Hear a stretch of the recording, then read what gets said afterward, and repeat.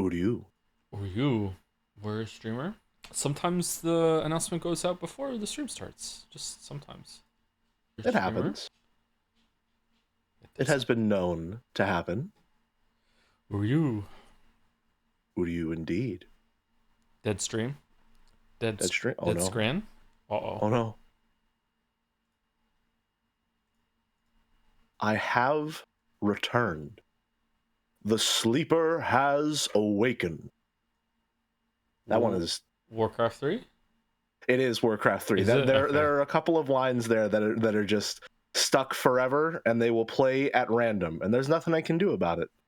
Have you played StarCraft Sometimes 2? the context doesn't even have to fit. I did play StarCraft 2. Yeah, some of those are stuck in my head too, yeah. StarCraft 2, the only one that I really got in there is there's two of them, which is why can't I remember what the little helper guys were called? But there's a big job, huh? And then the medic says, yeah. The SCVs, yeah. And then the medic says, the doctor is in. Overtime. StarCraft 2 was a good one, but I think I am just not good at RTS games, and my brain does not enjoy them.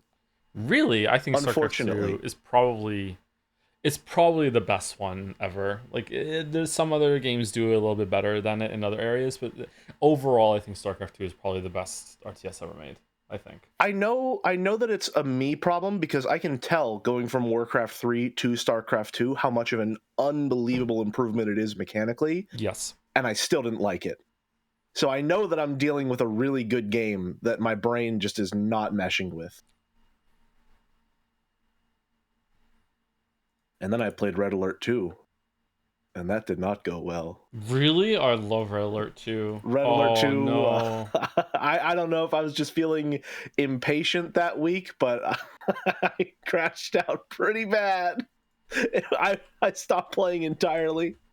I was at a point where I was just so mentally exhausted that I was not even processing the inputs. I had to just take a break and be like, all right, that's Red Alert 2. We're going to play something else now. I can't do this anymore.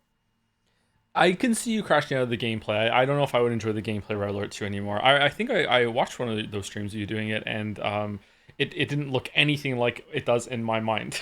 Like, in my memory, that game still looks good. And then I saw you playing, and I was like, oh god, is this really Red Alert 2? Does Jelly have like a mod on that makes it look worse for some reason? Like my god.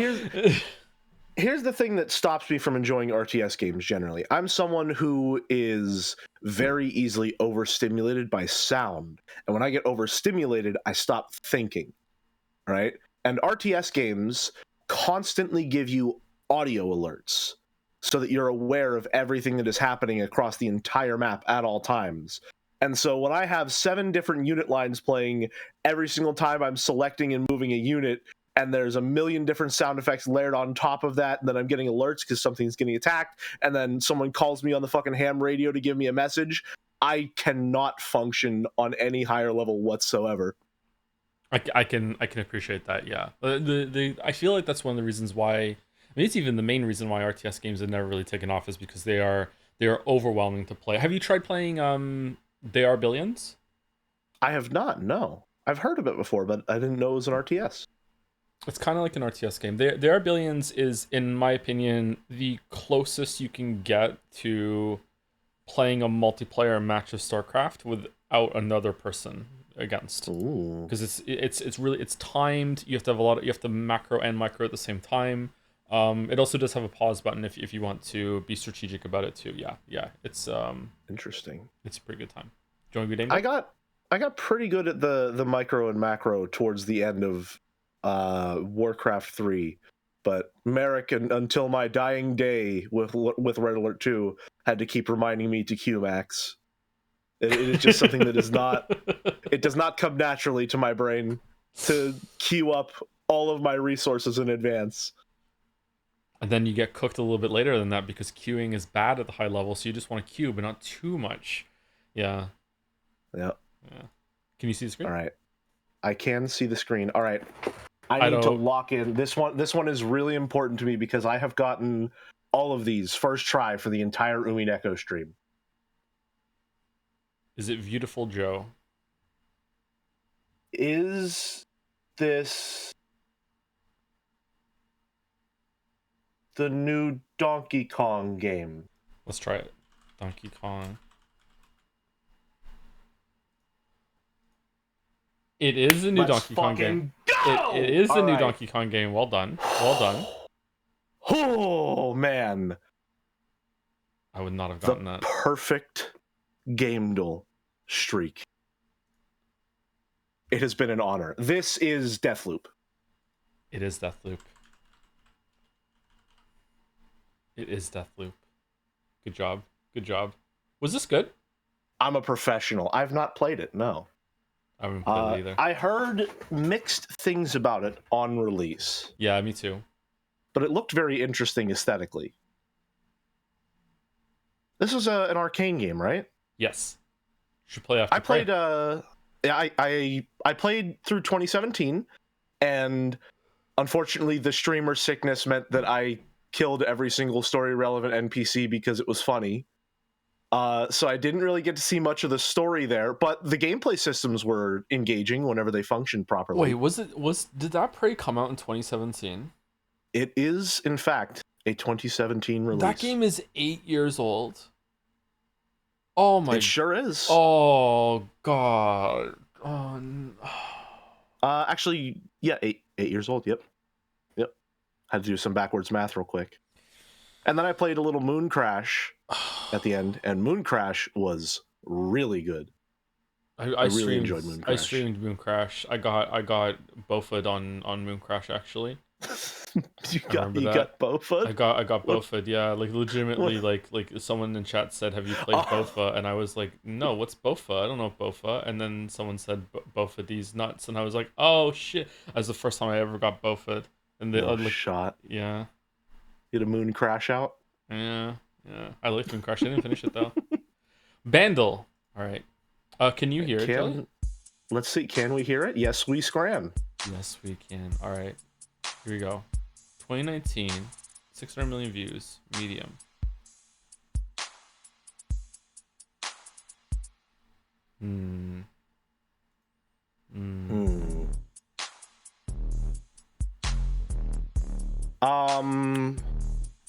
I know what this song is, but I don't know what it's called.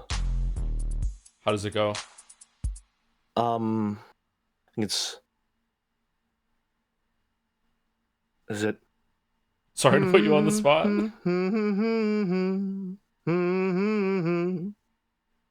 Is that the one? I don't know. Oh no. Let's go guitar. Oh, no, this is his name... Was that Baby No Money? My hair is graying la, la, la? By the second. La la la.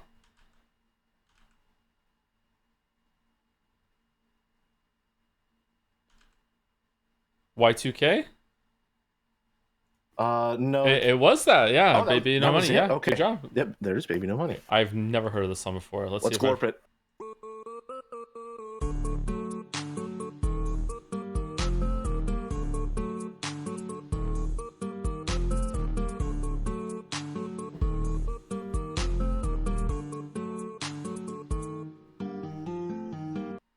Damn. Okay.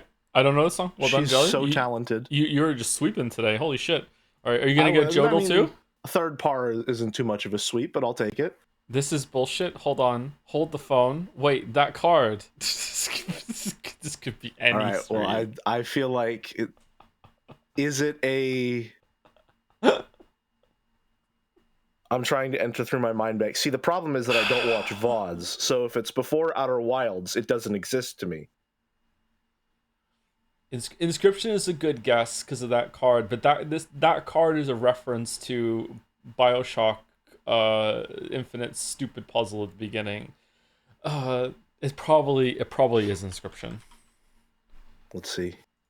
It was Inscription. It was Inscription. Well done, chat. I wouldn't have gotten that. Well done. I love this game. This game was really good. I crashed out pretty hard during Act 2 of this game and then never came back. I really should give it another shot. Act 1 is the best part, yeah. Act 1 was phenomenal. Yeah. Okay. YouTube's not letting us. Oh, never mind. Oh. This is bullshit. Hold on. The adder. The adder can kill 2 of these grizzlies. Hold on. Hold the phone. Wait. That card. All right. Hold on. Let's sacrifice. Okay. Let's draw a squirrel. Okay. And we're going to sacrifice the squirrel and the smoke and put it down and kill 2 grizzlies. And we'll put a squirrel down to block. All right. Here we go. He's gaming. Yes! All right, here we go. Oh, this is the one I won. Oh, okay. I remember this now. Yeah, I remember this. Okay. Let me relight your candles. Won the bear encounter first try. I was very proud of that, except I blundered. I misplayed. I think I could have beaten the next one too, looking back, if I had done a slightly different order with the cards. I didn't really understand what I was doing. Yeah. I didn't understand it.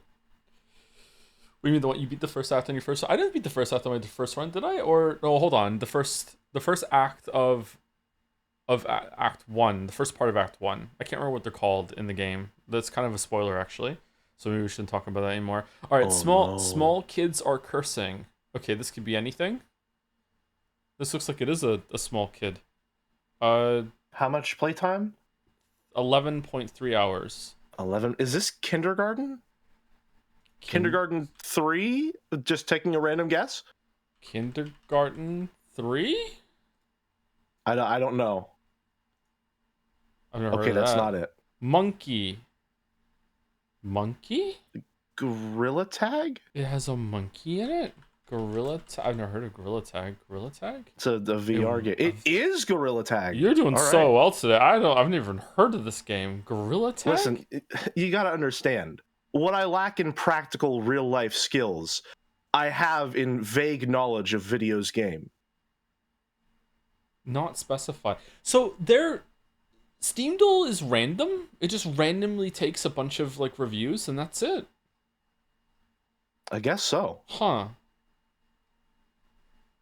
That's a little lazy. I guess so. I thought they would like make them like reveal more as it went on. Anyway, all right. Can we choose it? Yes, we scran. Yes, we scran. I think it's left. Captain Scran it. Captain Scran it. He's a left, right? Left? Gotta be. Right to Euro got me so bad on the first one. That's an easy left. Yes, it's gotta be.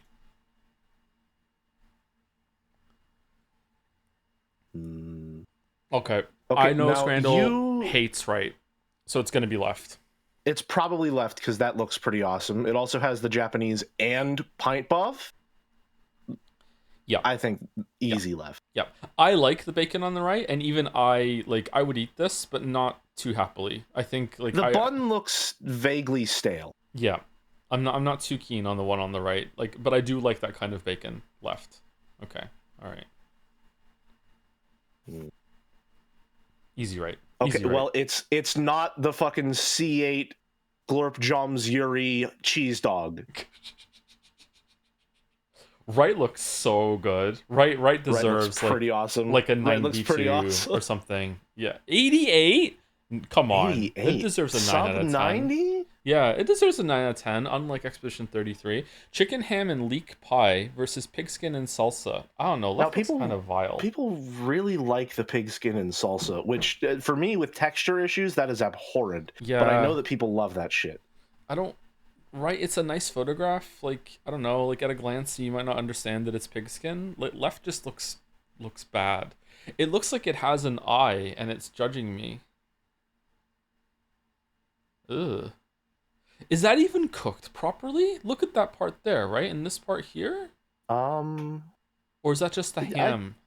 I think that's just the ham. That looks fine. What do we think? Is a pie more appetizing if you can see the insides? I think it can be. I think it can be a buff. I think me personally, I would go left because that looks like a pretty decent pie. It's got a nice crimp on the edge. And it's pretty cheap. But I'm speaking with the bias of I do not like the pigskin and salsa at all. I don't like the pigskin and salsa either, and I don't want to live in a world where pigskin and salsa beats out a pie. But maybe we live in that world. I'm gonna choose the world that I want to live in instead of the world that we do live in. Are you with me? We're going left. Be the change you want to see in the world. Yep. Let's go left. Yep. Whoa. Perhaps this truly is a just world. Okay. Well, shit. The Paul currywurst? Why Paul? Salted fries, sliced German bacon, sliced German bacon frank. What? Currywurst drizzle and jalapenos versus pineapple chicken, barbecue pork, and beef empanadas. Don't know what that word is. With chimney fries. All right. Right looks really fucking good to me, but it is too expensive. Awesome. It's also American. And the left is currywurst, and Scrandle fucking loves currywurst. You very rarely see currywurst lose. But right does look fucking awesome. Not only that, like left is a currywurst that even I'm looking at that and being like, I'm like, fuck, I'd eat that. Like some of the other currywursts, I'm like, I would eat left. I would try left. I would be happy if someone put that in front of me. I would be happier if someone put right in front of me, but I wouldn't want to pay for it. That is too expensive for what that is. Those might be some of the best looking fries I've ever seen on Scrandle. Yeah, I agree with you. They're seasoned. I like seasoned fries. Like they look really fucking good. Shit, this is a tough. I'd pay $17 for that amount of food, personally. At an event? Hold on. It's 17 quid. So would you pay like $30 for that amount of food? Okay, no shot. I wouldn't pay $30 for any amount of food. Yeah. I'm going left. I'm going left. I'm going left. I think left is the play. Right does look awesome though. Wow. Respectable. 74 for 17. That's crazy. That is respect. Left. Right. Okay. Remember earlier when I said I think it's more appetizing if you can see the inside? Yeah. I was wrong. I was wrong. See, I'm so Scottish that I think right looks good. I would eat that. I'm so Scottish. I think right looks good. It's just falling apart, man. It's falling apart. I would destroy that pie so happily. I really like that. Someone already did. Yeah, I know. Someone already did. I'm sad it's not me. All right, chicken tikka and lamb kebab with masala fries looks amazing. Even knowing, awesome. even like having the Scottish disease, that right looks appetizing to me. Left still looks better to me than right. However, is it four times the price better? It's £12 versus £3. I don't know. I think so. I think the left is gonna take it because that looks good enough. I think it does. It looks like a decent portion too. Or depending on how big this person's hand is. Yeah, maybe it's just small hand. I feel like this person is a large person. What do you think? I think it's a big hand. I think it's a big hand. Yeah. Yeah. I'm going left. But like I trust you to go left. Man, I would destroy right. I would destroy. Whoa! It's not just the Scottish. Oh my god! Damn. Right. Damn. Right? You think so? It's right. Cheesy bacon chips. 5. The like paper shredder strips of bacon on those cheese fries are not doing it for me, man. See, I think that left looks good. But I agree with you. I feel like once I got tucked in, I would be like, this chewy ass strips of bacon can fuck off. I feel like I wouldn't like it. The ideal bacon for a cheese fry is really crispy little crumbles. Yeah, I agree. Yeah. You want as much coverage as possible, and you're just not getting that with a dish like this. Okay. I feel like left could still win here. It's half the price. The one on the right is 12. 12 quid for a sandwich, and the mozzarella on top looks greasy as fuck. But the well, that's what you're going for. That's what you want in a mozzarella stick. Let's be real. Do we think that the chicken mascot adds to the scran? That depends. How common are mascots in soccer? I think common. In honor of Metal Gear Solid that's coming soon, let's go with the big boss. We ready? Let's go for it. I have a bad feeling about this one. But now I've just saw this thing here, and this thing looks gross to me right in the It middle just of it. it Yeah, doesn't yeah. it doesn't. It's right. It's got to be right. Yo, Let's go. yo, Let's go. All right. All oh. right. Left. It's left. Left. It's left. Left. We don't even It's have left. to talk about this one. It's left. Yeah, it's left. Yep, Okay, it's left. yeah. That looks amazing. I would eat the fuck out of that. All right. Oh no! What was it? The Big Boss versus a cannoli. Shit. The Big Boss was 80 something. Okay. Ricotta filled pastry. I feel like it looks kind of gross, but I've never had a cannoli, so I don't know. The cannoli fucking rules, and that is how much? 160. Is that 160 per cannoli or 160 for 4 cannolis? Either way, that seems like a pretty good deal. Shit. This is your call. I don't know cannolis. I can't judge. Don't do this to me. I I'm can't not even judge. Italian. I can't judge. Whenever I see cannoli, I just think of the Weezer song, so I have no idea what the fuck is going on, right? Okay? Oh, God. I can't do it. Okay, cannoli's good, but it's a dessert, and Scrandle doesn't usually love a dessert, even if the prices are good. And it looks like a pretty pale fry on that cannoli. Should I like give a nudge here? What are you thinking? Do you think that right would win, even if it was free?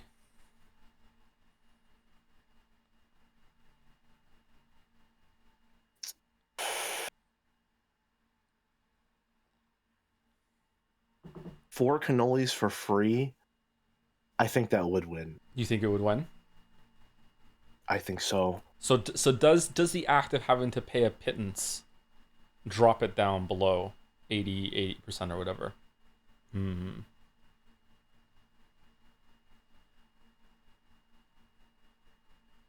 Are all cannolis desserts?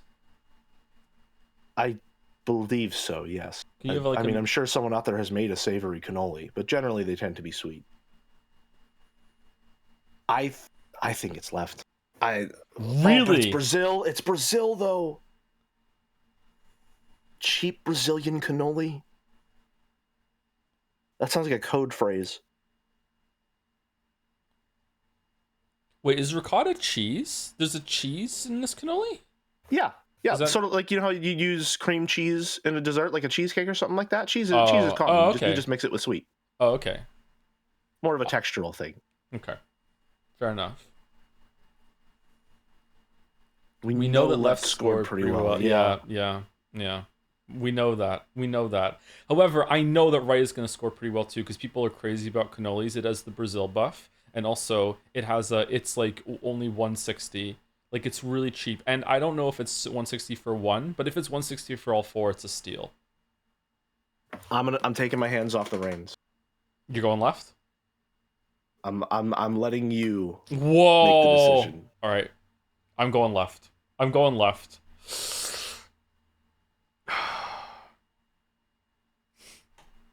Whoa! Okay, all right. Oh, dogs go within 1%. Holy the 8 out of shit! 10ers lose this one. It's left. It's an easy scran. We know it. It's left. It's left. Perfect scran. Perfect scran. Let's go. Let's fucking go. Excellent work. Excellent work. Actually, a little adrenaline. That's upsetting. A little bit. Yeah, I know. Yeah, a little bit. Yeah. Perfect scran on a Saturday. Perfect scran, perfect Gamedle, relatively good Bandle.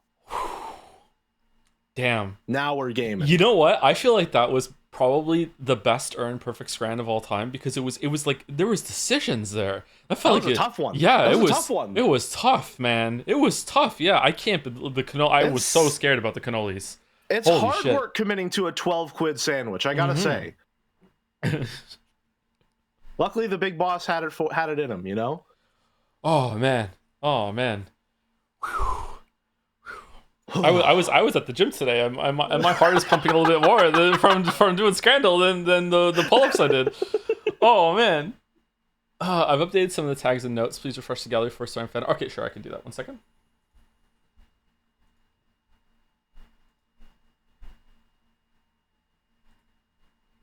There we go. God smiles on Joe and Jelly. The clip. Holy shit. So this is by Luna Panda. I recently discovered twin cinema poetry, and it really inspired me. So I wanted to try writing my own. It's my first time, so it's not perfect, but I'm really surprised I could do this. So twin cinema poetry. So my guess is that this is a poem that you read like down here, like Battler's side down, Beatrice's side down, but then you can read it together as one joined thing at the end. That's my guess. Seems to be how it works. Yeah. Yeah. Okay. Which side would you like, Jelly? Would you like Battler or would you like Beatrice? I mean, I feel like you are Battler, so it only makes sense that you would have that side. Now, are we going to read them concurrently, or? How about I read my side? I don't think that's the right word. Then you read your side, and then I'll read my side, and then you read your side directly after. So it's like two voices saying at the same time. So I'll read this straight down, and then you read this straight down, and then we'll try and left, right, together. Gotcha. All right. So first time, you are a cruel person torturing me for a sin I don't remember. Yet you are asking me to save you, and I try with all effort I have, but it's no use. Love was here. Getting "it's no use" in there is pretty good.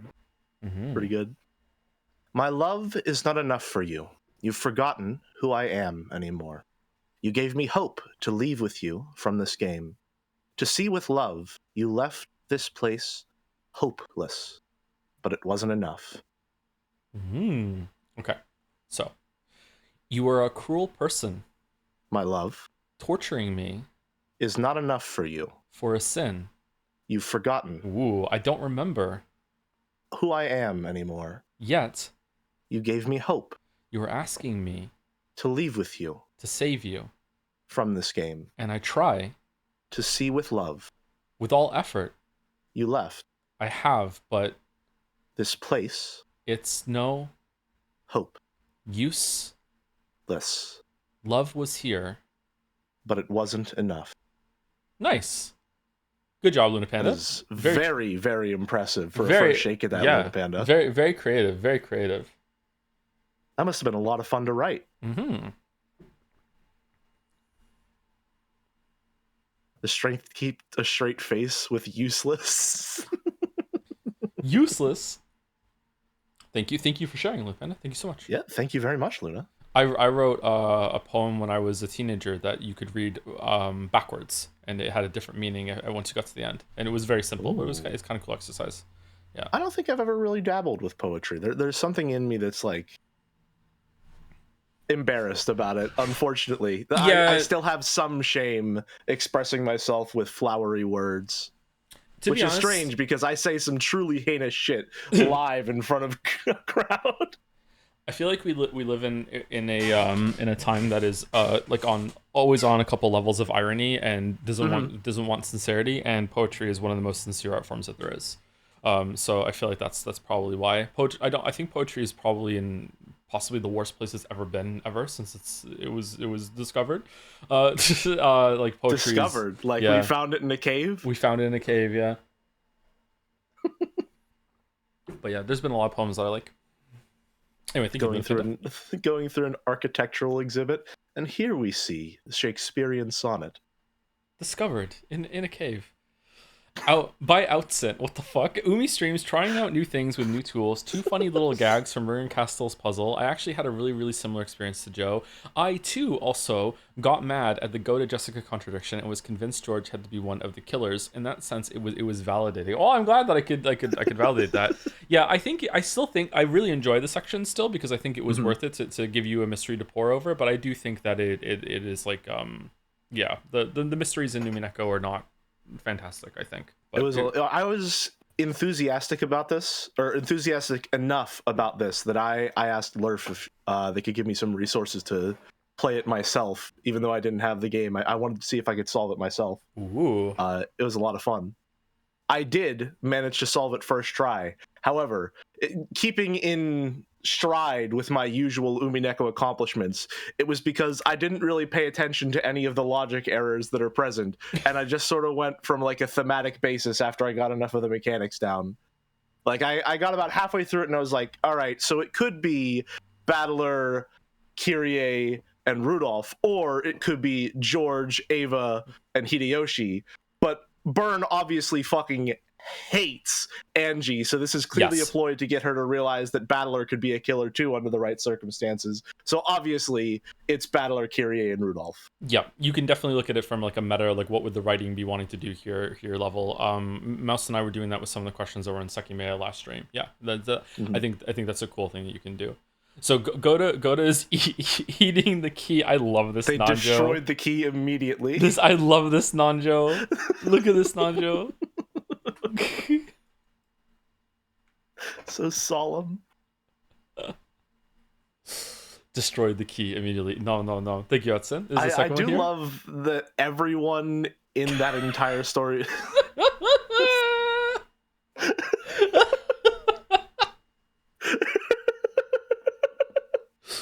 This is fantastic. It's really good. What the fuck is Carrie doing? Just shoot them for God's sake. Why did I agree to this epitaph bullshit? Oh.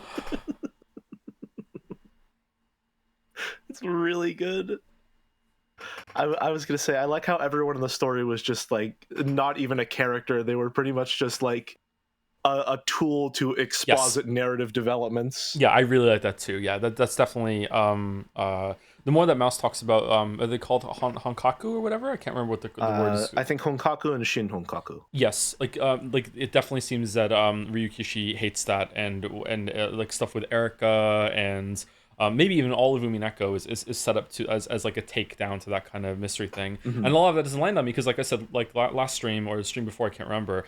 I don't think I have ever in my life come across a mystery movie, book, anything, TV show that hasn't cared about like motive and why done it. Like all of them have. So like I haven't been exposed to that ever. So I wish I had it ahead of time. Maybe I should read some of those. Man, Rudolph's got some feet on him, huh? It's a strange thing to say. That's an interesting observation. Yeah, I suppose he does. I was gonna say, it's interesting looking at Rikishi's work and realizing that like there are some things that he does hate, considering that my general takeaway of Umineko is like every person is deserving of love in some regard. So realizing that there are some negative emotions and so there is some hatred at the core of Umineko, and even I'm noticing it with Higurashi. Higurashi to me right now is reading as Ryukishi really fucking hates true crime as a concept and a genre. I kind of do too. But it's also interesting at the same time. It's like it's a cognitive dissonance for me. Is that I think it's gross, but I also think that it still is interesting. It's like gossip. Like gossip is interesting, and like what are the celebrities doing with their life? And you hear about it, and you're like, whoa, those two broke up, really? That's crazy. But at the same time, I'm hit with like, why the fuck do I care? But it's like still at the same time, you can't help it. Yeah, it's the human desire to be curious and the inhumanity of doing it at the cost of other people's lives. I think it's interesting with two things. Is that number one is that Erika is pretty much like possibly the worst person in Ryukishi's head in the story, I guess, in terms of like what she represents and everything. Disagree. But she's still characterized well, right? I feel like it's a bold move. Maybe I should reread it and see. I think it's a bold move to have a character that stands as like the antithesis of everything that you're going for in a story, and to still being like, you know what? But maybe her outlook does have some perspective and worth. You know. Now here's the thing that I've been very locked in on Erika because, as I've said before, she is probably my favorite character in all of Umineko, and I want to see if you noticed it because I was talking with Jeremiah about it. Did you notice that at the end of episode 6, like her perspective has completely shifted? Like it has done a complete 180. So there being like multiple truths that can be true at the same time. When she said the two, she realized that she was completely wrong in that regard. And her playing the villain was an active choice at that point, which is why she comes in to save Angie at the end of Byrne's game, because she once sought the same exact thing, that single truth that Angie is looking for, and is now trying to guide her to that conclusion that there isn't a single truth as a fellow witch of truth. I would like to see where that goes. That is an interesting read. I don't know if Erika was just playing the role at the end of that, or if she had come around, or if she just had to look at it, and being the more like objectively minded person that she is, she just like, well, I'm defeated. Like what can I do? You know what I mean? Like Yeah, I don't know. I don't know. I would like to see like why Erica is even here. Um, I would like to see a scene, and maybe it's gonna happen. I would like to see a scene where Erica just gives it to Berncastle, right? I feel like Erica, like that might be Yes. pretty interesting. I am not hopeful that something like that will happen, but I do wholeheartedly believe that that is something that should happen. Uh, Byrne does not appear to be a good person, if indeed she is a person at all. She's probably the second most vile person in the story to me after Kinzo. It's a rough one. Yeah, it's a rough one. Anyway, thank you, Hudson. Kenzo in particular is. Ugh. Oh, Maurire, this is a really good one.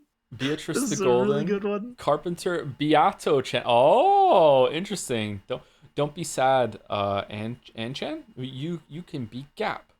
Oh, it's Anne French Fry. And French fry. Petan Petan. So the Chans are cosplaying as Umineko. That's interesting. Just Got inspired watching Umineko streams and attempted to do mouse art for the first time after 5 years. Decided to include Anne since I realized after drawing the other two that she's also a blonde, but I don't want to repeat the outfits. Damn. I love the completely deadpan profile shot of her in Gap's outfit. Oh, it's Piss Chan. I didn't notice. God damn it. How does this keep happening to you, man? You listen. At a certain point, you just need to be more vigilant. She's pulling it off though. Look at the little chibi drawing below that one. She's really pulling it off. Mm-hmm. Mm-hmm. Mm-hmm. Oh, there's a Bikoi there too. There is a Bikoi. Whoops. Bikoi. Biatokoi? Yeah. Petan, petan. It's literally written golden and watery letter. I'm going to new fan art. I have to start talking like right away. Like, just give me a second. P here too. Down. All right. Well, thank you for the fan art, Mari, and thank you for owning me. Thank you very much. Thank you very much. Marai? Is it? I really love Carpenter Bee's. The rendering on her hair and eyes in particular is gorgeous. Mm-hmm. Has a very nice shape to it. And let's not forget that Carpenter Bee was definitely taken outside and then delivered to a farm, and was a hardworking farmer. Yeah, she is, and was not crushed under a book. Absolutely, yeah, that's what happened. What book would it be, like, hypothetically? Definitely not a Witcher book. Definitely not a Witcher book. Yeah. I see. Oh, they're here. Crystal, I picked a good day Umi 5 to be spoilers. Here. Second to last emo edits post. Be prepared. 1 out of 3. Okay, so we have emo edits all in a row. Damn. I love the Chiesters. I have grown very, very fond of the Chiesters because every single time they show up, I know that it's just like circus rumpus bullshit time, and I'm ready for it. Nihi? Yeah. I'm going 2-1-3. What about you? 2-1-3? 1-3-2.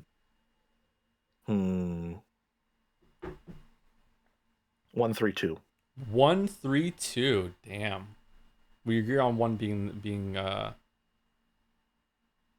pretty good. Okay. All right. 1-3-2. I love the Chiesters. And not just because I woke up from a nap to their sudden existence and someone was like, oh, what do you think the feminism means here? And I just shot from the hip and was exactly fucking correct that they were Kinzo's rifles. I'm not kidding. Like, within 5 minutes of knowing about their existence, I was like, oh, those are Kinzo's rifles. It's like a Playboy Bunny thing.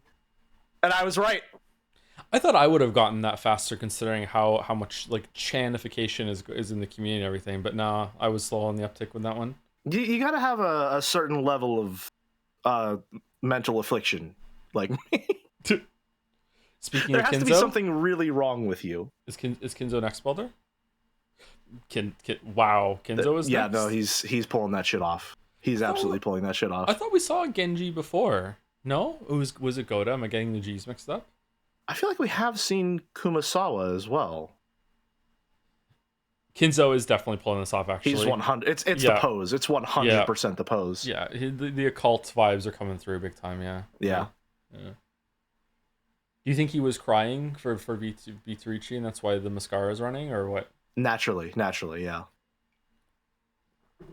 It's his dark soul leaking out through his eyes, which are, of course, the window to the soul. I like the understated Genji. Genji is like showing who he is, but he still, has to clock in for the job with a suit. Yeah. I feel like Genji is not into it at all, but like he's Kinzo's best friend, and he's like, all right, well, if the master is going to be doing it, I suppose I must follow suit. If bad, why hot? What do you mean? Usually those two go together.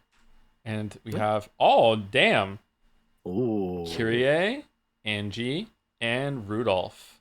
Did you add some stubble to Rudolph? Seems like it, yeah. I know Crystal has definitely added facial hair before as well. They gave Hideyoshi a soul patch. I think these three are pulling it off too. Damn. They are absolutely pulling it off. Angie most of all, I think.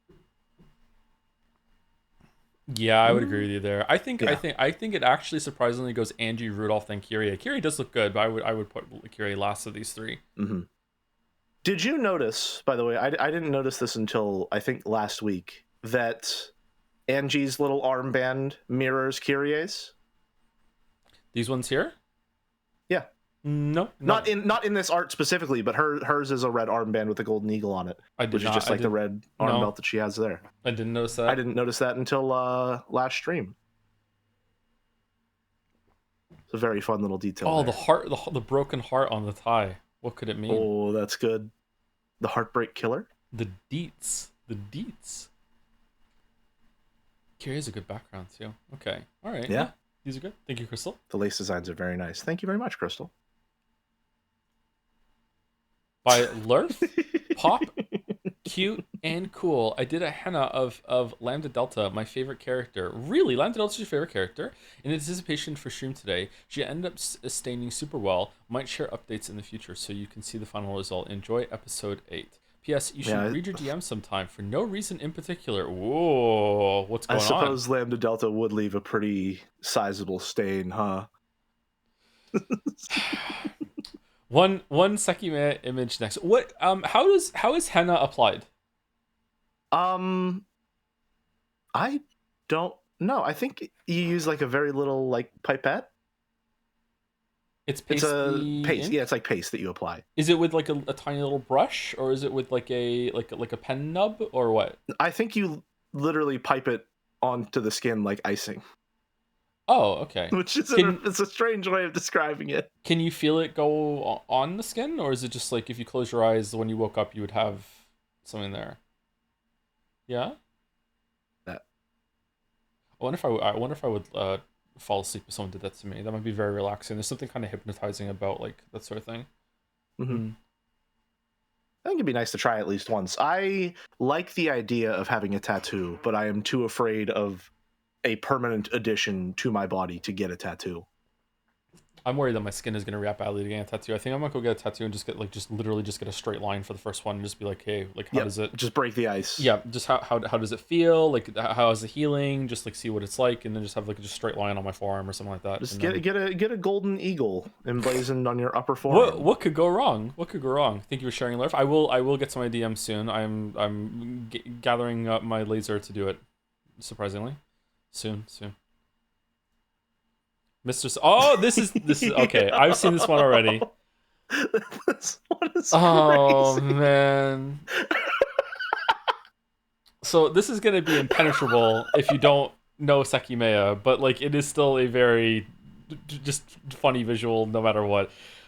This is like a loser security guard, and he's having a daydream of being the hero here with the time trial. God damn it! Holy shit! One-winged eagle. Sekime for art first shown on Mouse's stream. I will not provide any further context. Thank you very much, Mr. Sunrise.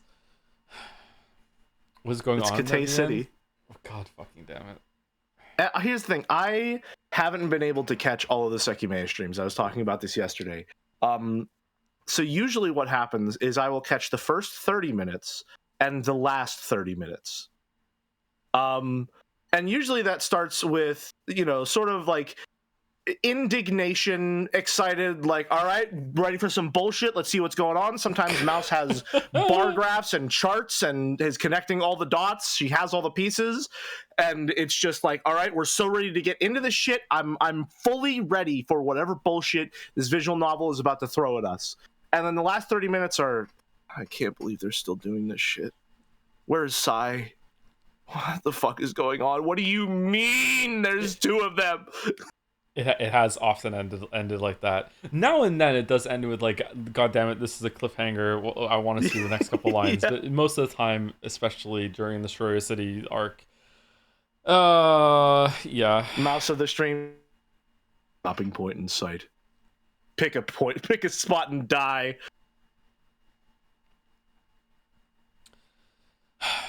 This is Sai, by the way. It is not Nagito. Just I saw someone say, why is Nagito here? It's not. It is the same kind of character, though. Same kind of archetype. It definitely is the same kind of character. As far as I know, Sai causes problems on purpose just because. Mm-hmm. Like yep. Just fucking because. does it, because why not? Just because. Anyway, thank you, Mr. Sunrise. Denny Slim Jim had this idea when I heard Joe say something like, Video Joe has something to say about the parries in this game during one of the Expedition 33 streams. I think it was 4, which made me think about all the different iterations and versions of Joe through the years. And then for some reason, that made me think of those Expressions of Vader t-shirts. I don't know what those are. And this is what came out, mixing those two thoughts. Iterations of Joe, streamer, video, gluten with bread. There's a script on the phone. Joe on the phone. I don't know why. That's one of my favorite jokes. It's so fucking stupid. But that's Tom, probably why. Sleepy, world's best Monctonite. Nice, thanks. Right, not stubborn. True stare, and tiny Joe. The crusty lips on the true stare. Oh, so good. Who did the first true Anderson stare? Was that Harmva? It might have been Harmva. Or was that 4G LTE? It's been I can't remember. That's a long time back now. That's years. It's been a while. That was during Starfield, I think. Was it 4G? Wasn't Starfield? Or was it before Starfield? That was or was that Slay the Princess?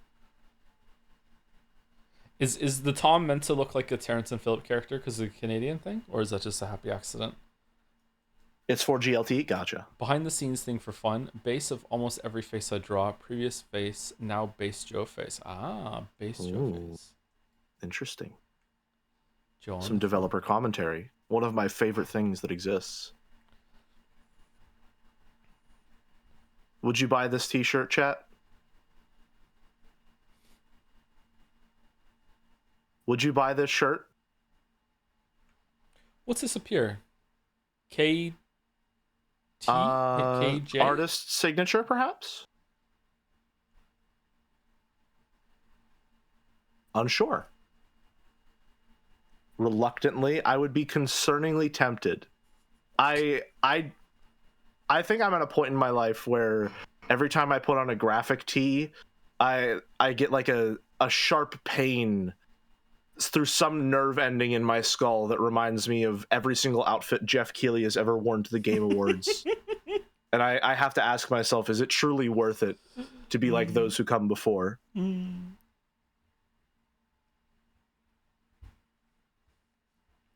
Can someone explain the Joe on the phone thing to me? When we did Jetsea in 2023, I needed a different people accepting some of the awards, and I accepted some of them. But I wanted some variety, and I was trying to think of a way to make it so it wasn't always the same kind of voice. So I just recorded one of the acceptance speeches on my phone with the phone microphone instead of the microphone here. So I just said, "Hey, it's Joe on the phone. Like can't believe I won. Can't believe I'm on the phone. Like it's just so stupid, but it's just I don't know why, but it's really funny to me. That was it. I was just recording on the phone. It's pretty good. That's pretty good. I think the most upsetting part about that was your mic quality on the phone was about equal to my mic quality for the speeches I recorded. I have a pretty good phone. That was before the blanket fort tech and before the current iteration of the gamer trapezoid. Florence the Dryer also accepted the award. I want Joe on the phone before I come back this year, I think. Anyway, thank you, I Danny. miss Florence. Thank you, Denny.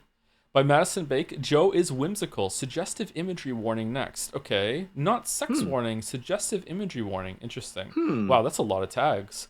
Dog helps me stream, but dog was stolen by my arch nemesis, the one known as Mandalore. Uh-oh.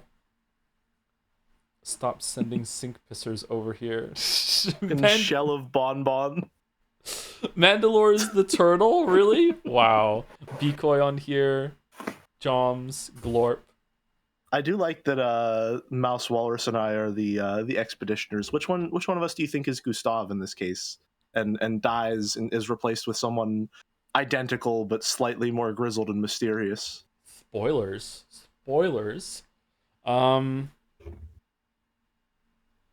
I think it's you. Me? Yeah. Well, I guess you could just put the bag on anyone, huh? It could be anybody under there. Just takes the I'd be bag, willing to accept. puts it on the head. That's okay, yeah, it's still here. For those who come after.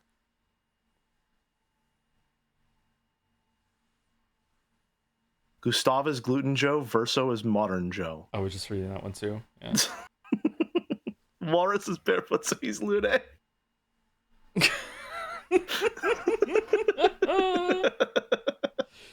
Walrus flying around with the tail flapping behind. Yeah, nice. The greatest swimmer. Thank you, Matt Big. Thank you, Maddie. Oh, okay. By Ash Ashir. You can't put the blanket fort away forever, Joe. No, blanket fort is put away for a while. Yeah, the timeout box. For a while? For a while, yeah. What did she do? I moved to a different room. That's furniture in it, so I don't need the blanket fort anymore. Oh, so, yeah, the blanket got put through the wash already. Oh no. You put her in the washer? Yep, and the dryer. Yep. Interesting. The timeout box. Chat is reacting as expected to that sentence. Why is Blanket Fort Chan so stacked? Why did that happen? We all saw the picture of the Blanket Fort. It was a pretty precarious stack. Okay. It was inspirational, I guess. Why not? Yeah, why not? But also, why so? Yeah. Do you think she went and got slippers, or did she always have the slippers? I think she always had the slippers. She has what's the word I'm looking for? Vanishingly little to wear at all. At least give her shoes.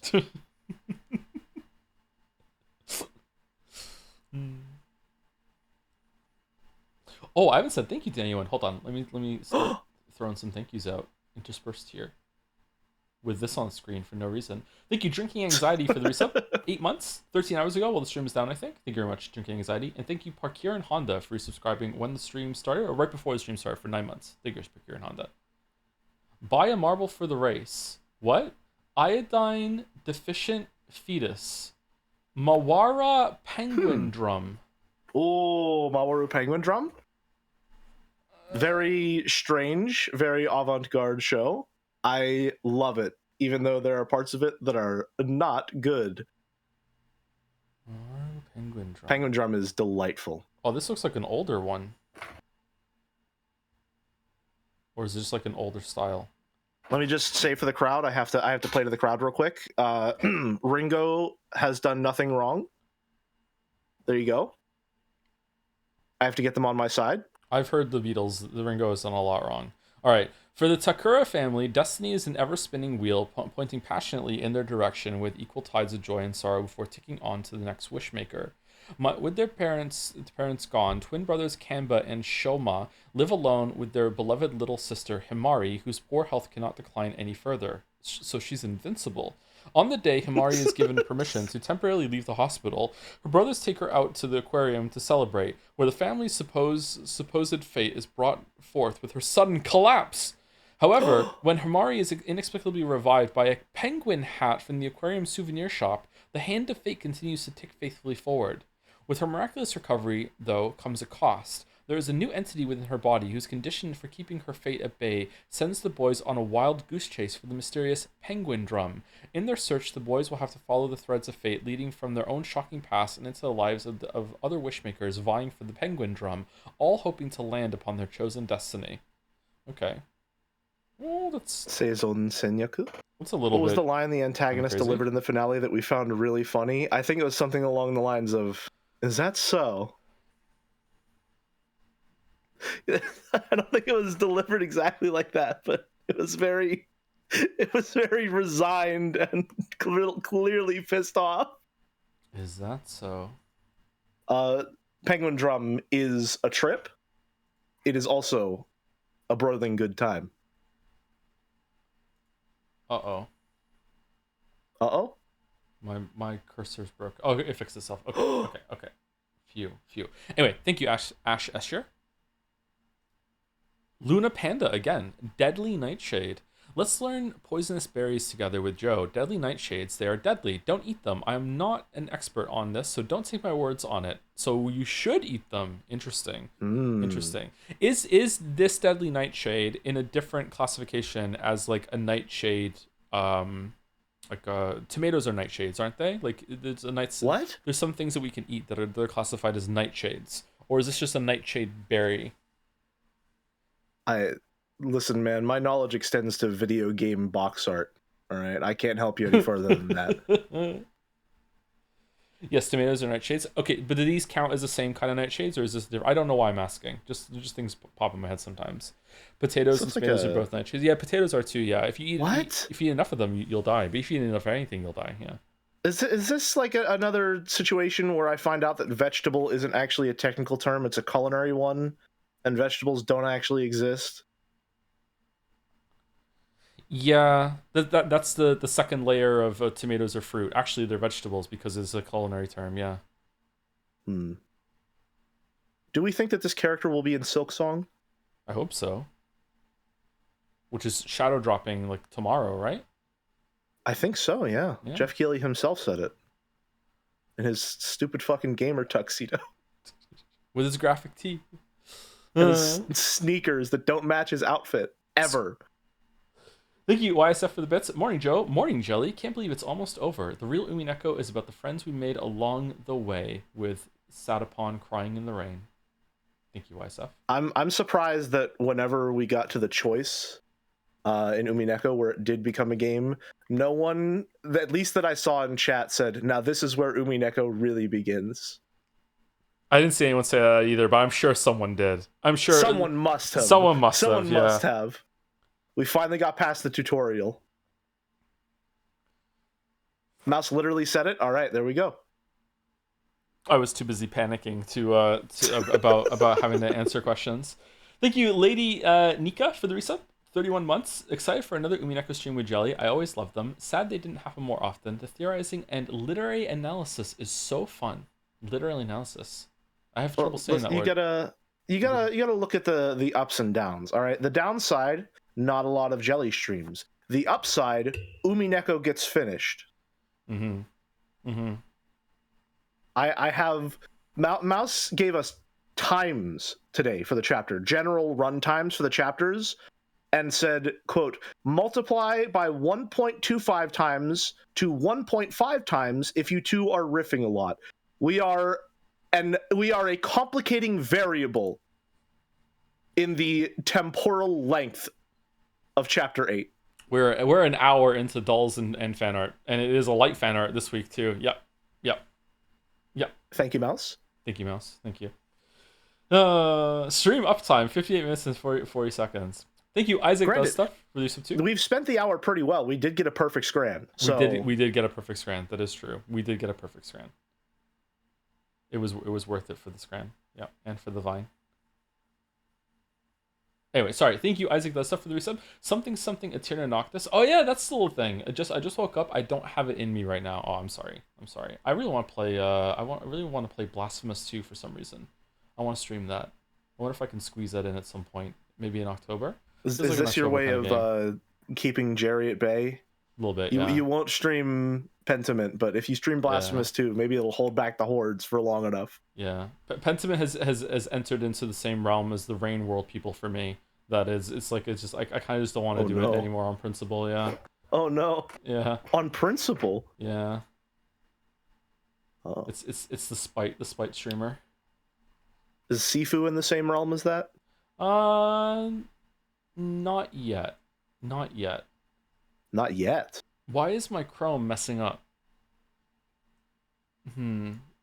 Okay, I can't say thank you to anyone else right now because I can't scroll down, and I'm afraid that I'm gonna have to restart Chrome for some reason. Okay, maybe this. No. Yeah, maybe. I hope it doesn't crash the whole entire thing. Shit, I'm sorry. Dolmec Anyway. says, I'm on a seafood diet. I see foo and I play it. Did you play Seafood Jelly? You did, didn't you? I did. Not only did I play it, I streamed it.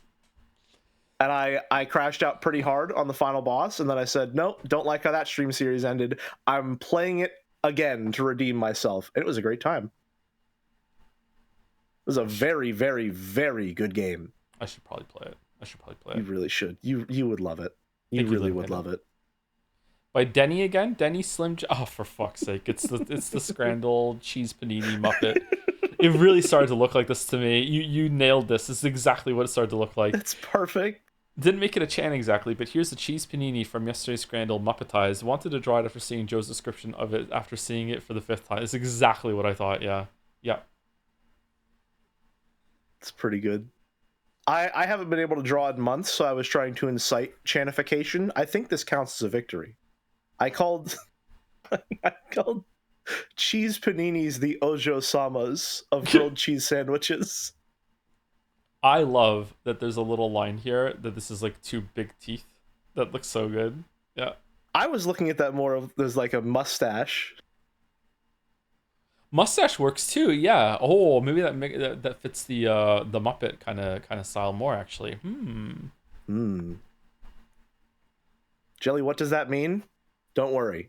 Watch enough of these streams and you'll eventually understand. Don't worry about it, kitten. Okay. Yay. Okay, yay. Thank you, Denny. Yes, Jelly, I understand exactly what you mean. As you should, Dalmac. I know I can always count on you for that. Whoa.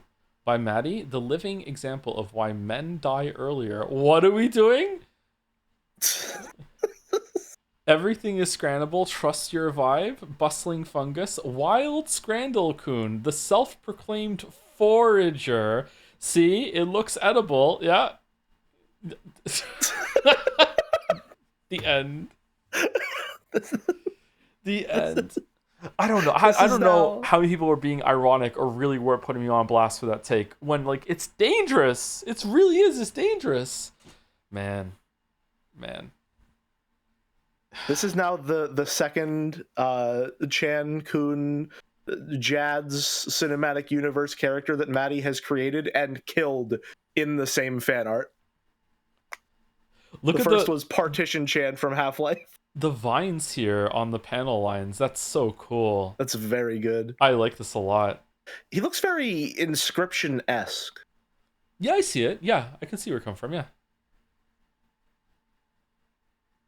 Shame he's dead. Poor guy.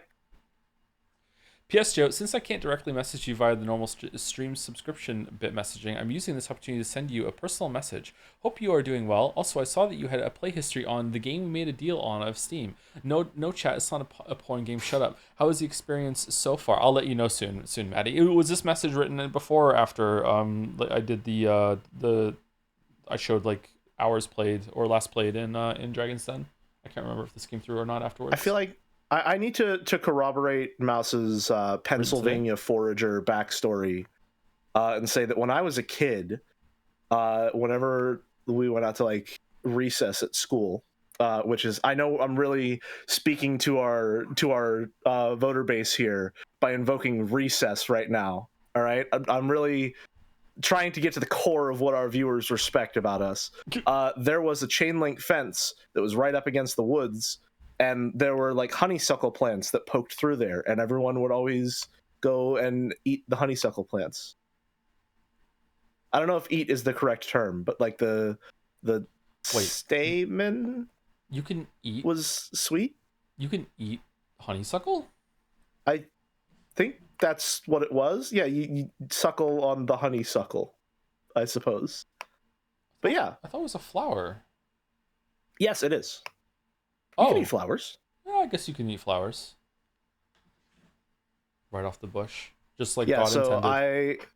I have also just eaten random plants, and I turned out just fine. Yep. You know?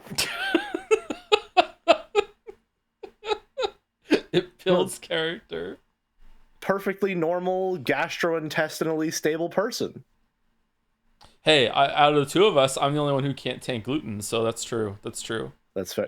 That's true. Maybe if I'd eaten some honeysuckle flowers, maybe I would have built up resistance. On the downside, you might have also gotten Crohn's disease, but tomato. Yeah, both are nightshades. Both are nightshades. Yeah, fucking hell, you beat me to it. God damn it. God damn it. God damn it. Thank you, Maddie. Thank you. By Mr. Sunrise, Captain Scrandle. Yes, we scran. Whoa. The ketchup and mustard, just in case some scran comes along. That's really good. Stinky onion bread. No, not scran. Loves burgers. The pie, fucking pie and mushy peas. God damn it. What is this? This is a cool icon. That's his here. Logo. Yeah, that's neat. Wait, it pops out of the chest as if he wants to say yes. It's like confirmed scran. Yes, we scran. He pops it out. I love that we've been playing Scran for so long that there are certain like specific foods that are immediately recognizable, like the fucking onion bread. Yep. The onion bread. When I saw the video made by Amio last week, I got the inspiration to make my own design of Captain Scrandle. Since the song was based on Captain Planet, I wanted to make him a little tacky, like the type of mascot you would create to launder money. It looks good. I was gonna say he's giving me like mid-90s edutainment vibes. Yeah, that's Captain Planet. Yeah, Captain Planet. Yeah, we're the Planeteers. We can view and see. Oh my god, I didn't really like that show. I did watch some of it though when I was a kid. Yeah, that the Captain Scrandle video is absolutely fan. The Captain Scrandle rates a euro is an unbelievable opening line. I need to have it on OBS dashboard so I can just hit a button and play it every Friday for Friday Scran. I was sad when I forgot to do it for yesterday's. Yeah. Oh no. Anyway, this is 1 of 2. So what's the next one? Captain Scrandle.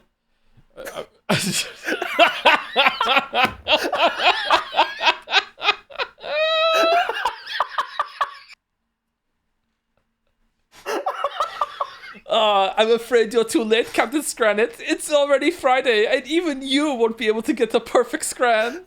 This is the fucking bugs versus onion. Oh, it's amazing. Fucking Voss. Fucking Voss. I was gonna say at this point he needs his own tag. There it is. There it is. He's got a tag. I guess Voss is gonna stick around. We have our universal stream enemy, a literal Nazi. It's a little Nazi who just loves doing Scrandle.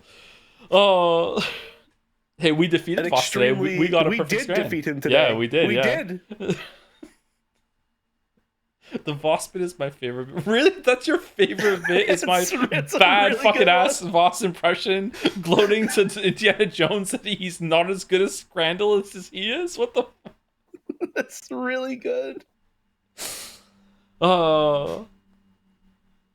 Fucking hell. Thank you, Mr. Sunrise. This is really great. This is really funny. Incredible framing on this shot as well. The giant screen with the onion bread and tub of insects.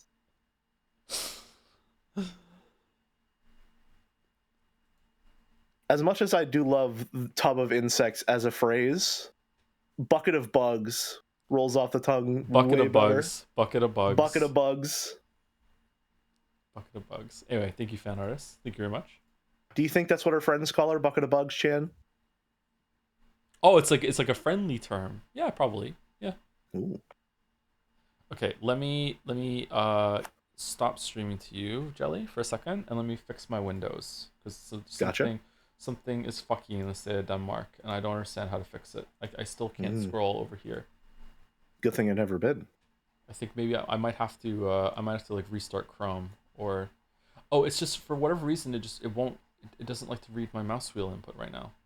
What's going on with that?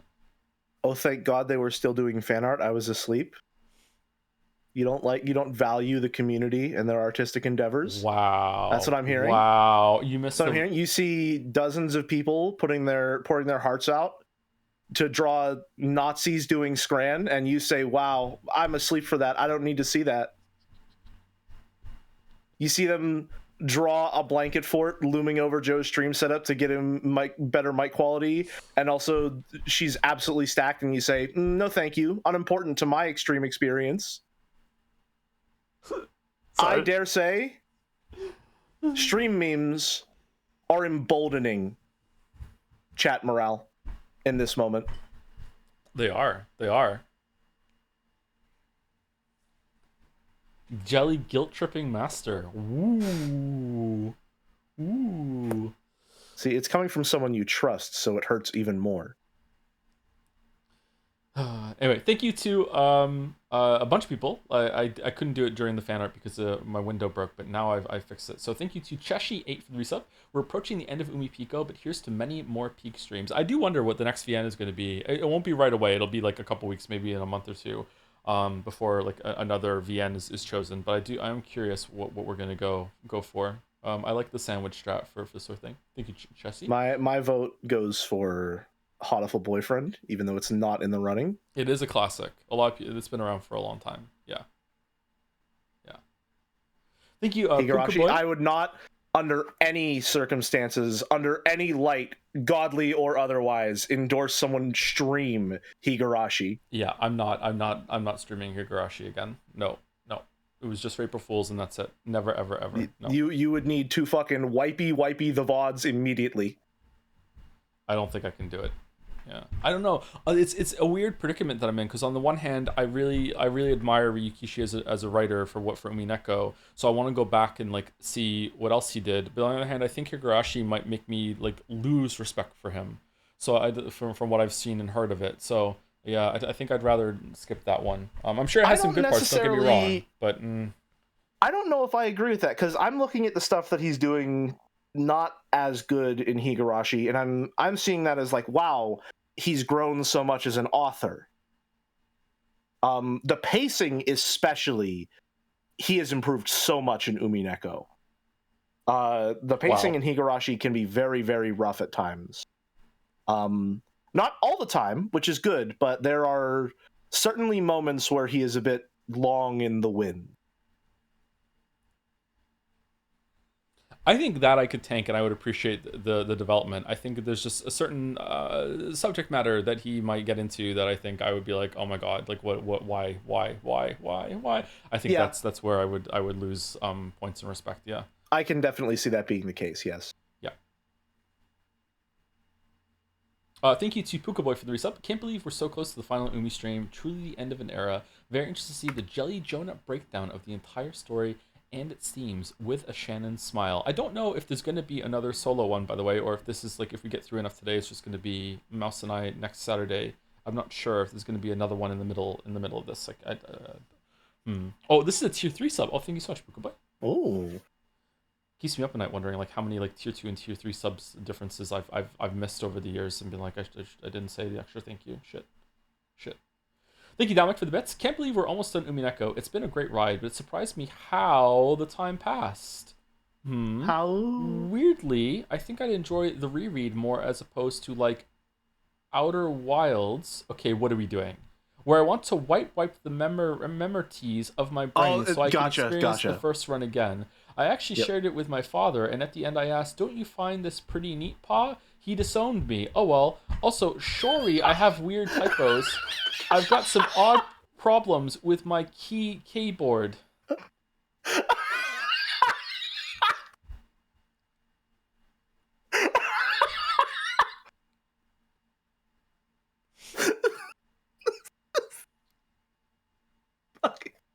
God damn it. Was that Dalmek? It was Dalmek, yeah. It was Dalmek. Of course it was fucking Dalmek. Fucking neat paw is amazing. Thank you, Dalmek. Thank you, Ruffle Crag, for the resub. Some luck for a perfect scran. We got it. Maybe it was because of this luck that was sent by Ruffle Crag. Thank you very much. Yes, we scran. We scranned our hearts out. Thank you, Dolomitos, for the resub also. I was here for every Umineko stream and will be there for the finale too. This truly is the end of an era. I'm glad I was here. Wonder how many hours it took. Streams were at like, what, 50? Approaching 50? I wonder how many hours streaming it took to read through this. I'm stunned that we got through it. There was a couple times where I thought it was never going to end. Like, is it going to take too long? Yeah. Thank you, Final Boss J, for the resub. Started at Umineko. We're already with the Nekos, and now we're finally here. Yeah, I'm so owned. Thank you for these banger months of streams. Hoping to see more Jelly and Mouse collabs in the future, too. We have to finish Overcooked, don't we? Overcooked 2? We do, yeah. Yeah, we do, yeah. And I'm not sure if we're doing a Way Out or It Takes Two. We should probably talk about that. Yeah. Yeah, we'll see. And see we also do still have, the book deal and the signing tour and all that stuff, but, we'll put it on the Trello. Put it on the Trello. Thank you, Falco5, for the resub. Hey, Joe, sorry for digging up old wounds. Uh-oh. But I got my sister hooked on Time Guesser this week. She's already averaging 40K. She's 8, by the way. All right. Okay. All right. Sure. Okay, yeah. Thank you, Falco. Sure. Thank you. I've been trying to think, like, what doles can I do on my stream to stimulate the trash corn economy? And I think, because I have a very poor concept of money and estimation when it comes to numbers, I should do Costcodle. Costco's a pretty good one. Because I would have no idea what anything costs, and everyone would be mad at me. And that's content. It's a banana. How much could it cost? $10? There's one that Mouse did, whereas you start with a word and you have to get to another word, and there's like clues along the way. I can't remember what it was called. That one looks really fun. I might do that one just for the love of the game. That one looks really fun. However, I think I tried to do one on my own and I got stuck at one point and I got really frustrated. So I wonder if it wouldn't be good content on stream, because it's in the realm of crosswords and I'm really bad at crosswords. But it is an interesting dull. Yeah. Word association is something that I love dearly. Thank you to Pigeonhole for the resub. 5 months resub with yes, we scran. This user miss Scrandle but likes to feel included. So there you go. Do you think Voss and Indiana Jones and Voss had a competition? They would still do the yes we scran bit. Dr. Jones, can we choose it? And then he's like, yes, we scram. Oh, that was good. Good job. Yeah, yes. Just summon that one from the ether. Yeah, good job. Thank you to Kino Verta for the resub 2 with no we scrant. Ooh, the scran and scrant. Not today, boss. Thank you, Cinehell, for the resub 2 with a smug Beatrice. I'm gonna miss Beatrice. I miss Beatrice a lot. And the last few on my list, I can see the top, is Slice919 for the resub, 30 months with Umipeko, or Umipeko, Peko. Penguin Drum Propaganda for the resub with a message of based pick. Wow. Really? 20 months. Did you rename yourself, or have you always been Penguin Drum Propaganda? I feel like this might be a name that I've read out loud and just didn't parse it as an anime until now. Thank you, Mouse, for the bits. Hello from the Peach Festival. You guys got this today. Thanks for reading all the parts of Chapter 8. I didn't want to. Oh, so we're just saying it, huh? Oh. I don't know how Umi Fullers are going to react to that. Maybe they already know. I don't know. Interesting. Yep. I'm sure Umiful will love me as per usual because I come in here and I say, wow, Erica, I love you so much. You're great. Awesome. Bully that child. They know. And they love that shit. They know. I play to my crowd, even though I've never met them. Erica has. And I'm not allowed to see them. Erica has grown on me a little bit. Yeah. I wonder if Erica's better on the reread. She's almost certainly better on the reread. Probably. There's probably everything is better on the reread, except for maybe some of the the tense horror parts in questions. I think. Yeah. Mm-hmm. Yeah. I think you probably would like episode 4 less on a reread because you already had trouble with the pacing in the first go around. Yeah. Like episode 4, I really like episode 4 and I like a lot what happens. It just takes too long. Episode 4 probably is the worst pacing in the whole entire thing. I would say. Yeah. Like I said, I'm immune to pacing issues, which is why everyone was so gung-ho about me reading Higurashi. Just so you know, I'm no longer immune to pacing issues, I suppose. But episode 4 is still, I think, far and away my favorite. Episode 8 might take that crown, but I care very, very, very dearly for Angie, and her introduction really introduced and followed through on a lot of the ideas of what I was hoping Umineko would start to touch upon in terms of the personal aspects related to a crime of this caliber. Or an accident of this caliber, rather. And so anything to do with Angie, I've always been very, very, very invested. Loves Angie. Loves Angie.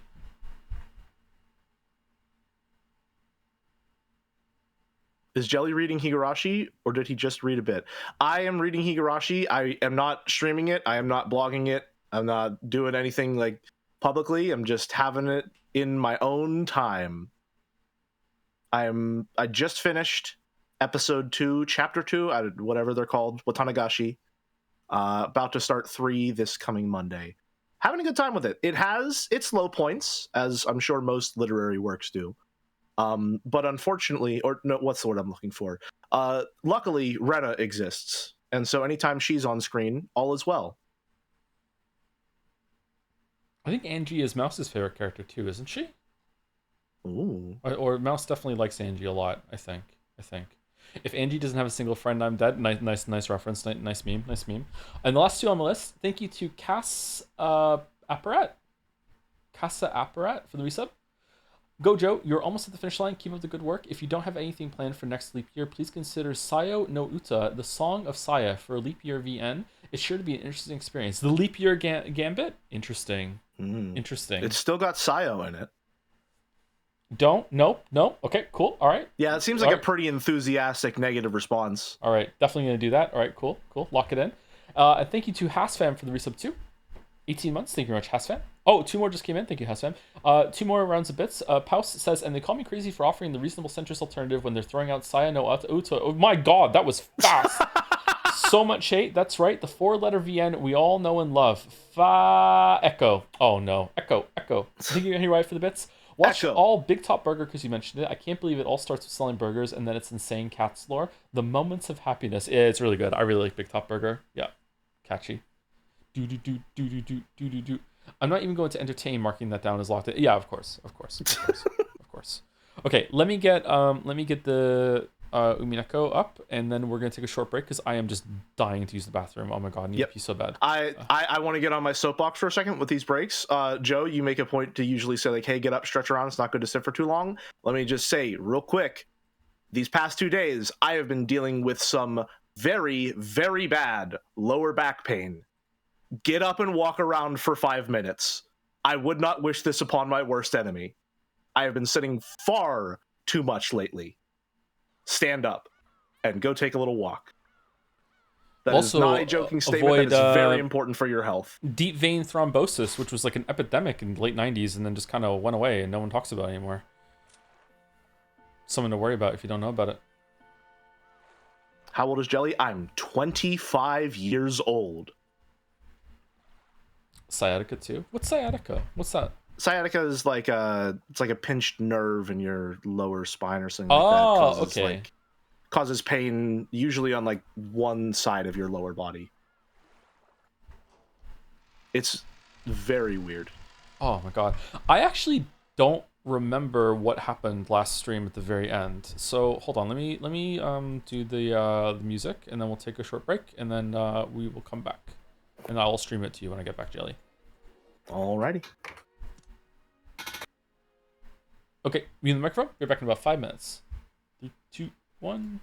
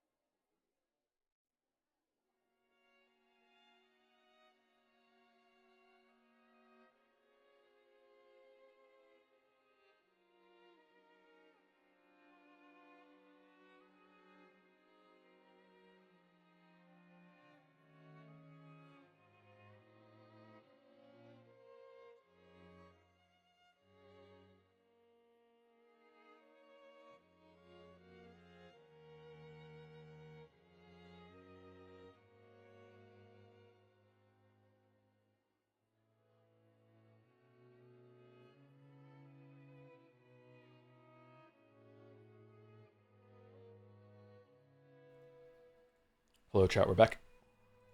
We have returned. My eyes are open. No berry eating?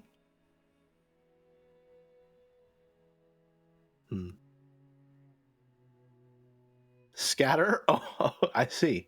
Scatterberry eaters? There's only a couple tracks I dislike, one being Amakusa's car music. What, you don't like Mzaki?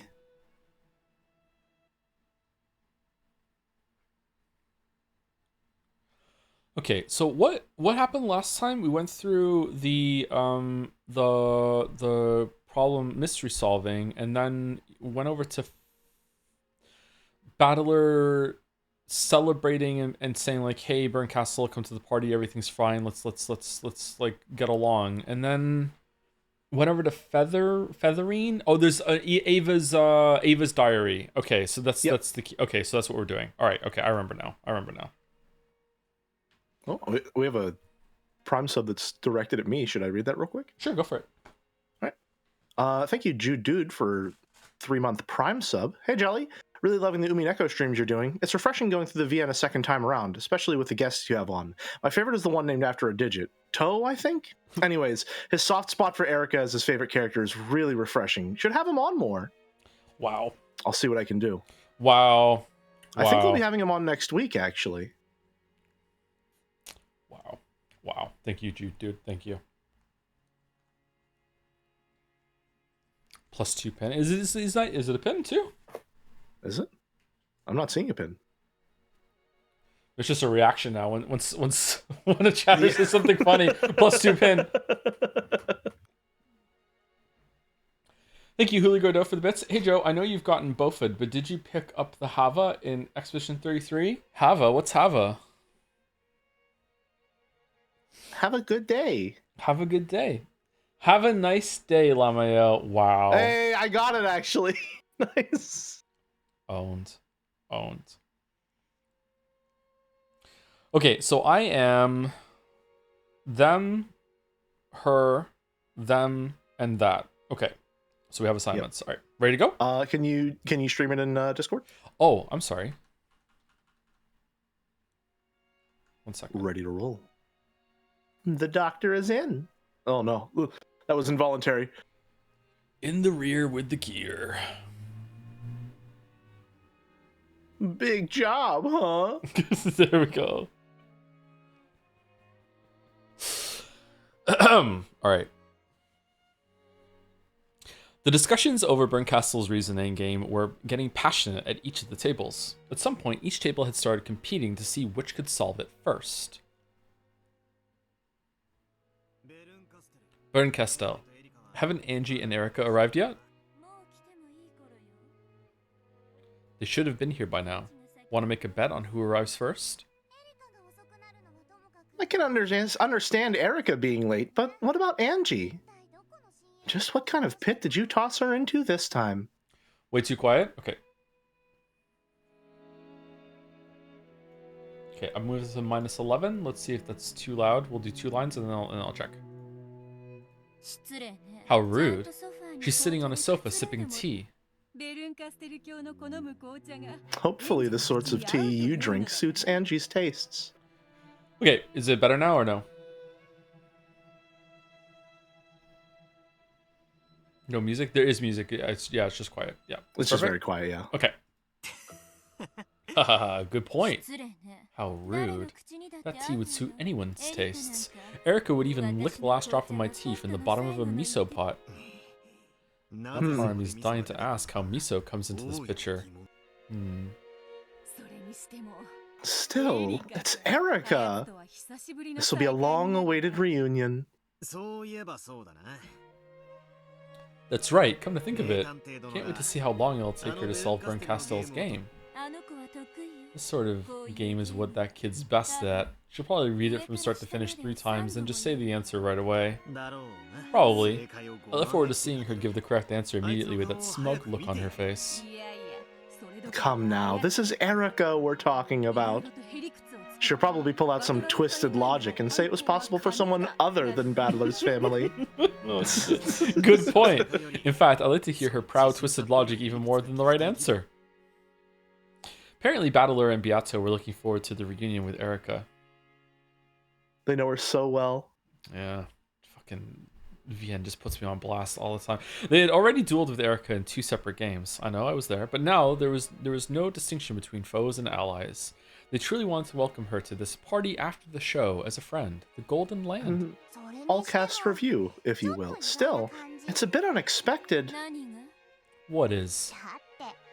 You know, it's surprising that you'd let Angie go this easily.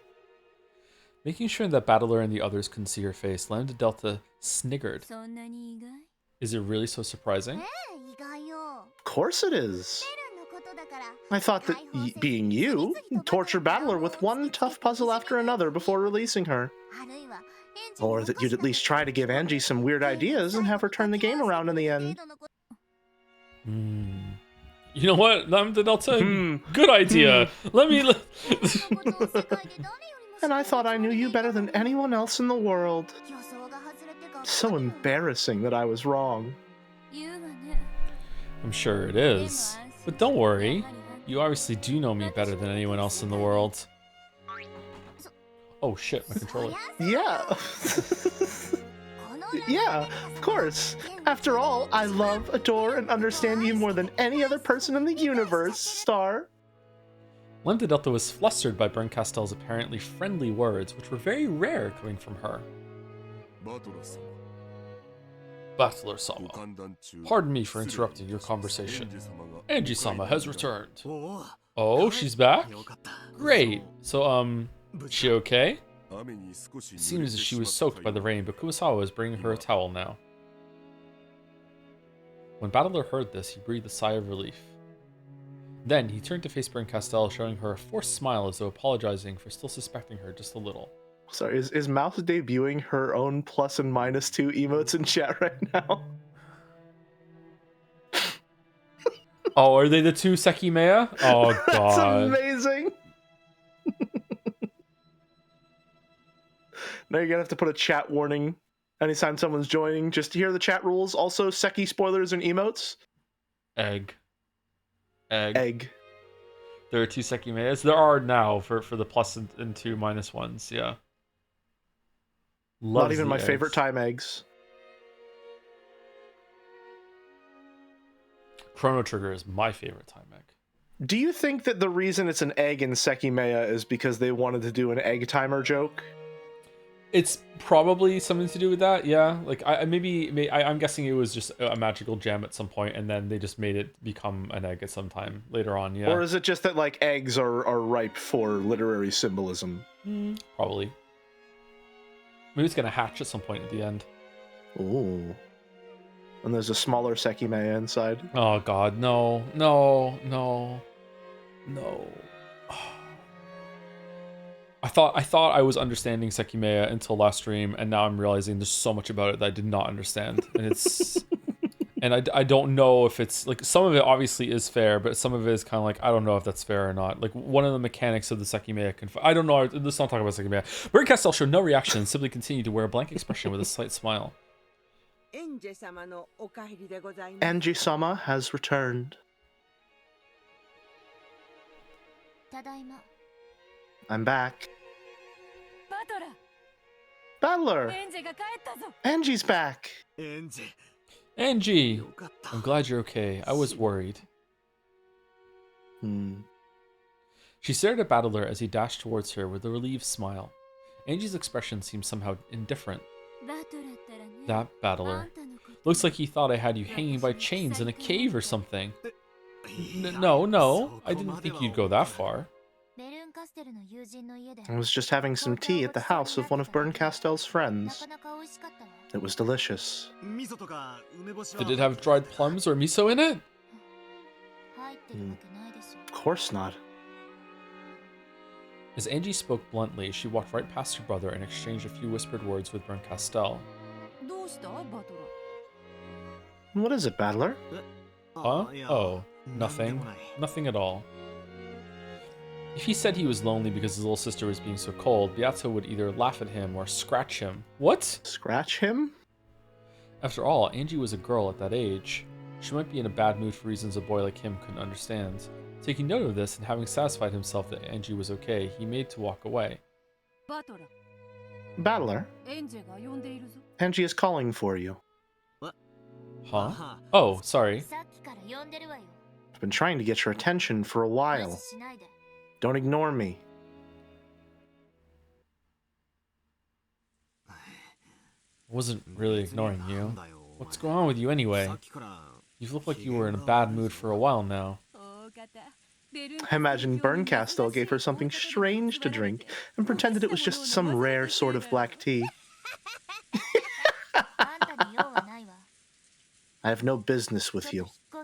Back off for a bit, would you? I want to talk to Oni-chan alone. Come, come. I may not look it, but I am the wife of the territory lord. I'm already far closer to Battler than... Sorry, Beato. Would you mind leaving for just a bit?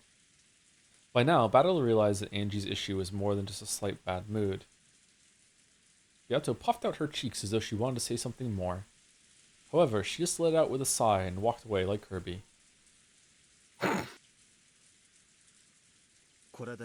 Is this okay?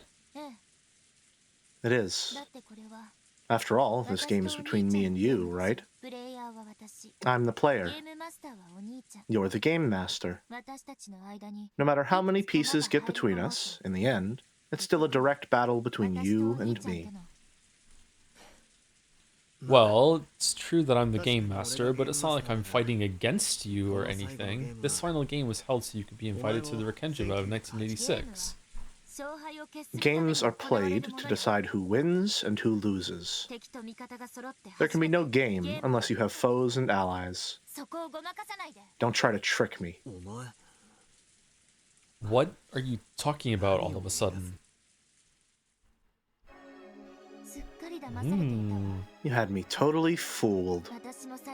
At first, I actually thought you'd take me to that day in 1986. But that wasn't true. This has all been a farce you created, hasn't it? You're using a sentimental tale to dodge the issue and leave me confused. You're trying to chase me out into a lonely future with nothing but this cheap happiness as a parting gift. There's just one thing I've been after since the beginning. What happened on Rekenjima that day? And the only answer you gave me was this game. This sentimental party of illusions. It's obvious how you're going to try and answer my question now. I want the truth. And you aren't going to give it to me. Angie, listen, you've got it wrong. Don't try and trick me. This game is the final fight between me and you. I want the truth of that day. And you're trying to hide it behind an illusion. It's exactly the same. The setup is no different than those fights between you and Beato. I was about to be chased out of the game board with everything still vague and fuzzy because of you. Well, sorry, but I've already figured out that this game is a battle. Don't think you'll trick me so easily anymore.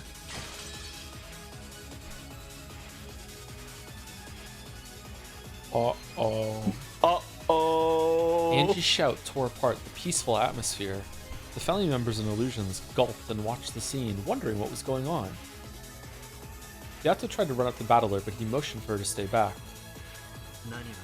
What is it you want? There's only one thing I've ever wanted. The truth of Rekenjima in 1986. That's all I'm looking for. The truth is sealed within the catbox. It can't be reached by someone outside the catbox like you. Is that why you're trying to trick me with this sentimental illusion? Yes, this is an illusion. However, I wanted you to remember this fun atmosphere, the harmony within your family. It's not about what happened on that island that day. I wanted you to remember the warmth of these family conferences, a warmth you forgot. It's just an illusion you're trying to impose on me. I'll reject it and deny it completely. There is no truth of 1986. The catbox is empty inside. You're looking for something that doesn't exist. I won't be tricked anymore. The truth of that day does exist. It was written down by the sole survivor and preserved to this very day. Battler's expression faltered for just an instant, and Angie didn't miss it. So he was hiding it after all. Oni-chan has been hiding the book of the single truth from me. Aunt Ava, for the first time since your death, I'd like to express my gratitude. Because you wrote down what happened that day, you gave me one last chance at learning the truth. Angie-chan, you have to listen to me. Everything I wrote in that diary is nonsense, and it doesn't mean... There's no point in trying to deceive me. It's already proven in red that your diary has the truth of that day in it. Absurd. How could anyone but Bandle, the game master, use the red truth? I don't know why I enunciated game so much there. It's Aurora, isn't it? That's right. The Book of the Single Truth exists in 1999, the world of the future. Who else could perform the crucial role of confirming its contents with the red truth? I heard everything from Burncastle. I've been fooled by you for long enough. I don't want some sentimental illusion. I want the real truth. Did I say the wrong number? Did I even say a number? Oh no, you said, okay. You're fine. Wait, did she say 19... Oh, God, okay, yeah, that's right. And no matter how hard you try to cover it up in 1986, I can expose it in 1998. After all, you are the Beatrice of 1986, Oni-chan, and I am the Beatrice of 1998. Battler Beatrice? I'm a Beatrice too. Everyone's a Beatrice. Are there any other Beatrices we should know about? Voss is the Beatrice of Scrandle. A cyclone rose up around... Sorry. Too late, Mr. Jones. Yes. I have already sealed the catbox. A cyclone rose up around Angie. It was a golden swirl of gold butterflies. Gold? Just like the Golden Witch, Beatrice.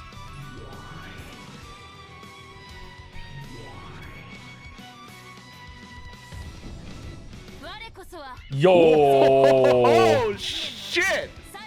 I am Angie Beatrice of 1998, the final Golden Witch. No witch of the past can defeat a witch of the future. The cyclone of gold broke apart, and as gold leaves scattered across the room, the final witch who would inherit Beatrice's name in the future appeared. Angie Beatrice. You're the golden and endless witch. But I'm different. You see the sprite there? Is that another key behind the ribbon, or is it just a matching of this like? I think it's thing? just it's a matching of the rose motif across the necklace. I'm looking more towards the fact that she still has her childish hair ornaments, except now they're a dull black. Mm-hmm. Innocence lost, yeah. Mm-hmm. But the feathers are kind of like bunny ears, so still has a little bit of fun. Yep. Oh, interesting. There's a lot going on here. Yeah. Black-pilled hair ornaments. I'm the Golden Witch of Truth. No illusion can stand in my way. Yes, this is the end of Oni-chan's boring party. Now it's the time for my party to start. I've even readied a game to liven things up. You're up, Aunt Ava. What do you mean you've readied a game? Huh? Is it Avatrice time? When Angie snapped her fingers, she vanished along with a swirl of gold butterflies. Replacing her in the middle of that cyclone was a girl wearing a dress, bowing modestly.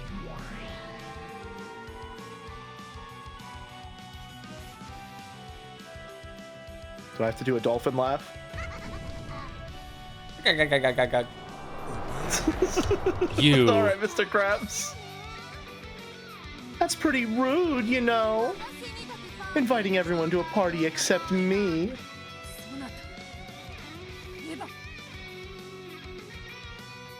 You're Ava, the sole survivor of Rekenjima, and the Witch of the Future, the golden and endless witch from 1986 to 1998.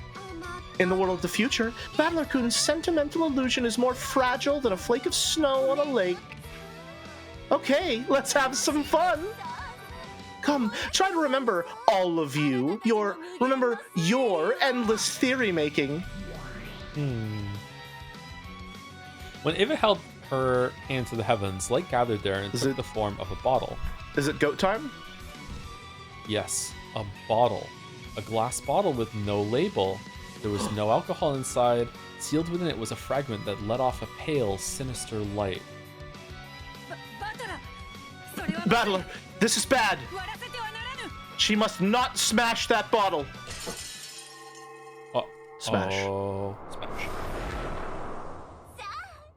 Okay, it's showtime!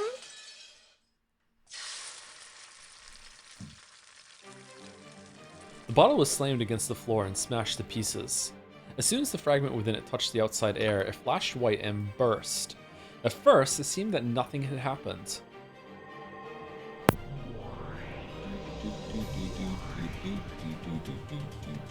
However, Ava grinned at them before becoming a cloud of butterflies and vanishing.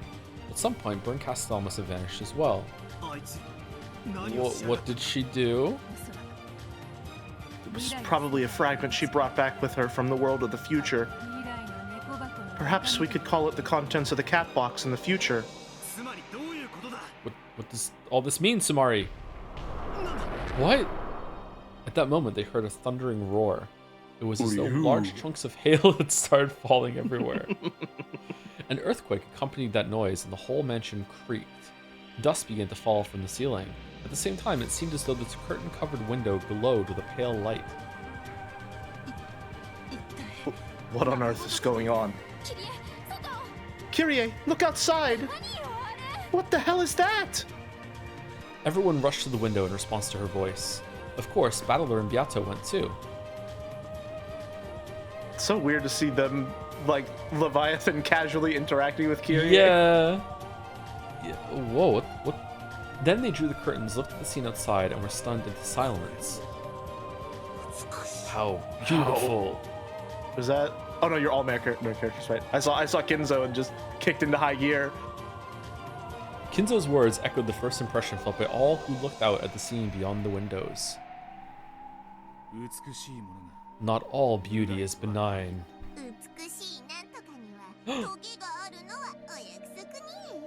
They always say that beauty has thorns, yeah?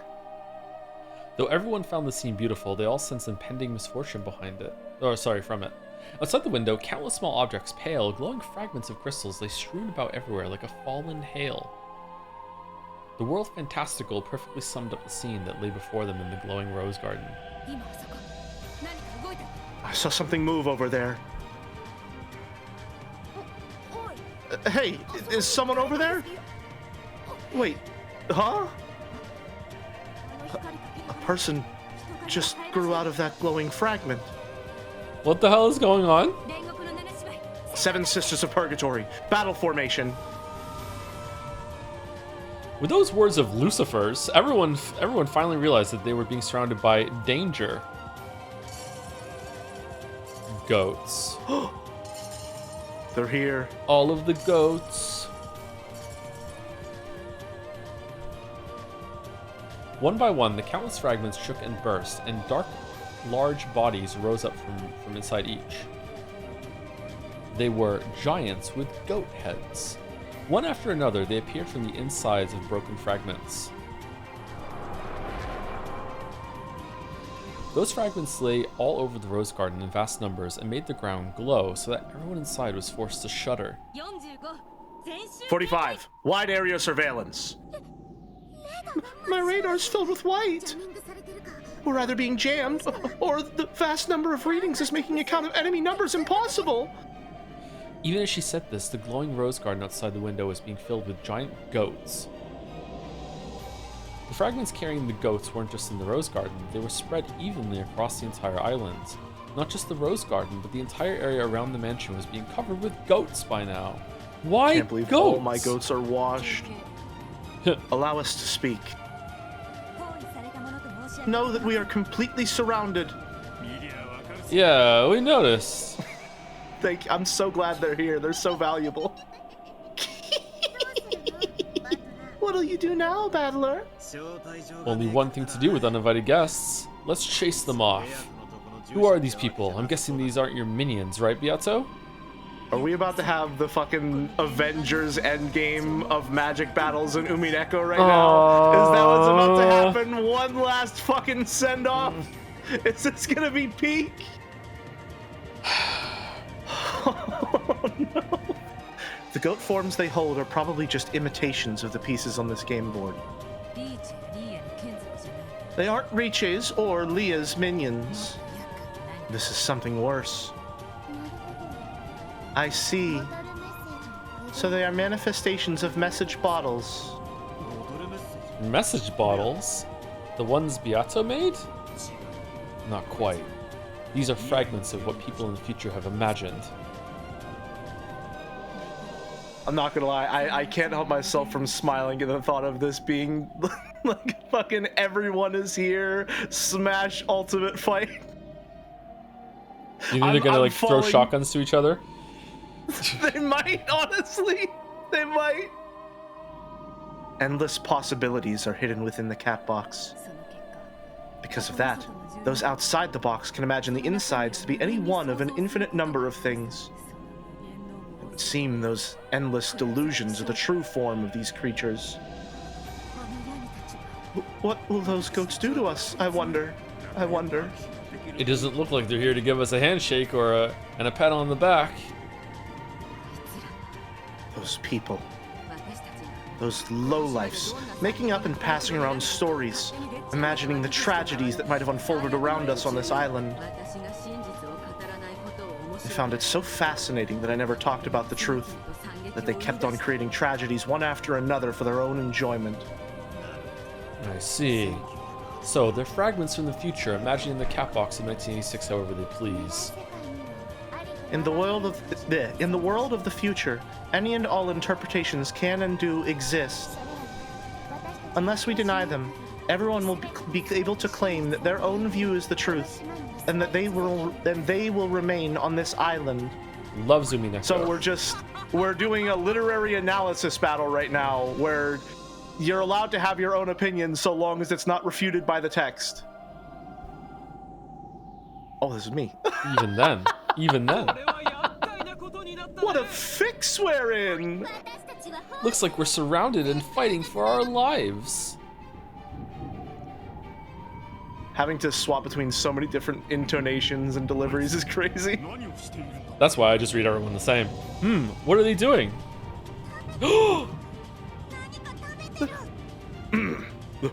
They're eating something. Who are you? I finally got to do it again. I finally got to be Sakataro. The roses? The crowd of goats was squirming about and doing something. If you look closely, it's just Kraus and Sakataro being on this. Like, what?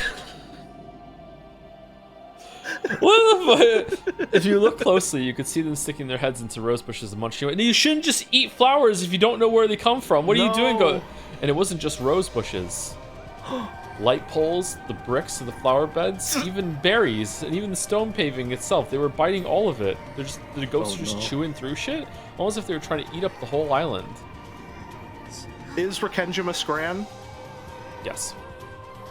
Shannon seems to think otherwise. No. They aren't just eating. If they aren't eating, what are they doing? This is not eating. This is all the same person. They are eroding it, shaving away at the edges. The edges of the game board itself. They're eating the game board? Like Burnt Castle and Lenda ate the pieces? In the world of the future, everyone believes we were swallowed up by the tragedy today. That's why they won't accept the truth where we enjoy ourselves in peace. Truths of the past are subordinate to the truths of the future.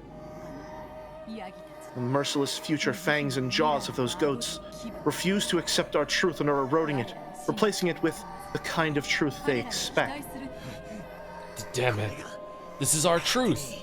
It's not for those people in the future who have nothing to do with us anyway to rewrite as they please. You ate all the pieces. Oh, Whoa. my god. Oh. Oh, that got me a little bit. That got me a little bit. The garden outside the windows was now filled with too many goats to count, all chewing away. This repulsive scene stole the words from everyone's lips. They weren't stunned into silence. There was just no point in making a fuss and letting the goats know a certain fact. No point in letting them know that there was plenty of prey waiting in this bright, warm room. Prey that was softer and easier to chew than roses or bricks. I feel like a person's probably more difficult to chew than a rose. Yeah, I agree, yeah. But that goat there, he's looking at us. Silence. Don't make a fuss. It's coming this way. Dear me, this does not look good. Everyone is here.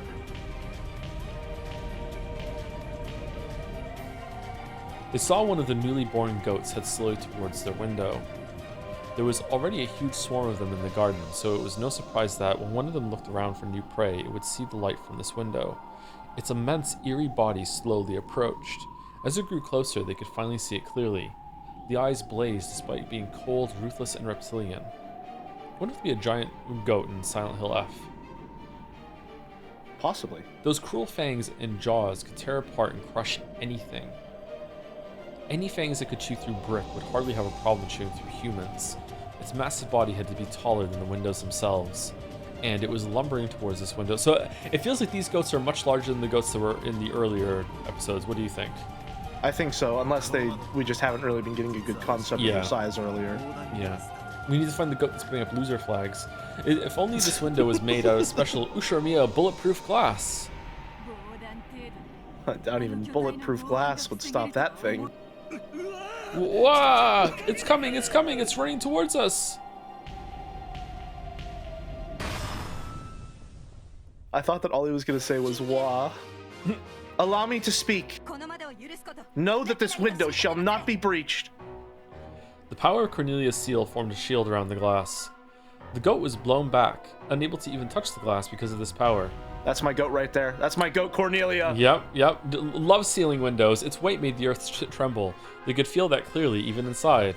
Okay, but the walls aren't being sealed. But that tremor had also drawn the attention of the nearby goats.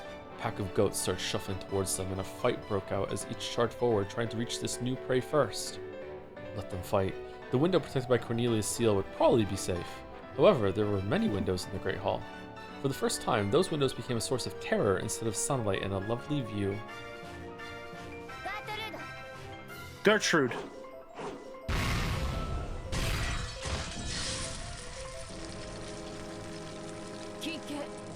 Allow me to speak.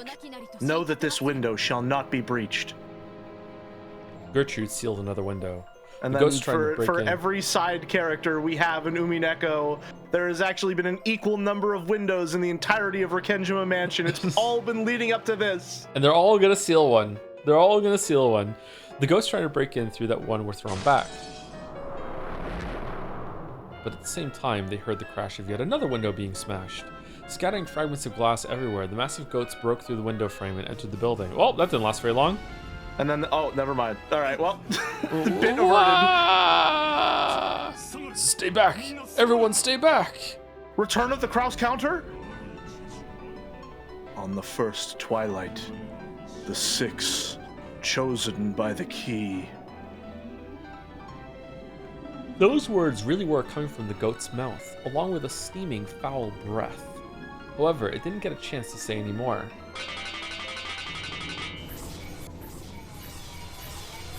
My retinas! Forehead, neck, shoulder, chest, side, gut, knee. The stakes of the seven sisters buried themselves in deep, one after another. Everyone is here!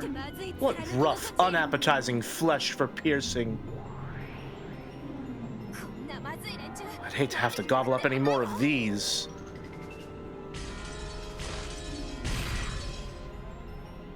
The other windows shattered one after another, and several goats squeezed their way in through the window frames. their mouths were still stuffed with bricks they had just been snacking on. Each time they chewed, it made a ghastly sound like bones being crushed. And I wonder what Rikishi thinks about true crime. We will repel them. Chester troops, prepare for close-range combat. Stop. You start firing away and we'll have all the other goats coming to join the party. Let's fall back to the second floor. If we can seal the staircase, that'll buy us some time.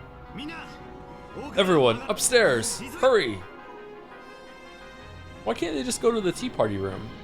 After sniffing noisily through as though scanning the smells around them, the goats started chewing on whatever chairs, tables, or curtains were close by. Joe, I'm so sorry, but you've just activated the persona, why don't they just go to the Velvet Room trap card. Uh-oh. Does that mean I'm a weep? I think so. I'm so sorry. Shit. The goats would chew anything to bits as long as it was near them. If the others were careful not to attract the goats' attention, they would be able to escape from this place. The humans ran on ahead, up to the second floor, while the illusions, who were used to fighting, guarded the rear. The illusions. The goats were completely absorbed by their feast on everything in the hall. Yo, what? No! They ate the painting! What if they eat the epitaph? What if they eat the gold? By now, they were even brutally chewing away at the portrait of Beatrice, which could fairly be called the symbol of the Ushimiya family itself. Sometimes symbolism is relatively obvious, I guess. Battler, the humans have all taken refuge on the second floor. Yes. Good. Delanor, seal all the staircases. Gertrude and Cornelia will handle it. However, they need more time. All over the mansion, there were loud beating sounds that might be called knocks, and the sound of shattering glass. And then all of a sudden, hear the like, I'm not sure what to call it, like the crackle of tape is like, heh, need some help sealing the windows? With this level of packing tape. This amount of packing tape. This much is possible for Furuto Erika. What do we think, Erika everyone? was the best at sealing the mansion. Yep. Of course. Well now, take ladies and gentlemen. It's time for work. I wasn't supposed to read that one. That wasn't for me. All you. Seven Sisters of Purgatory, right here. Let's go, you lowlives. Tonight, it's all you can eat. Chester troops, halt all external tasks. Cancel automatic updates. Accept no data. Take no prisoners. Me? Einzern Jungfrau of the 7th District. By the Territory Lord's order, carry out your duty. I'll lend a hand. Leon, you're in the way. Go up to the second floor. But Will, leave this to us and go. You have your own job to do. Protect your family. I understand. Everyone, stay safe. I like Leon. Leon's nice. The mansion was filled with the sounds of knocking, crushing, smashing, and chewing. The goats in their wave of destruction was drawing steadily closer. Lord Bandle, Gertrude and Cornelia have finished sealing the other staircases. The large staircase here is the only one that remains. The other staircases are tiny, so they went fast. On the other hand, this staircase is huge. Looks like you'll have your hands full buying time.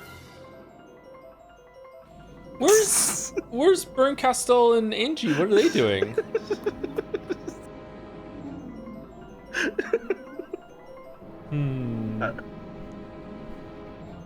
Lendedelta spoke as though it was someone else's problem. It only took a glance at her face to see that she had no intention of lending a hand. That's Lambda for ya. Even so, Beato didn't scold her. This was a game between Battler and Angie. Lendedelta was only a theater goer who had been invited. Don't think badly of me. Even I'd die if I was torn apart by nothingness. Sorry, but I think I'll stick to being an observer. That's what you've always been. Though it is a shame that we can't ask for your help. Nah, she's being nice. Doesn't want to steal our show. Sure, let's call it that. As a Voyager witch, Lambda Delta could retreat from this game board of battlers if she wanted to. I prefer the next generation myself. In other words, Sumari, she was the only one who wasn't in trouble now. See you later. I think I'll watch this game between you and Burn till the end. I'll be rooting for you. As you munch on popcorn? Of course. I think I'll have some soy sauce butter flavor today, so...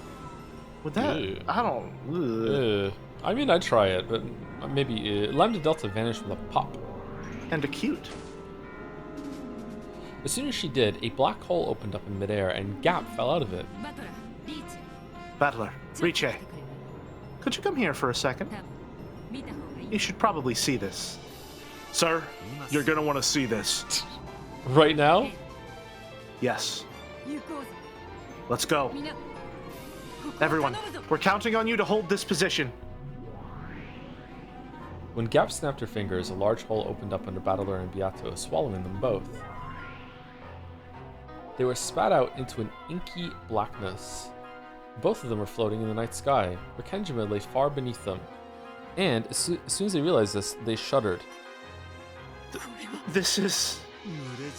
It's not just a crowd. It's a sea.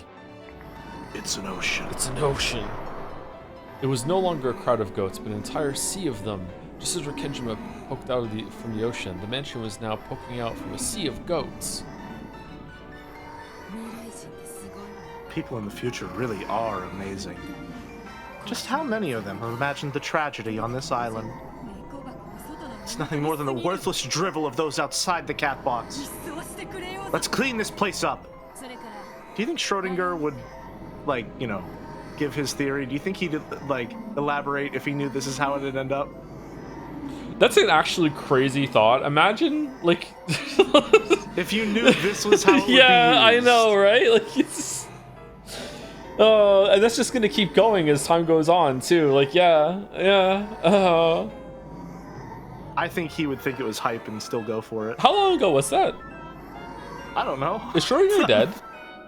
Probably. Probably. I have a feeling he's probably been dead for a while. Or maybe he's still alive. We don't know until we go and open... Sorry, go ahead.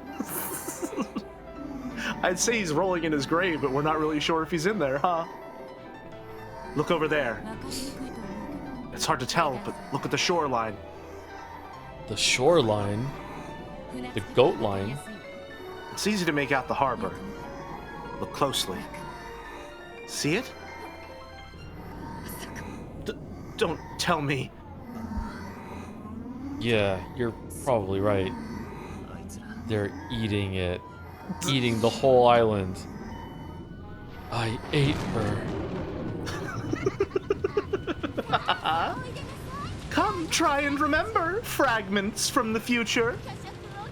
If only you just chew up all the embellishment, all the illusions, all the fantasy.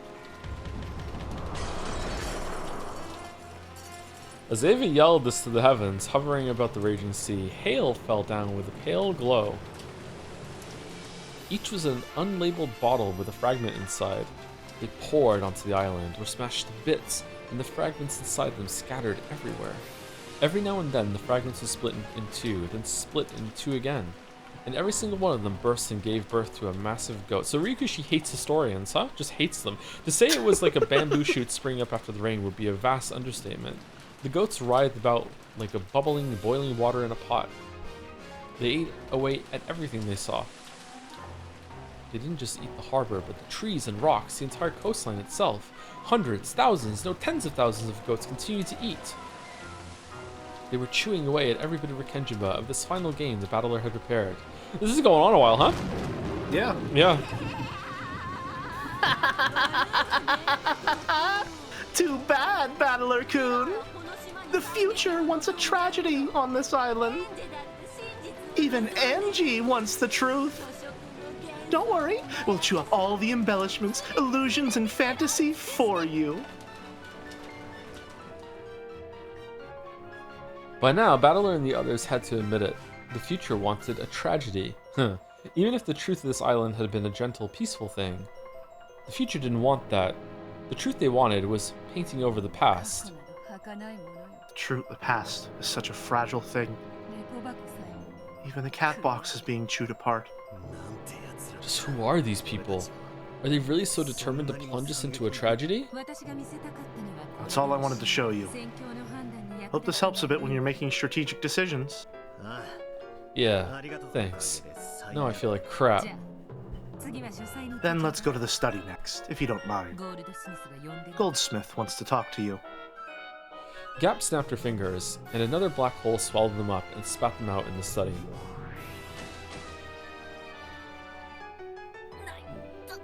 Ow, ow, ow, ow, ow, ow. Gap, if you're gonna drop me, at least do it on a bed. Grandfather, we're in trouble. There's absolutely nowhere left to go. I know. And even waiting out the storm from here is not an option. Renove and the others should be able to buy us some time, but that's all.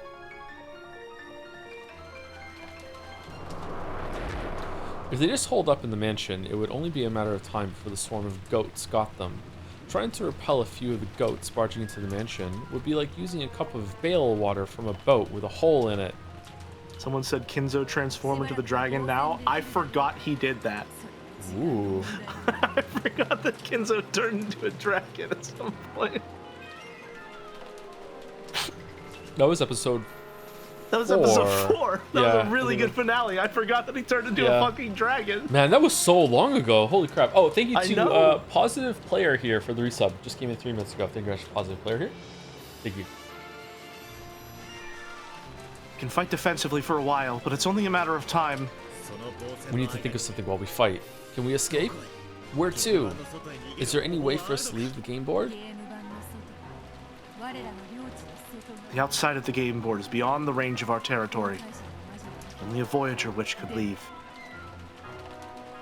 This looks like a job for Lambda. Only Burncastle and Lambda Delta could do it. However, there was no way Burncastle would help. Even Lambda Delta had already announced that she would be an observer instead of lending a hand. Sorry about that. So there's nowhere left to run. No, there is just one place. Where? The Golden Land.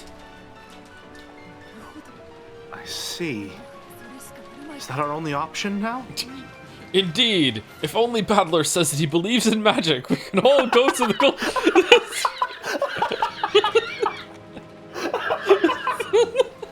Quick, Battler, we need your signature on this. Well, I guess it's a pretty tense situation, but, what's this? Battler acknowledges that the Golden Land is real and that witches exist? Well, naturally, I guess. I mean, at this point, it's basically undeniable. Turn around, they're all smirking. Yeah. The Golden Land is the most impenetrable place on this game board. If we wish to escape, it's that or nothing. These things are eating the catbox itself. For all we know, they might start chewing away at the Golden Land itself at any moment. What should we do, Battler? This is Battler. No point in thinking about it. We're retreating. If we take too long to make a decision, even that road will be closed to us. Evacuate everyone. How can we open the door to the Golden Land? I just have to open it. However, Shikashi, an immense wave of the anti-magic toxin is emanating from that crowd of goats. It'll take some time to open the door. So we've only got to protect the study with our lives until the door's open. Just have to keep doing what we've been doing. They're just riffing over there, huh? Okay, alright. There's one more problem. There's a white mechanic that'll trigger after 20 minutes. The door to the Golden Land cannot be shut unless 2 people close it from the outside. 2 from the outside? What do you mean? As soon as he said this, Battler realized. This must be the result of some agreement made between the 3 witches who are one. Normally, there's no need to go to the trouble of shutting the door. But it won't be so easy this time. Only you and Beato can fulfill the role of shutting the door. Me, as the Territory Lord, and Beato. Yeah, it sounds like the safest choice. Indeed. If it's just the 2 of us, we might even be able to protect ourselves. Okay, open the door. Beata waves her pipe, leaving a golden trail behind as she sliced the air vertically. Then, the gap of the door to the Golden Land appeared.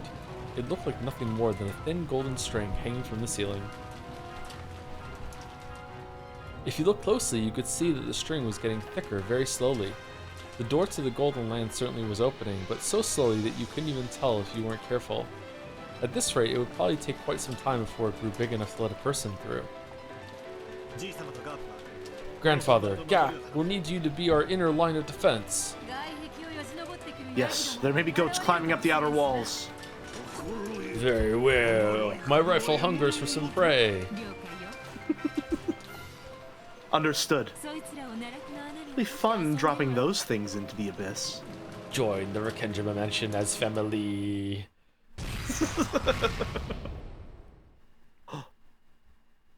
Here's our various cut-ins and cutaways to the other characters doing cool shit. Oh man! Are you ready for peak? Oh. Are you ready for peak? Are you not entertained? So I'm so ready for peak. I'm so ready for peak. Yeah, these are the parts of Umineko that I like the most. It's all about the hype and aura, baby. Let's go. A giant was sliced at an angle, split into two parts, and fell to the floor, showering it with filthy dark blood and guts. Splendidly done. I'll let you take the next one. It's time for all the cool combo attacks that have names and everything. Exactly. Countless massive goats, which had forced their way in from rooms and windows all across the mansion, wandered about in search for something to chew.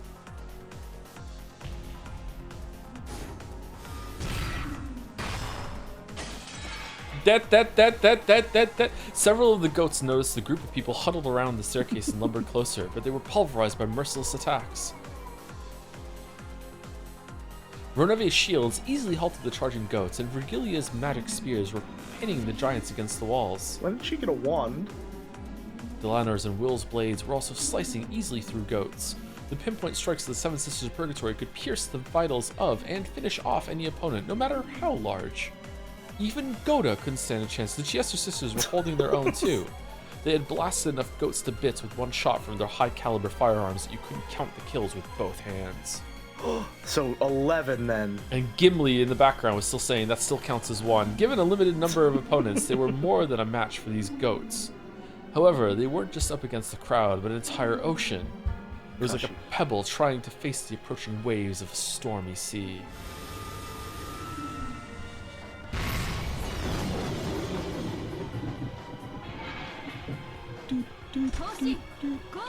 Hurry on that gun barrel placement. Requesting cover from the Purgatory troops. So, you run out of ammo and you're nothing but rabbits. Lame. Don't want to hear that from a bunch of 7 paperweights who only kill one person at a time, yeah? Oof. The girls are fighting. Yeah, keep them coming. Don't let us get bored. The hall was filled with massive goat corpses. As if in fear of this sight, the goats that came in one after another formed a wall, keeping their distance. Perhaps they think they're no match for us. I wish that were true, but it seems there to be little more than wishful thinking. What are those guys doing? That was a terrible fucking line. What the fuck? Sorry, that was such a bad line. This is just a little nugget of shit in the middle of that scene there. What a fucking awful line.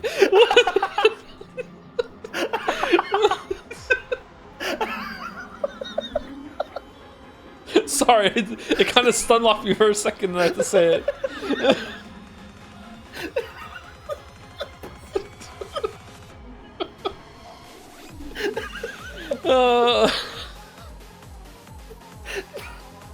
You okay? Sorry.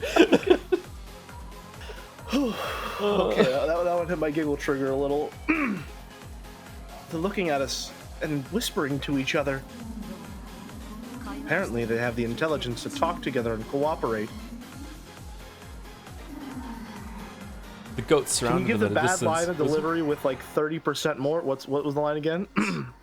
I wish that were true, but it seems to be little more than wishful thinking. Is that Sorry. good? That was good. Thank you, Jelly. The goats surrounded them at a distance, whispering. Then they nodded at each other as though deciding something, and the whole group stirred. What are they doing? It almost looks like they're lining up in a different order. The enemy is changing its formation. The enemy! It appears that the individuals with greater destructive power are being gathered in the front lines. So what? Let's go. Yes, One-sama. Wait, something's wrong. Yes, we Scran. So their power levels to the goats. Interesting. Lucifer took aim at one of them, going for its forehead.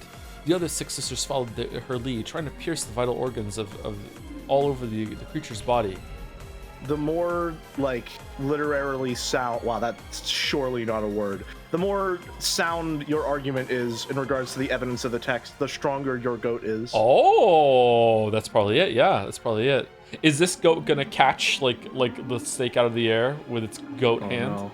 However, there was no Where's sound the of pierced goat? flesh. Oh.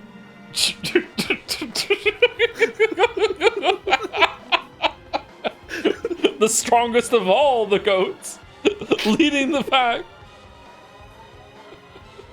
Backed by like a 12-hour-long YouTube video theorizing the strongest of all of them. Here I am. That is just like this one goat on its own and was like, I don't know about that one, man. I don't know. Lead your charge, I guess. Even the other goats don't like that goat.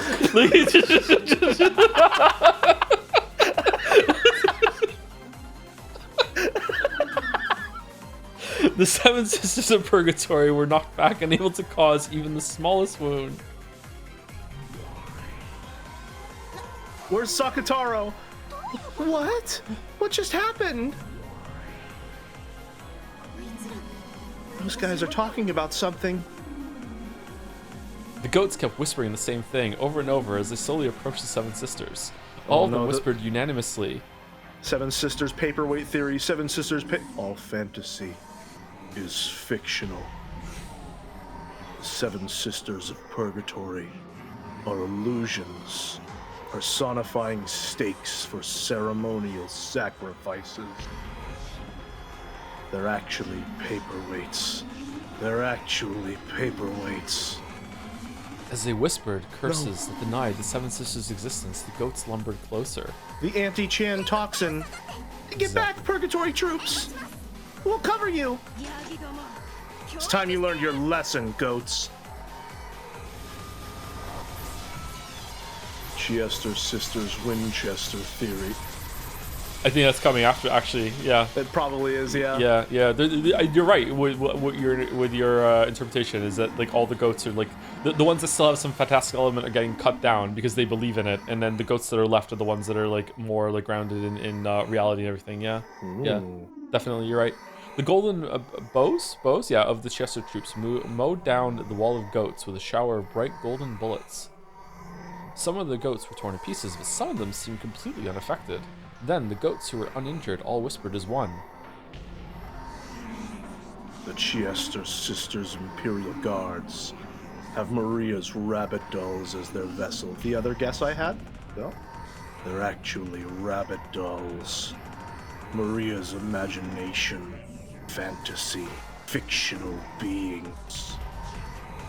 All of the crimes can be explained by mystery. All fantasy is irrelevant. Looks like we've got lots of people who won't accept the existence of magic. And that means no magical attacks will have any effect on them. Does that mean all of our attacks will be completely useless? It means that it's time for Kraus and George to come out swinging. Here we go. Dun dun dun dun dun dun dun dun dun dun. Endless 9, yeah. They don't accept that we exist. Our attacks can't hurt them, yeah. Is that possible? We'll have to test it. Renove stepped forward, stamped on the floor twice, and a red barrier rose up in front of him. The crowd of goats dashed into it with a terrifying force. While some goats were blown away by it, several of them slipped right through the magical barrier. Renove is a creature of magic, a creature of fiction. Genji is Renove's vessel. He's an imaginary version of Genji.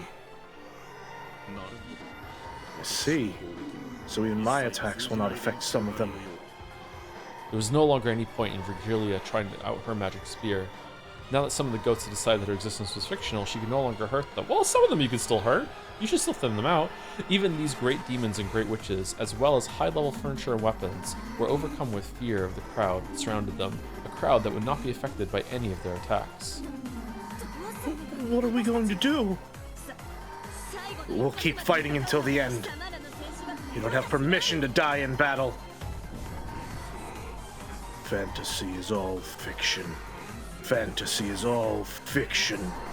Fantasy is all fiction. Man, hate sci-fi. A shriek from one of the goats became a signal for the wall of them to break. They pushed forward with gaping mouths and foul breath, each trying to reach their prey first, trying to return these fictional characters to nothingness. Look out! Virgilia leapt in front of and held several of the seven sisters, who had fallen on their butts, overpowered by the ferocity of the approaching goats. However, even Virgilia was a fictional creature to these goats. They could chew through her like cotton candy. So they did. Madam, quickly! Renove threw himself at the oncoming goats. Even he could be chewed apart easily. Knowing this, Renove leapt forward. And then Sakataro jumps in front. Ryu! Even if my magic no longer functions, I'm still the fiercely passionate and loyal man I always was. And furthermore, did you expect that I would simply sit by and watch my lady die? Renove is fantasy. Renove is fantasy. Renove slammed his right fist into the side of a goat's face. As soon as he pulled it back, he swung his left leg into the goat's gut and then spun around into a reverse roundhouse that caught the goat again.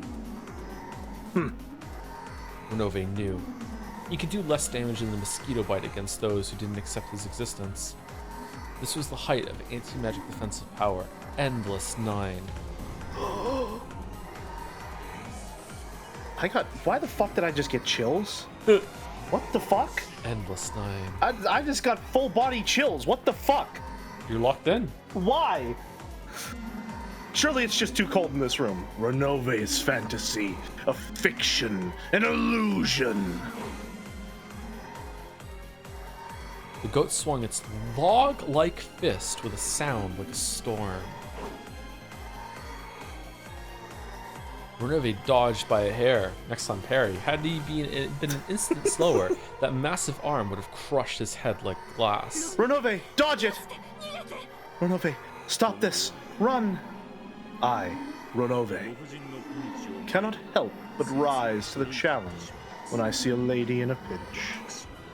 A bad habit of mine. Renove grinned and tried to act tough. He had already sacrificed all he had. There was nothing he could do here and now except become a shield to buy time. He had already chosen to abandon his life for this. Renove is fantasy. He couldn't exist. He couldn't possibly exist. Illusions do not exist. They do not exist. Fantasy is all ridiculous. Ridiculous.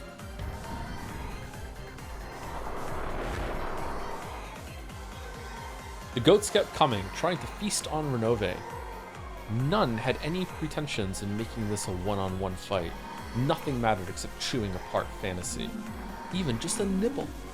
As they gnashed those ruthless jaws and fangs, they closed in around Renove. Renove's foot hit something and he stumbled.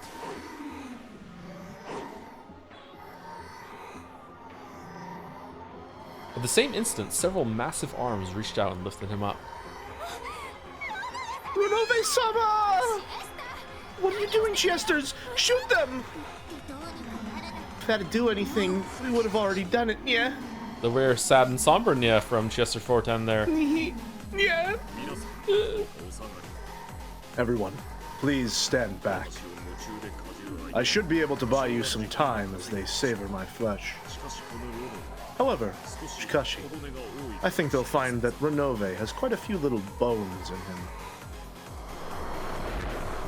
Would have been cool to see Genji and Renove fighting side by side here, actually. Like the physical version of them, and at the same time with the magic one. An elbow rammed itself into the massive, hideous jaws that were trying to chew Renove's head.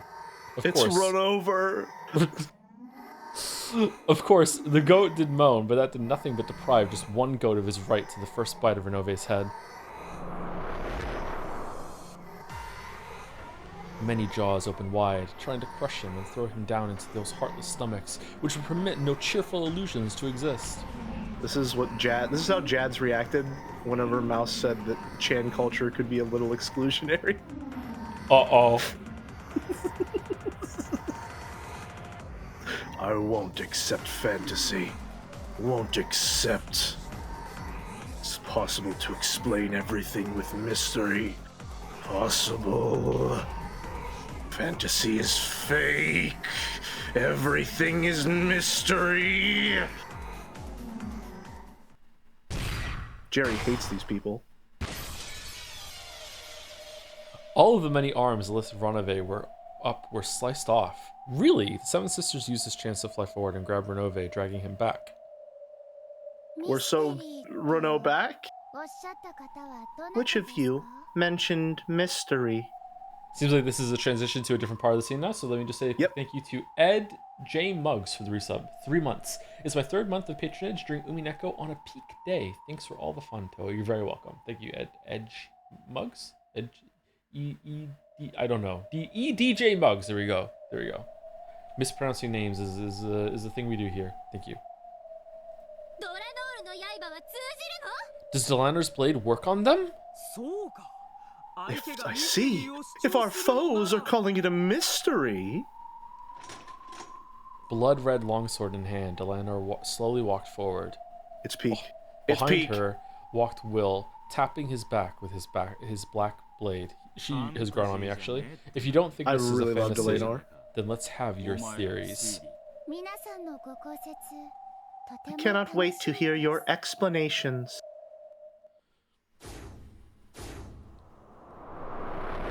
The crowd of goats stepped back. The English majors have entered the fight. Oh man. Can't wait for Delanor to be knocked down, and then Gota comes over and picks up the red sword, and then Delanor's like, I knew it, and then just fucking go. Though they had been so vicious against the illusions, they stepped back when faced with this pair wielding swords of mystery. There have been a great many closed-room murders on this game board. Choose whichever you please, and we will parry all your attacks. The last stand of Expedition 33. No, we don't have to defend anything. Indeed. The purpose of a mystery is to offer a challenge. There's no need for us to play defense. Do you get it yet? You're the ones in the hot seat now.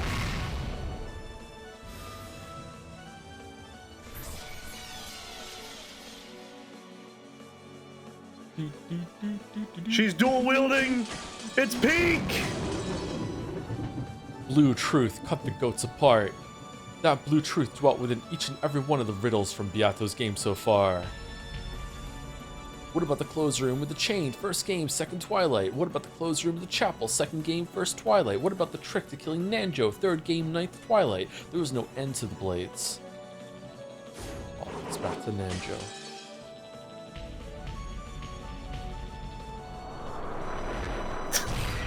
I love that stupid smug face. He's a really good character. I wish he had been in it more, actually. He's very fun. I quite like him. Yeah. I think he's allowed to aura farm as much as he wants because he's a representation of Ryukishi's ideal reader. So Ryakishi shows Will, and every time Will's on screen, it's like, damn, isn't this guy so fucking cool? Don't you wish you were like him? He's the anti-Erica.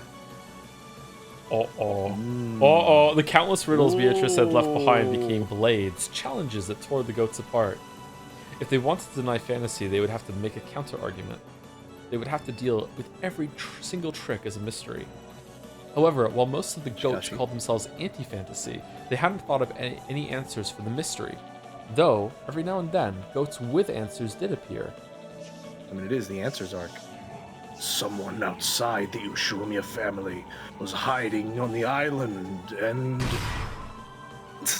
Nope, get fucked. Next. Noxus first. It is forbidden for the culprit to be anyone mentioned in... It is forbidden for the culprit to be anyone not mentioned in the early part of the story. There were multiple culprits, all working separately, and it just happened to look like a single culprit. Van Dyne's 12th. There must be but one true culprit. You mean everything but that is forbidden? Boring, right? To have a genre like that. Personally, I think mystery should be more flexible. The 10 Nox commandments and the 20 Van Dyne rules are behind the times. The definition of the mystery genre should change with the era. This is like another layer even higher than Dom texting. What is happening right now? Yeah. And now they get uppity. Perhaps we are behind the times. In that case, let's see if you have any theories that can satisfy us. Come. I heard it. No, I heard the little one. I heard the little laugh, I think. I'm good. No, I'm good. I'm good. The whole crowd of goats charged them. In their fangs, each of them carried theories to crush Beato's closed rooms. The bodies of these goats differed from those who would become corpses so easily. They had mystery-style answers to several closed rooms, so it would take several blade hits to give them a fatal wound. However, Beato had left many blades behind. All of them were exceedingly sharp. So, the pair of Inquisitors didn't think this would be a desperate battle. This is a mystery. The goal is to use all your imagination and knowledge to challenge each of the riddles head-on, applied directly to the forehead. Doing so is the greatest pleasure of the mystery genre. So they laughed. Both Will and Delanor laughed. Jeremiah fuming right now. With smiles of admiration at the theories the goats had put everything they had into, they countered with blades from all the closed rooms. The crowd of goats was no longer an encirclement, but a great wave threatened to swallow the pair up, and yet the pair repelled the enemy without giving an inch. They resisted firmly, cutting through the wave of wailing goats. It was like an ice-breaking ship knocking a path through a frozen sea. They entered the closed room through a hidden passage that no one else could use, and Noxus fourth, get fucked. Yep. Or whatever it is. Yeah. Third, Noxus close. third. It is forbidden for hidden passages to exist. After the hidden passage was used, already lost. What? It was welded shut and became unusable. So no hidden passages existed at the time of the inspection. Whoa. Noxus 8th. It is forbidden for the case to be resolved with clues that are not presented. Really fucking cool CG of Delanor? Damn. These are all fake murders, so no one is actually dead. I am not owned, so all closed rooms were constructed by the so-called victim. Delanor hesitated for just an instant. She did. After all, this cliched and simple theory managed to get around both Beato's closed rooms and the Nox commandments. Oh no. Delanor saw nothingness inside the goat's massive jaws.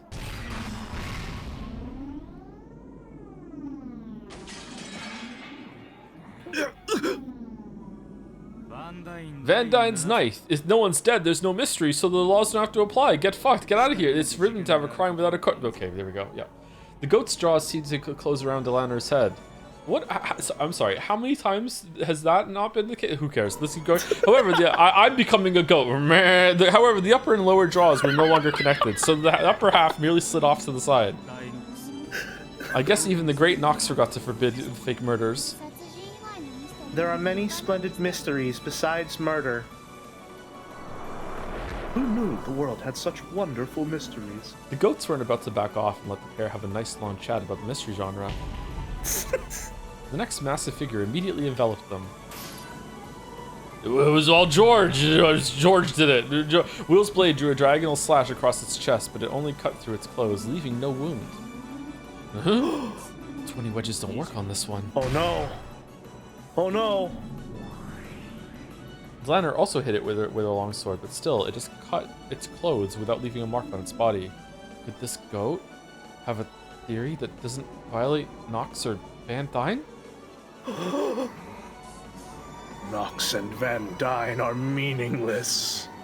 All closed rooms can be explained by a single solution. After all... In an attempt to stop the goat from saying anymore, Will and Delanor hit it with blades from every closed room, as well as stakes from the 10 Commandments and the 20 Rules, but none of them had any effect. Okay, is he like a flat earther, but for locks? He just doesn't believe in locks? Like, there's no such thing as a lock. Slowly, it's a real-life event, so it doesn't have to conform to the mystery genre. Oh, slowly, the goat clenched its massive fists together and raised them up high. After all... Getting some Soul Calibur Astaroth in there now. Will. With a roar, Will slammed into the goat giant with his body. Though its massive bulk bent back slightly, Will was still leaping into a death trap. However, if he hadn't done so, he wouldn't have been able to protect Delanor. The goat grabbed Will. It lifted him up and held him high in the air. It was like a little kid showing off his favorite toy and waving it around. Let's hear your theory. If I'm to hear a great theory before I die, it'll be a fitting end for a right. No, that's wrong. Van Dyne and Nox are useless for making theories. You suck, Lamayo. The goat's massive hands closed on Will like a vise. All the bones in Will's body were creaking. That's all you had to do the whole time? Let's hear your theory. Wait, what? There's no need for a theory. Burden of proof. What? After all, making theories for any of Beatrice's games is a waste of time. What do you mean? Gah! Music stopped. This isn't an orthodox mystery, so thinking about it is just a waste of time. Oh, this is Jeremiah! Oh shit! It's Jerry! I won't accept Beatrice's game as a mystery. There are no answers to the tricks. It's all just an illusion. Wait, magic believing goat? All right, hit him Winchesters. Illusions to illusions? Thinking is just a waste of time?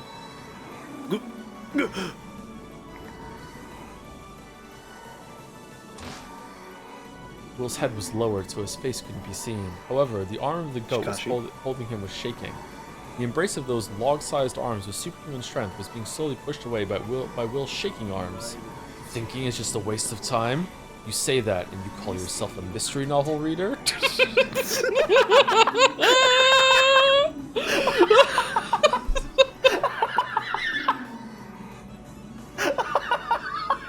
Fucking hit him with the no true Umi Fuller.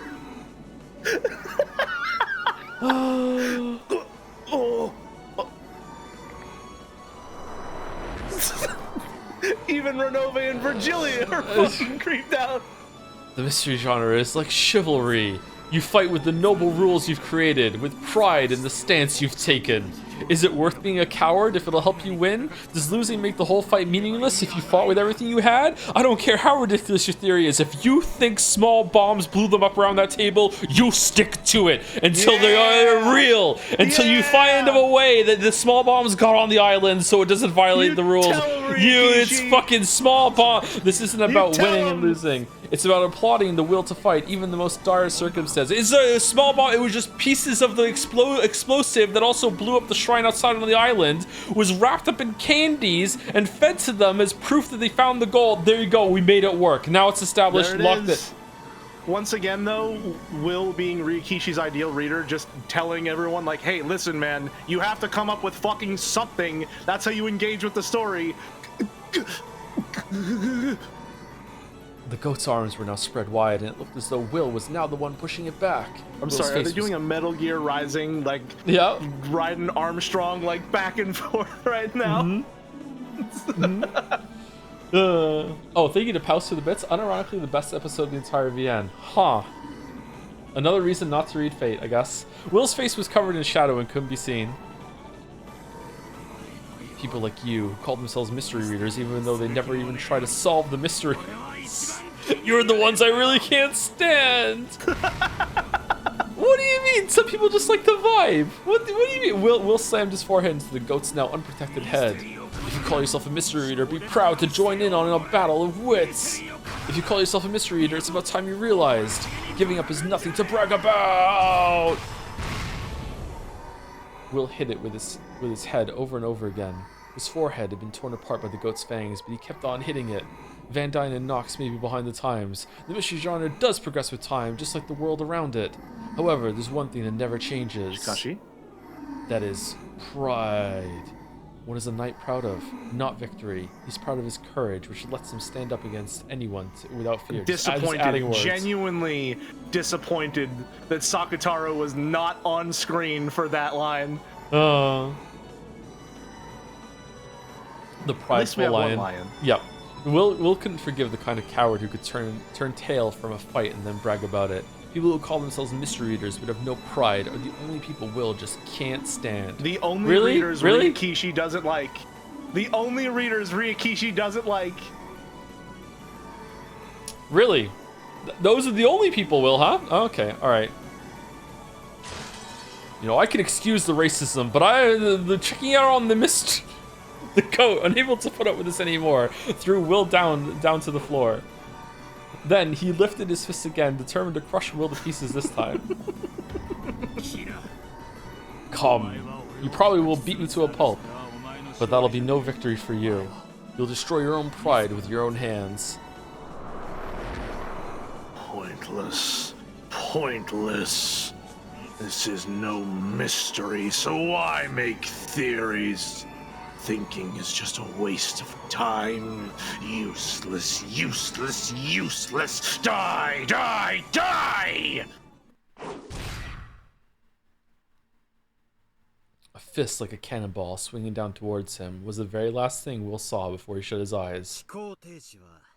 In this game, if you stop thinking... Could it be? Alright, well... In this game, not the guy I was hoping for. If you give up, that means you lose, right? Battler smashed his fist into the goat's mouth, and smashed teeth bounced off the ceiling. Off the ceiling? Who checked the ceiling?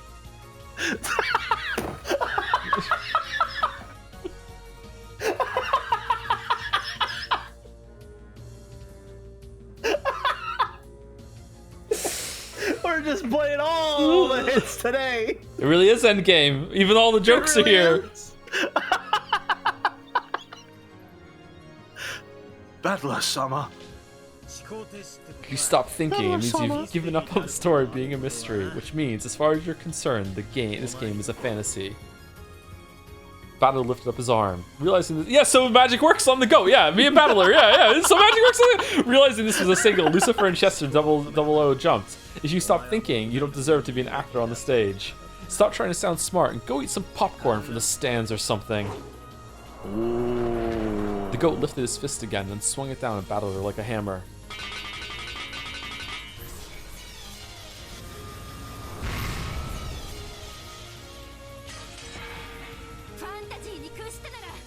If you've surrendered to fantasy, that just makes you another target, yeah? It's the same as acknowledging that we exist. Begin recognition of hostile elements. Mark all targets vulnerable to magical attacks in our HMDs. Kids who surrender to fantasy get to deal with us.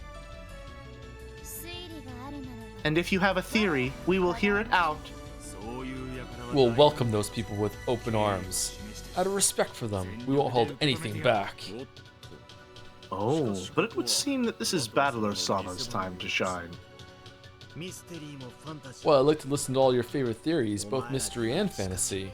This isn't your game right now. No matter how much you future fragments try to deny us, this is no time for me to be defeated. A golden glint gathered in Battler's hand. It was so bright that the whole hall was bathed in gold. Golden butterflies flitted about as though the whole room was being swallowed up by the golden land. Battler lifted his golden longsword high. Feel free to challenge me after this game as a mystery or a fantasy. I welcome it, but I'm not going to let you deny this final game of mine. Feel the shame of your indiscretion, of impunging. Did I say that right? Impugning. Impugning? Impugn? Is that right? Impugning the honor of those who have passed away. It is impugning. I'm sorry. Yeah, you're right. Your ass. A slice of the golden longsword flooded the hall with a sea of golden light.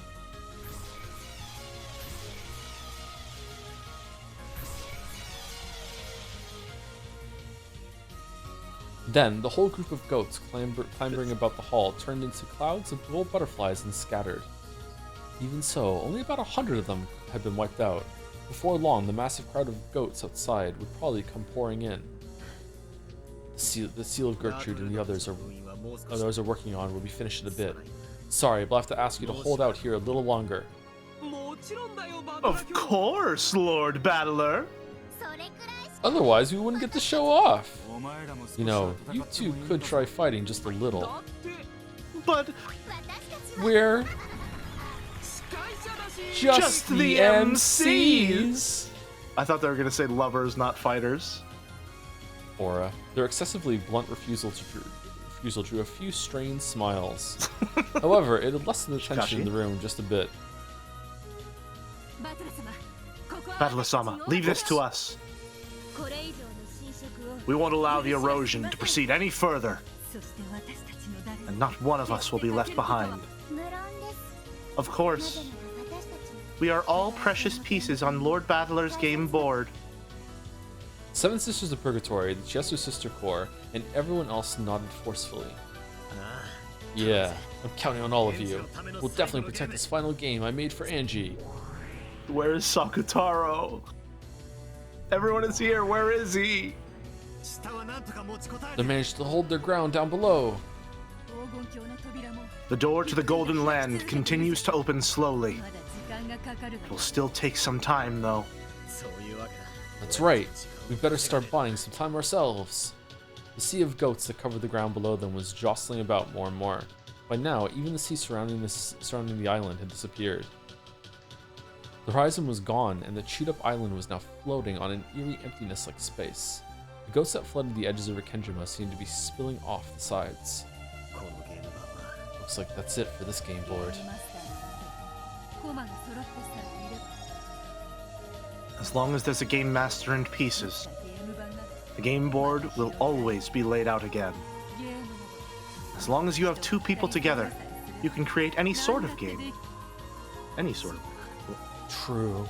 Where on earth is Angie? That said, Sakutaro is like one bite for a goat. He's done. Aww. No, he's not dead. He's not. He's a proud and ferocious lion. He can take all the goats. And we know he's real. We know he existed. A big goat is going to appear, and from inside the goat's stomach, we're going to hear a.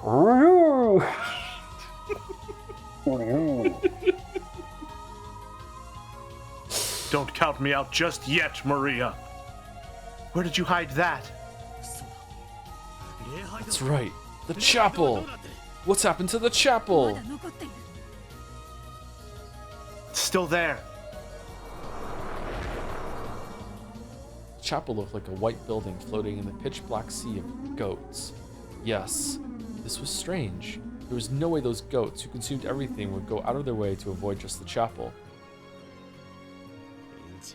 That's where Angie is!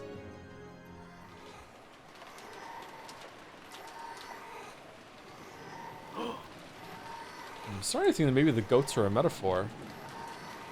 What? Yeah, I know, yeah. For what though? Like, I'm taking this all literally. It's all really happening. I don't know. I'm still working on it. Outside the chapel was a sea of goats. Very soon, the earth around the chapel would be eaten away, and it would probably end up floating on nothingness.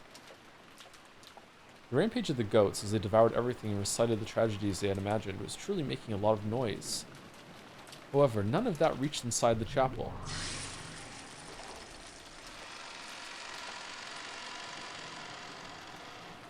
Angie finally broke the magic seal on the entrance and stepped inside. The seal was supposed to be unbreakable by anyone. However, in the face of Angie Beatrice, Witch of Truth, the one who sought the truth and could sweep aside all forces that prevented her from finding it, no barrier was absolute.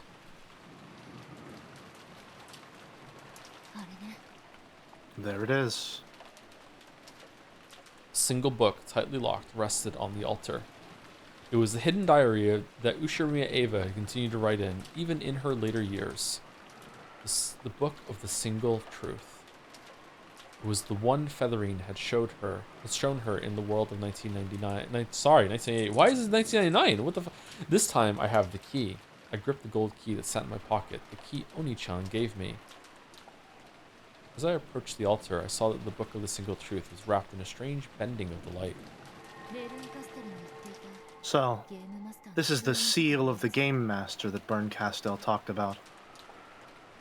The book of the single truth was sealed in something like a crystal. It was a seal made by the Game Master's authority. This was on a different level than the breakable magic seal on the chapel door. No matter how Angie used her power as the Witch of Truth, this couldn't be broken by anyone except the Game Master, even though the narration had just specifically said that she could break through any barrier. However, this time, Bandle wasn't the only Game Master. Someone in chat said still love that Ava had to have a bigger, cooler diary than Natsuhi, and I didn't realize that in parallel until now, but it's literally about to do a repeat of what happened in episode 5, where Erika found Natsuhi's diary and took that as the truth. That's exactly what's about to happen. Angie's about to essentially make the same mistake that Erika made. Angie flipping through it. Natsuhi sucks. Yeah, doesn't run the house properly. Yeah. Oh, another 200 pages of that. Okay, let's see here. Can't believe George is still single. A lot of George glazing. Oh, George is the best son. Yeah. Oh, here we go. The truth of okay.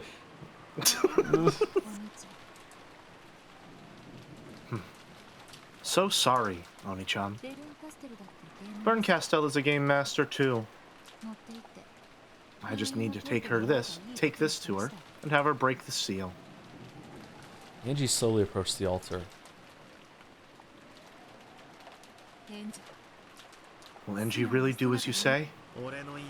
This is my little sister we're talking about, so yeah, probably not. Then what will we do? Looks like we've got nothing to go on but brute force. Yes. Let's go. At that moment, a fierce Magic impact fight. hit the pair of them. Oh, they're dead. Oh no, they're dead. Beato was flung away, and Bandle was sealed inside a massive crystal that extended up to the heavens. Not again! Damn, what the hell is this? Battler! What is this? It was a barrier, a massive cage of crystal. Bandle was shut inside a crystal cage like a tower, so large that you had to look up to see the top. Get in the crystal, buddy. Get in the crystal. Get in the crystal. Beato, I need you to take care of Angie. What will you do? Beato, sorry. Beato. Can you break free from this all by yourself? From the inside? Is this a closed room barrier? Who could have? There's only one person who challenged me with a closed room.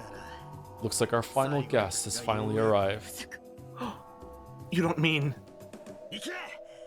Go and take care of Angie! Beato left Bandle to handle this on his own and headed for the chapel. Bandle took a deep breath and smiled daringly. Oh, Cattler's back. I've been waiting for you. Was it boring in that depths of oblivion place? The answer was a laugh. Yeah, that's right. That laugh is enough. Looks like you're doing well. It wasn't boring. After all, I believed. I'll bet you did. I believe too.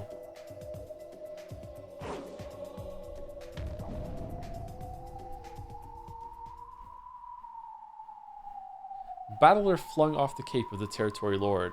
It would only get in the way. And it would be a rude way to welcome his final guest. Those dark depths were the perfect place to think up mysteries I could fight you with when we met again. So, this crystal cage is the ring for our duel. A chain deathmatch with nowhere to run. Now that you mention it, we're always fighting over closed rooms with chains. Then let's use that. Make it a real chain deathmatch. I'm prepared. What about you?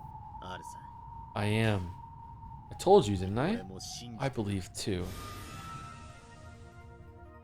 At the same time, they both brandished their mysteries, sealing the other in a chained closed room. Come, Fruto Erica! Entertain me, Battler Schwan!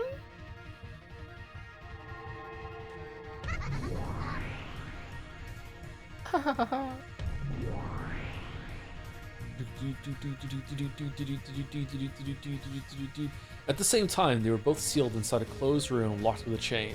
Of course, it was easy to set and unset the chain from the inside. However, stepping into their opponent's chained room would be difficult. What are we doing? They were fighting to the death with two chain closed rooms at once.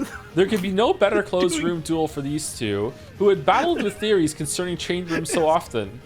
It's a competitive escape room.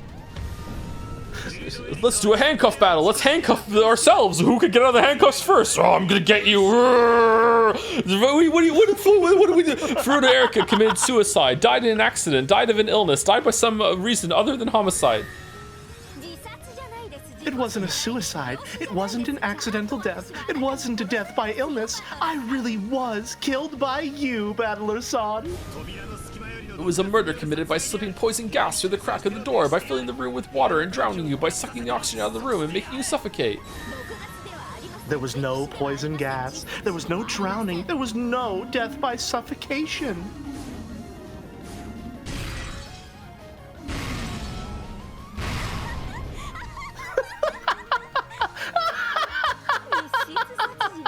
A closed room murder with poison gas, death by drowning, suffocation. Crazy, right? It's funny, isn't it? Good though. Ushiromiya Battler committed suicide. He died in an accident. He was killed by an illness. Time for me to test your closed room. I hate this. I just shit my pants face. Oh my god, it's the worst of the faces. Red truth. Ushiromiya Battler was stabbed to death. Let's say the weapon was a knife stuck right into his back. Are you like, she didn't even give you how she died, bro. What are you doing? You like what? It's so fucking dumb. What the?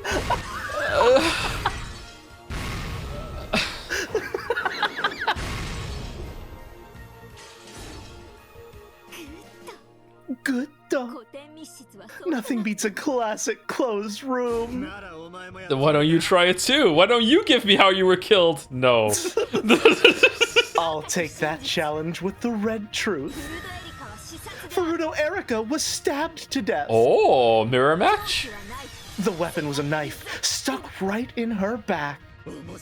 Interesting. I'll tear your clothes room to bits. They're like kids on the playground with like matching everything proof armor. Oh my god. Is the answer gonna be that they killed each other in the same room that's locked and they're both dead in the same place? They both stabbed each other at the same time. Battler is busy at the moment, doing some bullshit. For now, I shall be your opponent. Yato had sealed the chapel with a closed room barrier. Unless that riddle was smashed with blue truth, Angie wouldn't be able to leave. After shrugging impatiently, Angie finally faced Beato. This might be the first time I've fought you directly. Oh, is it now? Very well. Let's see what you've got. However, Shikashi, Battler isn't here at the moment. When he's not around, I sometimes forget to hold back. What a coincidence. I feel the same. I killed you inside a perfect closed room with windows, doors, and all other methods of entry or exit blocked. Why has this been the decided way of dueling? Like, why are we doing it too? I'm killing you in my mind. I'm killing you in my mind. Okay, I'll play along with your game. Repeat it. Oh shit! Oh, that was a long ass chapter. Holy shit! Clapping my hands, spreading them apart like the Beatrice emote. It's peak. Absolute cinema. Absolute cinema. How long is it break time? I think we can say that was like an hour and a half. I think we can take a break now. Yeah, it's fine. Yeah. Gotcha. Yeah. Okay. How long was that? An hour and a half? How long have we been live? I think it was a little bit longer than an hour and a half when we started. I think we took break at around an hour and 15. So, no, it was a little less than an hour. A little less than 2 hours. A little less than 2 hours. It's fine. A little less than 2 hours. So it seems like Mouse's 0.25 and 0.5 metric is probably a pretty accurate variable. Yeah, I don't know if we're gonna have time to do the fourth chapter that's on the list, but it'd be good if we could. We planned for the 3. We planned for the 3. Yeah. Sorry, Okay. Boulder has a message that he sent earlier that I need to read. Hey, I know you're reading a book right now, but the Has-Been Hotel Studio announced a Homestuck show pilot, and Toby Fox is voicing John Egbert. Really? Is that a real message, or is this too Homestuck? That's a real message that Boulder sent and is probably true. That's insane. Huh. That's insane. Did they get Mouse to voice Rose? Ooh. Must be the best day of his life.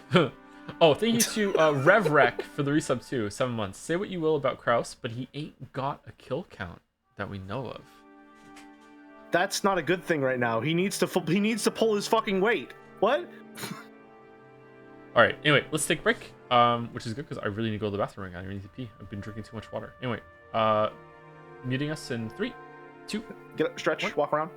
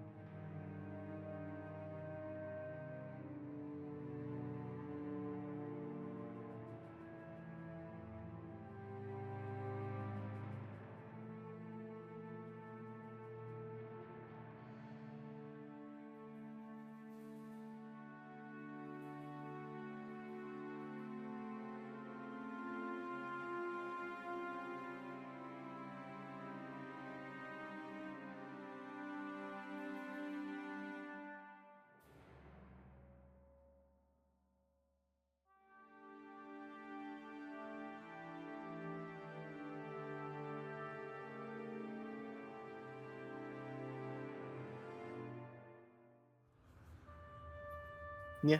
Nihi. Oh, All right, now they can hear me. Okay. my stream now. Whoops. How are we doing, chat? Everyone having a good time? Good. Excited for the Homestuck watch along?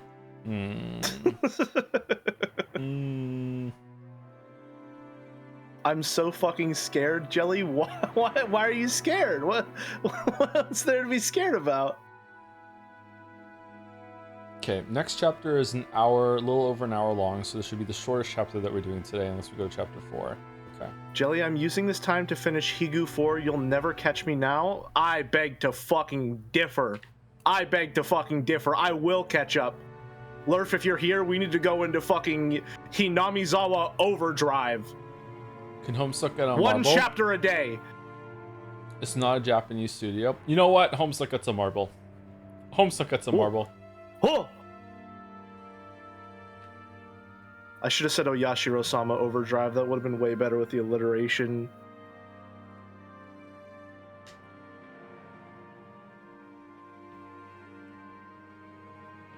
Why would you put this seal on yourself? Only for the animated show they're doing. Only for the animated show. What if it wins? The Weebs will be so mad. It's great. The Weebs will probably be satiated, I imagine. Homestuck is... I hesitate to call it Weeb adjacent, because it's more like the middle part of a Venn diagram.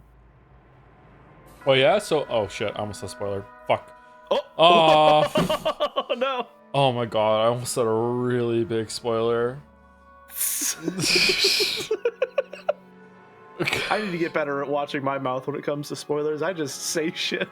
For Sekimeya, I almost said a really big spoiler for Sekimeya.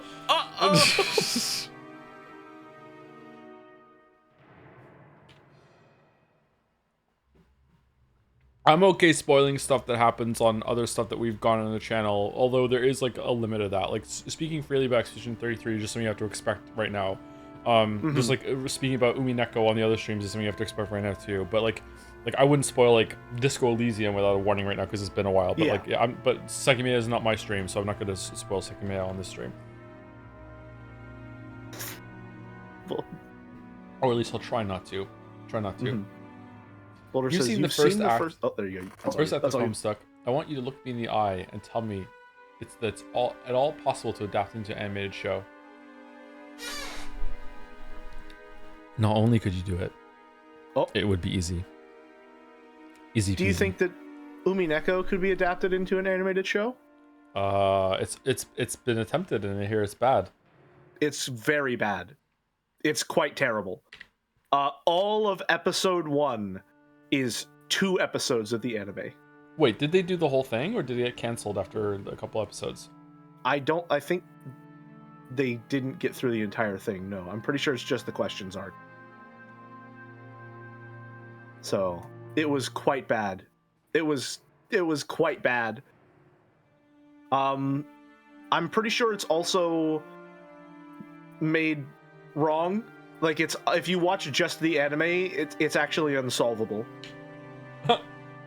Because Shannon and Canon are in the same place at the same time in scenes with Bandle. Where's the goat that has only seen the anime? In the anime, I figured out the solution. Oh no, we can't fight this. Oh no. I'm drinking a protein smoothie. Sorry, chap. I'm almost done. All right, let's continue though. They skip the loser flags battle, right? They skip what are those boobs, and they skip the battler groping Crash Out. If I had watched the anime, I would not give a single shit about any of these characters at all. They have no flavor at all. What are these boobs Also, is integral to the experience. It is. That's what you're mad about? Yeah, because that one scene gave me very strong indication that Bandle was a much more interesting, layered character than I expected, and that's why I got invested. It's actually extremely important to the text. I cannot stress this enough.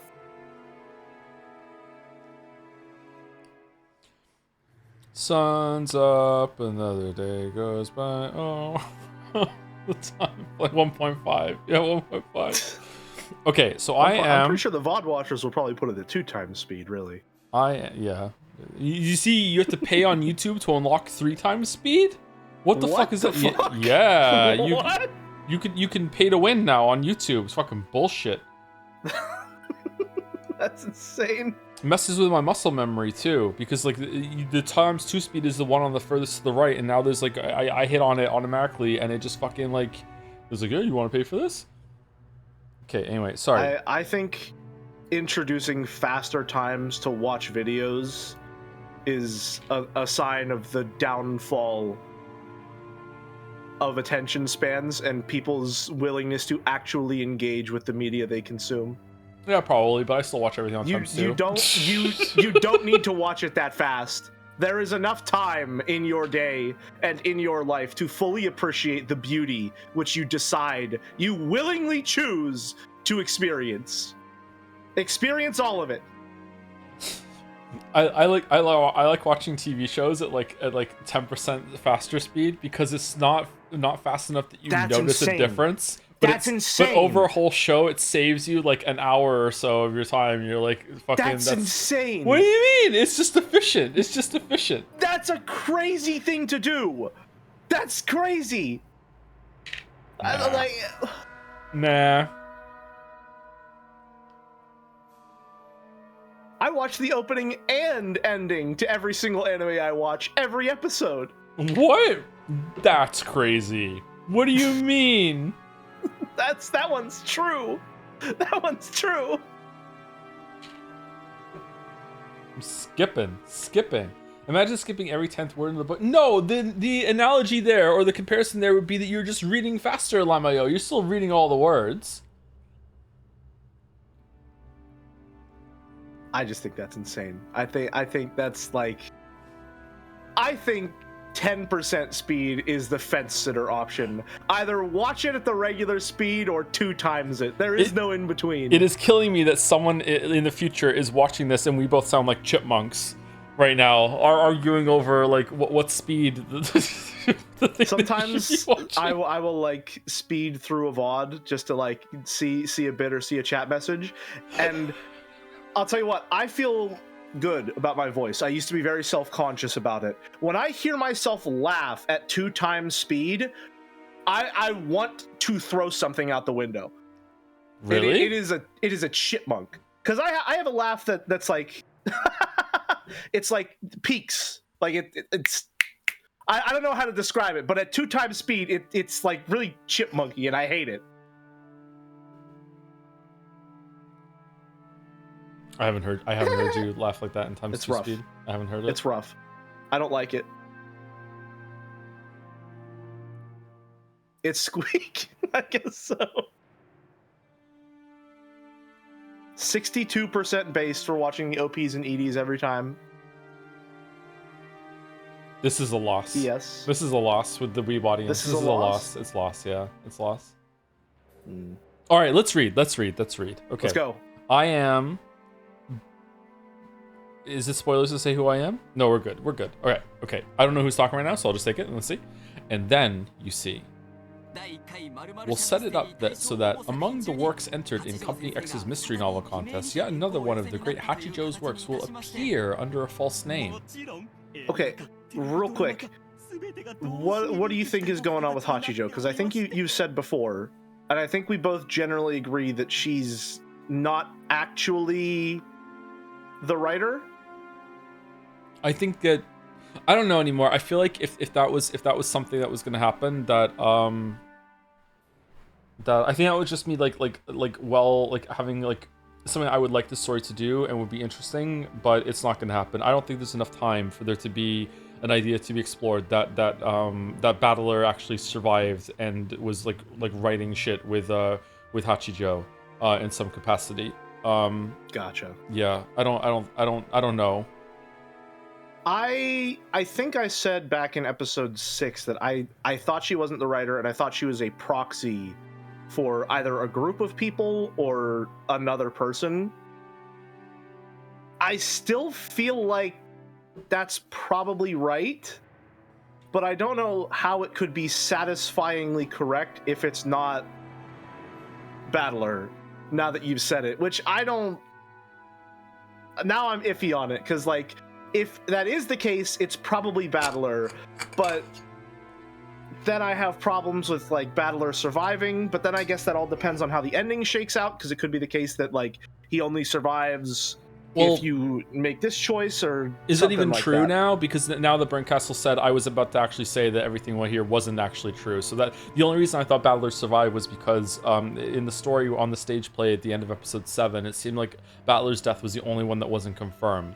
So, but now it's like it's possible that Battler did die in the real truth. I still even know sure if Battler was if Brinkcastle was just fucking with Angie there. To be honest, that felt like the authentic thing that actually did happen on the island to me.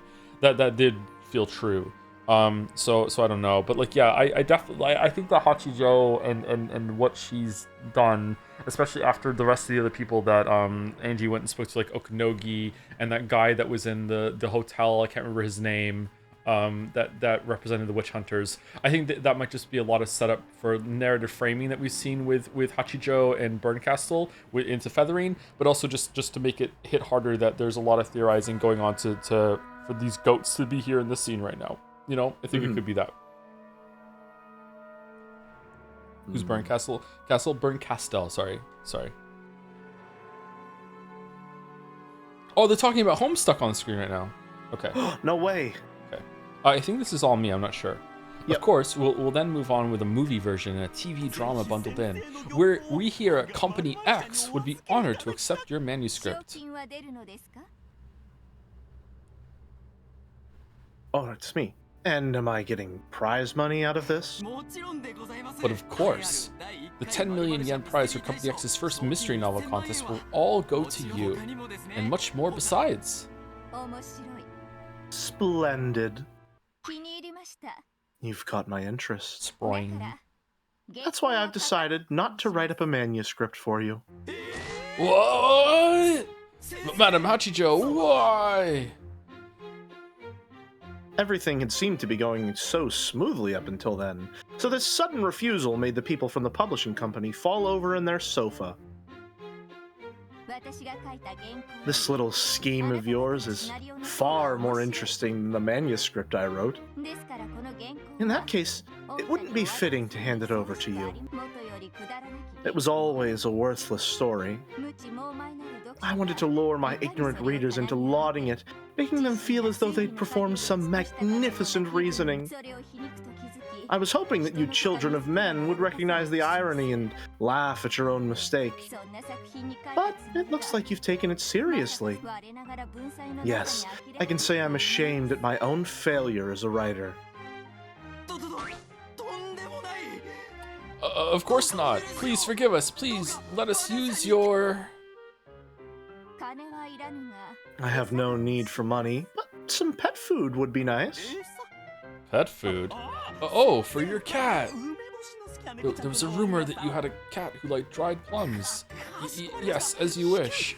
Fucking, this is the most fantastical thing in the whole entire story so far, is pure Ryukishi fantasy, that the company would be begging a writer for anything at all, and would, like, the writer would have any amount of pull or like bargaining at all, like you can't. Quickly, let's have a high quality assortment of dried plums brought in here. She only eats the ones that are packaged separately, at 200 yen a piece. Oh, and some peaches, 20 euros each while you're at it. At this rate, she'll die of high blood pressure. She snacks on kimchi and spicy miso all the time, too. Really, there must be something wrong with that cat's tongue. Meep. The cat meowed an objection from where it lay atop the bookshelf. Alright, fuck you, Ryukishi. Fuck you, fuck you, fuck you, fuck you. How could you? I cannot give you this manuscript, but why don't you write up a new one for your company's contest? However, Shikashi, I won't write it under my name. It's estimated that thousands of manuscripts will be sent in for your contest. If you manage to pick mine out from the pack, and if you also find it deserving of the prize, then I would be happy to continue our discussion just now. How does that sound? Ha ha! Just the honor of receiving your manuscript is more than enough. You people truly are amusing, fawning and cringing all the time. But I've grown weary of this for today. Leave now. Meeting with children of men can be so tiring.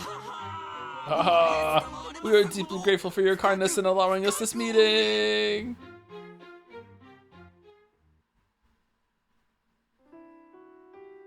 A servant guided the people from the publishing company to the door. In the study that was now finally quiet, Hachijo Toya let out a sigh, slumped down on the sofa, and gazed at the ceiling. It is tiring, but the stimulation of talking with a child of man isn't such a bad thing in small doses. This is how Silent Hill F was proposed. I think that's Burns' voice. So I think that's you. Okay. It's good for you to talk to people every now and then. You'll go senile if you stay shut in all the time. The black cat leapt from the bookshelf and landed softly on the carpet. Then its form silently twisted and became that of Berncastel. Berncastel. Indeed. They certainly can be entertaining. Inviting them over now and then may go a long way towards alleviating my boredom. I have something fun to tell you. So you started reading Higurashi on April Fool's Day as a bit, so you know that it starts with a poem that is by an author called Frederica Berncastel. Mm-hmm. I thought that was a real person.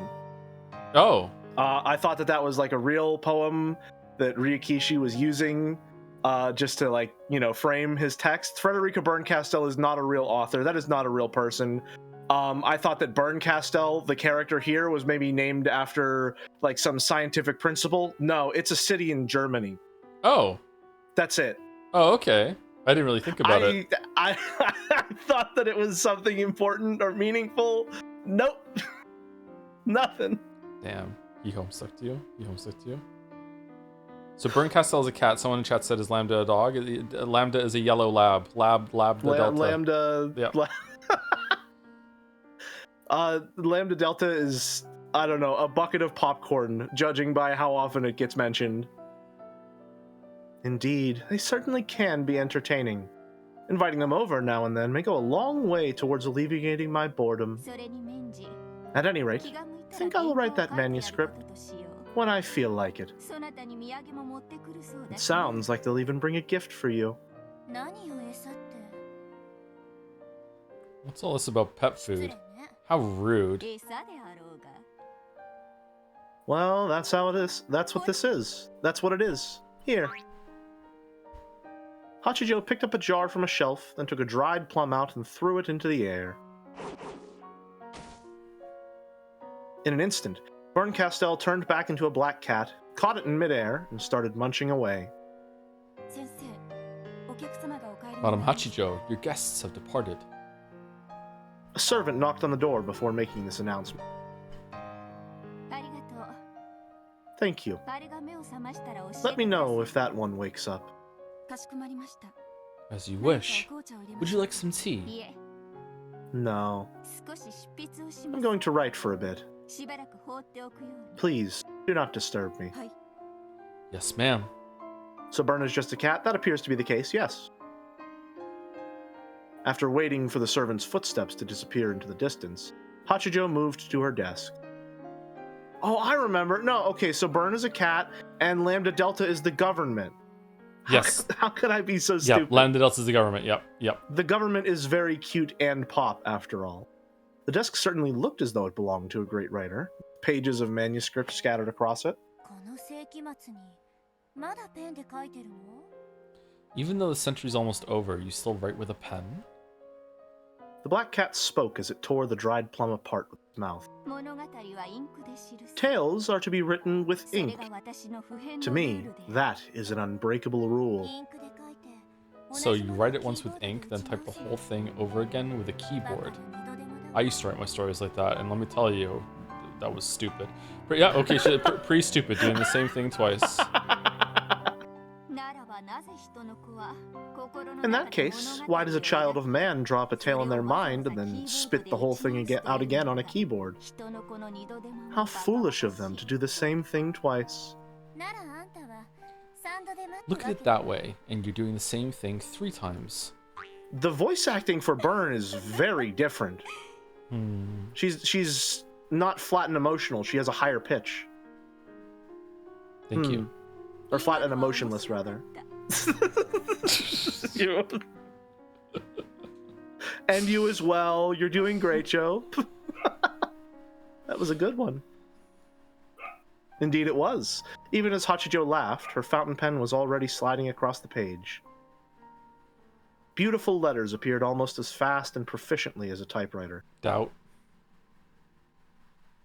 Only humans called her creations manuscript. With her fountain pen and writing paper, she was creating a world. As she did, the hands of the clock would spin around like a top.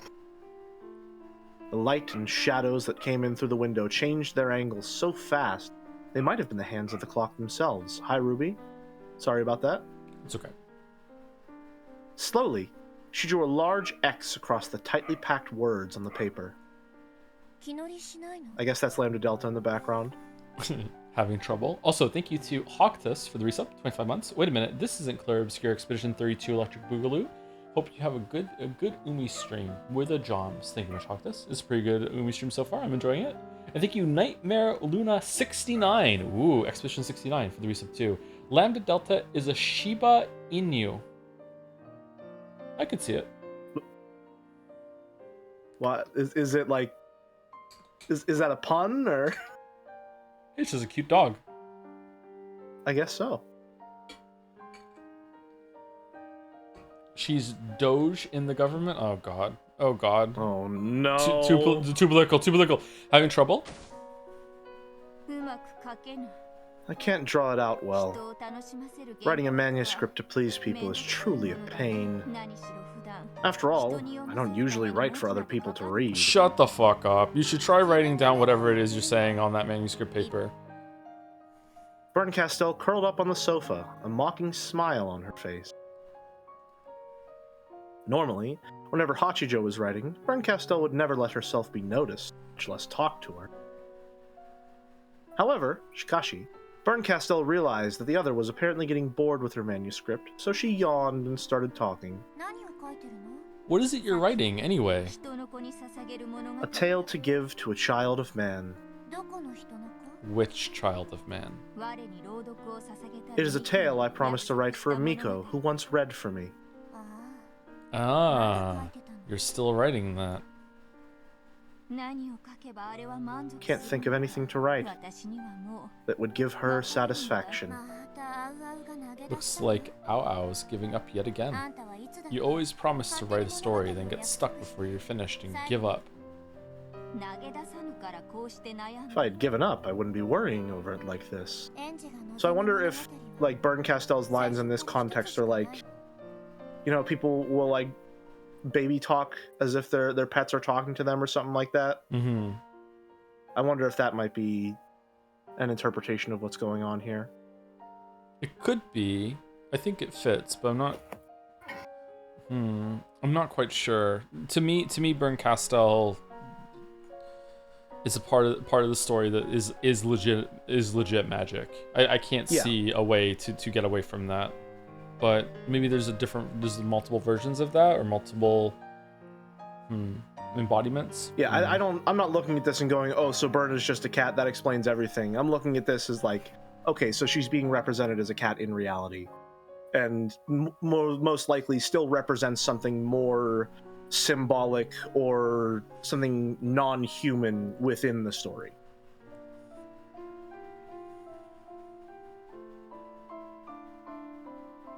Yeah, it's unclear to me if Berncastel or Berncastel is even in this scene, or if like Hachijo is just projecting a Berncastel onto the cat. Yeah. Cats eat dried plums? That's what you're hung up on? I'm actually hung up on that too. Can cats eat dried plums? Only if they find them on a bush somewhere. Makes sense. Makes sense. There's only one tale that Angie's wanted from the beginning. The tale of the single truth. Angie said she wants to know what happened that day. No matter how many tales you write distorting the truth, she'll never be satisfied. And yet, I do think my tales are far more interesting than the single truth. Angie doesn't want to read an interesting tale. I promised that child of man I would write a tale for her sake. Sake, sorry. So I'm writing a tale to please her. No matter how interesting or uninteresting it is, everything you write is an illusion. Angie doesn't want any of that. Haven't you figured that out yet? The Book of the Single Truth was written by Ushiromiya Eva. Hidden amongst the pile of writing paper was Eva's diary. Furthermore, the one who wrote this passed away without revealing it to anyone. Being the humble writer that I am, I would like to respect that. This is a crazy diary for someone to have in reality. Yeah. With the big ass lock and key on it. Like, my god. Don't make me laugh. Is this coming from the person who entertains herself by taking a tale and tearing out its guts? The truth is uninteresting. This world is imperfect. Is that your opinion after tearing apart the guts of so many tales? You might as well say that. With a self-mocking laugh, Hachijo set down her fountain pen. I certainly have aged. The first thing age taught me was that not knowing is more precious than knowing. What? That definitely sounds like something an old person would say, but I'll bite. What do you mean? Knowing and not knowing. These two things have a one-way relationship. True. It's possible to switch from not knowing to knowing, but you can't do it the other way around. Oh, I forget things all the time. What the fuck are you talking about? When I realized that, I saw the noble purity resembling virginity that exists in not knowing. Alright, strapping in. In my attempts to escape boredom, I've torn apart and eaten the guts of as many games and tales as there are stars in the sky. But always, my relief from boredom is short-lived. It's also fleeting that I've started to ignore each tale as an individual story. That's right. If you eat a cat, then you only get to enjoy it for one night. But if you let it live, it might start calling you names and getting sarcastic. Indeed. Even the annoying way they break into your sweets cupboard or sneak into your bed can be part of their charm. Hachijo looked around at the books covering every square inch of the room, then softly petted the cat's back. I might have been able to enjoy a single tale much longer and much more deeply. As I've eaten my way through countless tales to escape boredom, I haven't really been eating them. I've just been killing them. And, in the end, they'll kill me back. Hachijo laughed with self-derision. Even in Beato's game, you try to tear the guts out. I just wanted to check my answers. I did try to do it in a way that respected Beatrice, the weaver of this tale. Yeah. I think it was pretty well read, all done so that people who didn't understand wouldn't figure it out. Okay, this does speak to me because I haven't gone back and actually like 100% mapped out how all the mysteries went down in episodes 1, 2, 3, and 4. And part of me does want to do that, but it speaks to me in the sense that once I do that, I can never go back to wondering about it ever again. There's something kind of lost in that. It's similar in the same that there's been a couple times, I'm feeling a little bit with Umineko too, actually. There's been a couple times in my life where I actually don't want to get to the end because then it's over forever. It's if you don't read the last page, that last page could be anything. Anything could happen on that last page. So because you don't know the last page, like there's no final thought on or period on the experience that they can just continue living in all realities or all possible futures for forever on that last page. So yeah, what she's saying is speaking to me a bit, yeah. I think it was pretty well read, all done so that people who didn't understand wouldn't figure it out. Will it make for a better tale if Angie learns the truth, or if she doesn't? To be honest, I don't know anymore. So, fully aware that you'll scorn me for it, I decided to stop writing the rest of this tale. What do you mean? I won't write it. I will merely record it. The tale that Ushiromiya Angie weaves herself. So, you're going to do that sort of thing again. I'm going to write a choose-your-own-adventure book. After growing tired of 1,000 years of life, I've decided that choosing not to know the truth is the more noble path. However, Shikashi, I now see that it isn't fair to force my opinion on Angie, who hasn't lived even 100 years. So, going to leave it in Angie's care? Yes. I will silently record it as it plays out. If you're leaving it to Angie, then the rest of this tale is pretty much set in stone, right? So it would seem. Let it be so. After all, in the end, a tale that a child of man weaves for herself will be far more fun than any story I could create. In that case, why don't you lend a hand in Angie's tale? You've already given yourself a role in it, haven't you? So, is it my role that brings this tale to its conclusion? Come on, that's no way for someone in Beato's game to talk. It's your job to tear the guts out of the catbox.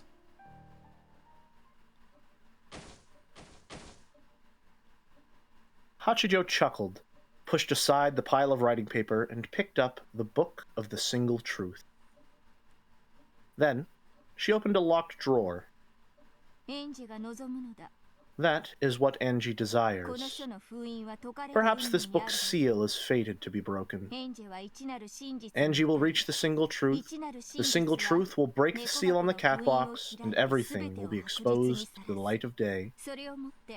And so, all those countless message bottles and fragments made up of delightful imaginings, which have been scattered across the ocean of the internet, will fade away like foam on the sea.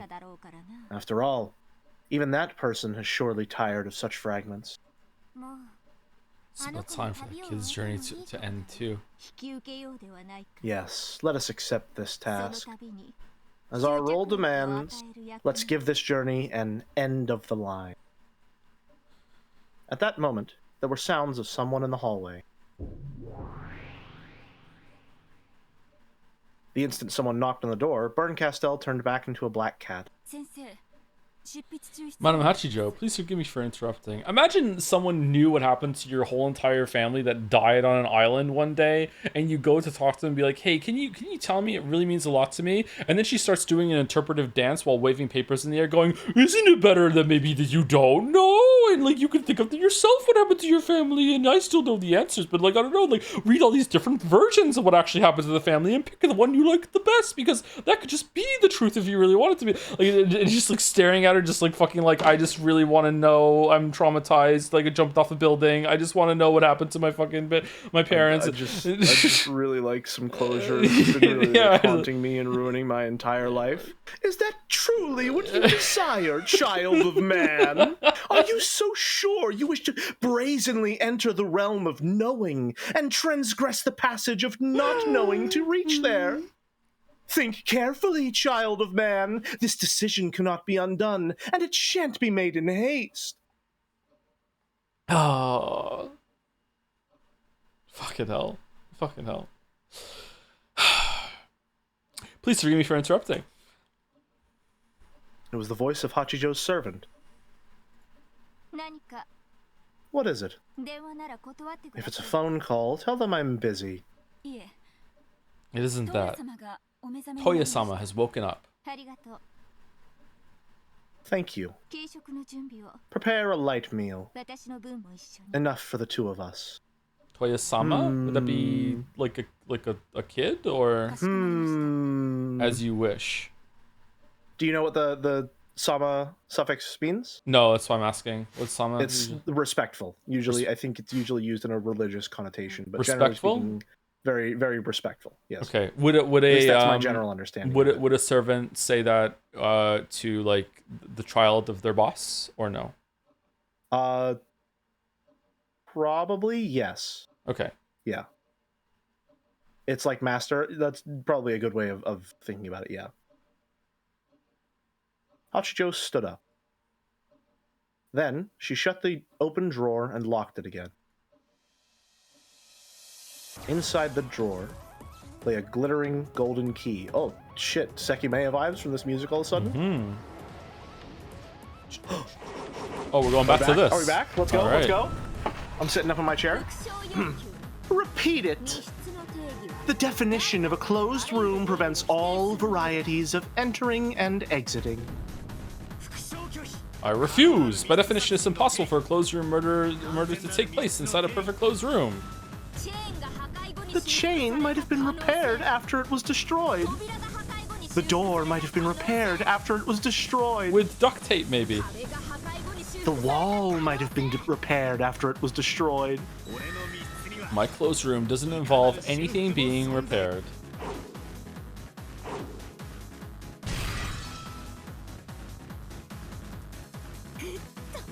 Good though. This really is getting fun, Battler-san. Sorry, but I don't have time to play with you right now. I'm sorry too, but as a fellow Witch of Truth, I can't let you get in Angie-san's way. Gonna think of it, you're a Witch of Truth too, aren't you? I guess that makes you a sort of mentor to Angie. The single truth. It is the supreme, the ultimate. Only a Witch of Truth can break down all barriers that stand between her and that truth. Is this single truth of yours really so important? There are lots of things in this world that aren't worth knowing. How important is 1986 to Angie really? It isn't important at all. It has defined her entire life. Dude is just deciding what is or what isn't important for his little sister? Like, you're probably right. No matter what happened or didn't happen in 1986, it won't change anything for the Angie living in 1998. There's no point in learning that truth. However, Shikashi, there is just one thing that will change. what's that? How she lives. Erika transformed her reasoning into a scythe's blade and lashed out at Battler over and over. Battler also created a blade from his reasoning and attacked Erika over and over. In the middle of all of this, he questioned Erika, the girl who, like Angie, called herself a Witch of Truth. Just what is the point of exposing the truth? You're right. Knowing often changes how a person lives her life.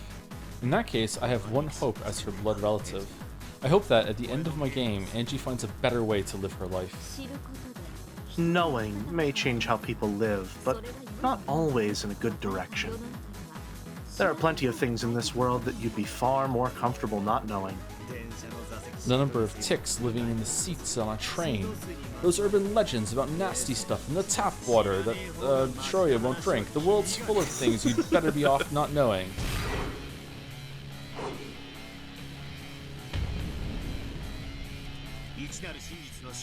The book of the single truth probably can teach Angie what happened on this island. But what's the point of her knowing that? It will just increase the sadness she's felt for 12 years. How many more years will it take for her to find happiness as an ordinary girl? How many years will it take for her wounds to be healed? Angie's desire to find the truth is hurting her, regardless of what the truth actually is. Though her deep wounds were slow to heal, they did begin to do so during those 12 years. However, Angie kept picking at the scabs. In her search for the truth, she tore at those wounds herself, opening them up once more. It's time for Angie to be free of the sadness of 1986. That's what all of us Ushiramiyas pray for. Who cares about that? The truth is everything. The truth is justice. It's It's a disease everyone gets at least once, usually in middle school. They just love to find out all those things adults are hiding. Don't you think it's fun to expose things like that? Yeah, totally. Reading dirty books wouldn't be nearly so fun if you didn't have to do it in secret.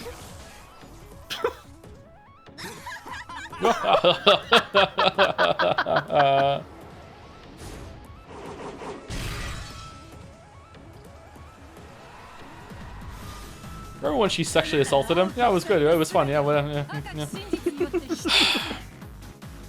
I deny all your blue wedges with the red truth. None of those methods you suggest could defeat my closed room.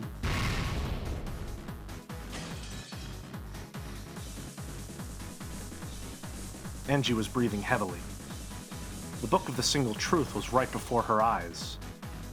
If she could just defeat Beato, she'd be able to take the book to Berncastel, and then she could read what was inside. Even though the truth of the final family conference on October 4th and 5th of 1986 was right there, the Golden Witch stood in her way. Her anger and hatred spun around inside her head, wiping out the composure necessary to theory make. Angie shook her head several times, clearing away everything that got in the way of calming her mind. However, Kashi, no matter how many times she thought it through, the closed room sealing her in the chapel was perfect. Angie wasn't particularly familiar with the mystery genre. However, Kashi, she knew all about all the fragments containing Beato's games so far. We're getting more howevers than yeah, we're getting a lot. Yeah. We're getting a lot. I'm telling you, the Sumari conglomerate is really trying to shy away from acknowledging the growing strength of the Shikashi Syndicate. All right, don't believe their lies. Her knowledge was shallow, but it should have been enough. It should still have been enough to give her a good foothold.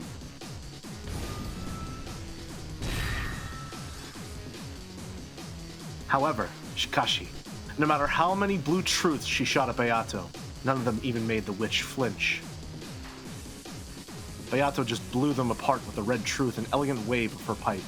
Says the guy who upstarted both syndicates, listen, we don't need to look at the man behind the curtain, let's just enjoy the pretty lights. It's about time you gave up. I don't even view this as a game between the two of us.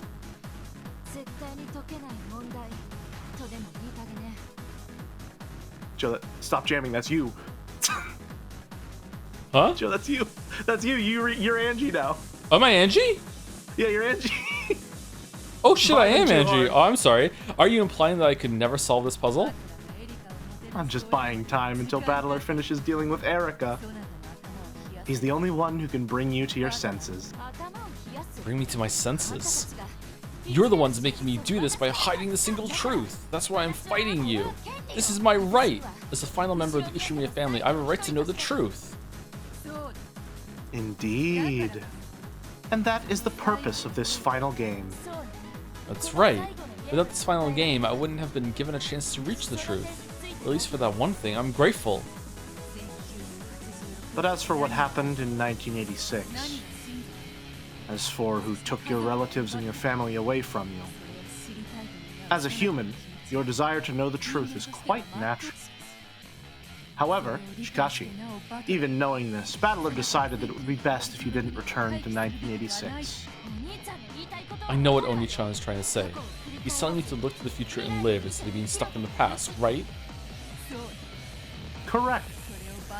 Bandle wanted to use this final game to show you that. Oh my god, there was another chessboard underneath it. In that case, there's no need to keep waiting for my answer. The answer is no, Golden Witch. I died back in 1986. I've wandered about like a ghost for 12 years since then, and when Aunt Ava died, I lost my only reason to stick around on this earth as a ghost. That's why I decided to do one last thing before ending my life. Oh shit, okay, alright. It is text now. And that thing is learning the truth of 1986? Yeah. Got a problem with that? Of course I do, you foolish girl! So, if you do reach the truth, you'll die. In that case, I can't let you have it.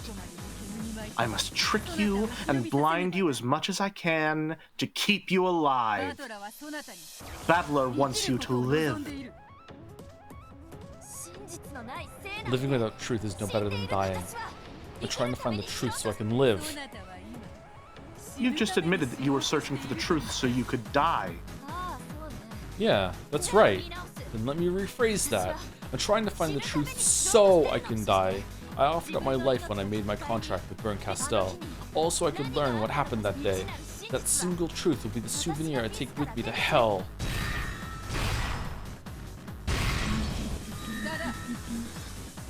It's useless. You cannot break this closed room. This closed room is perfect. And yet, I will kill you in this closed room. She had tried every theory, idea, and every bit of nonsense she could think of. Sorry about that. She could think of. However, Shikashi, none of it had any effect on Beato. Powerless and infuriated, with the book of the single truth right before her eyes, Angie bit her lower lip. At first, this was supposed to be a game in which you were given a key that would let you decide your future. Liar. You want to hide the truth in this chapel, and if you choose a door that leads to some optimistic future. That's not a choice, you're trying to decide for me. Parents have the right to prevent their children from making unsuitable choices. I'm not a kid. I'm an 18-year-old woman who can think and act for herself. Fool! You're just a 6-year-old girl who can't think of anything except the past. And whose fault is that? Because of you, I've been stuck as a 6-year-old this whole time. Now it's time for me to tear apart your illusion covering the truth. Yes, now I think about it, it's not this chapel that you've locked me inside. Since that day in 1986, for all these years, you've had me locked away in a closed room where I'm all alone and where no one will tell me the truth. And now, I'll tear your closed room apart with my own hands. Yeah, it's useless. It's all useless. I know the trick to your perfect closed room. Repeat it. You murdered me immediately after shutting me into this closed room. I refuse. Of course. You've been killing me for 18 years. Thanks, Beatrice. If you hadn't reminded me, I wouldn't have figured out the trick. Angie, you're young. You have a long future ahead of you. In fact, you are the Golden Witch who lives in the future, are you not? Then live on in the future. Just how much are past truths really worth? Don't they pale in comparison to the truth of the future? The truth you'll create yourself? My life is trash. My whole family died, leaving just me behind. That's why I'm going back to them once I've gotten my single truth. If you learn the truth, you'll just have to accept your family's deaths. Haven't you ever thought about living on, hoping that by some miracle one of them might have survived, and that someday you might get a chance to see them again? I'm not worried about that. Even the Witch of Miracles couldn't find a fragment like that. In the Great Rekenjima explosion, almost none of the family's remains were recovered. Some days, I hope that this might be a sign that they escaped the explosion and survived. It gave me the strength to live on. However, that hope wasn't strong enough to support me for 12 long years. So even though I want to know the truth, I unconsciously averted my eyes. I felt that learning my family... Oh, the weird line is back! I felt that learning of my family's death to certain would force me to deny any possibility of someone miraculously surviving. But I'm tired of living on and on with nothing but that impossible hope of a miracle to keep me going. That's why I decided to accept my family's deaths. I decided to accept the truth no matter what it is. That's why I became a Witch of Truth. How foolish. To be blinded by the truth of the past and unable to see one's own future. Forgive me, Battler. I was not strong enough to guide your sister properly. A blazing blue wedge appeared in Angie's hand. It was long, thick, and shaped like a spear. This is the end, which in 1986. This closed room is perfect. Therefore, I can't get out, and you can't lay a finger on me from the outside. However, you locked me into this room, So we can say you killed me with this simple trick. You shut me in this perfect closed room and made me starve to death.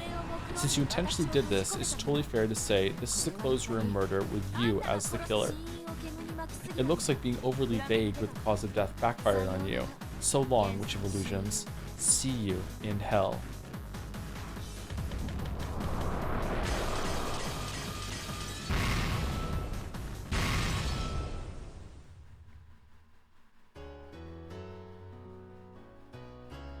With the stained glass window behind her, Beato spread her arms and let the spear of the blue truth pierce her.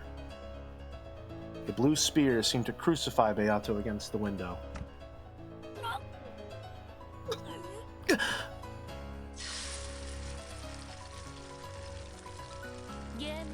Game set.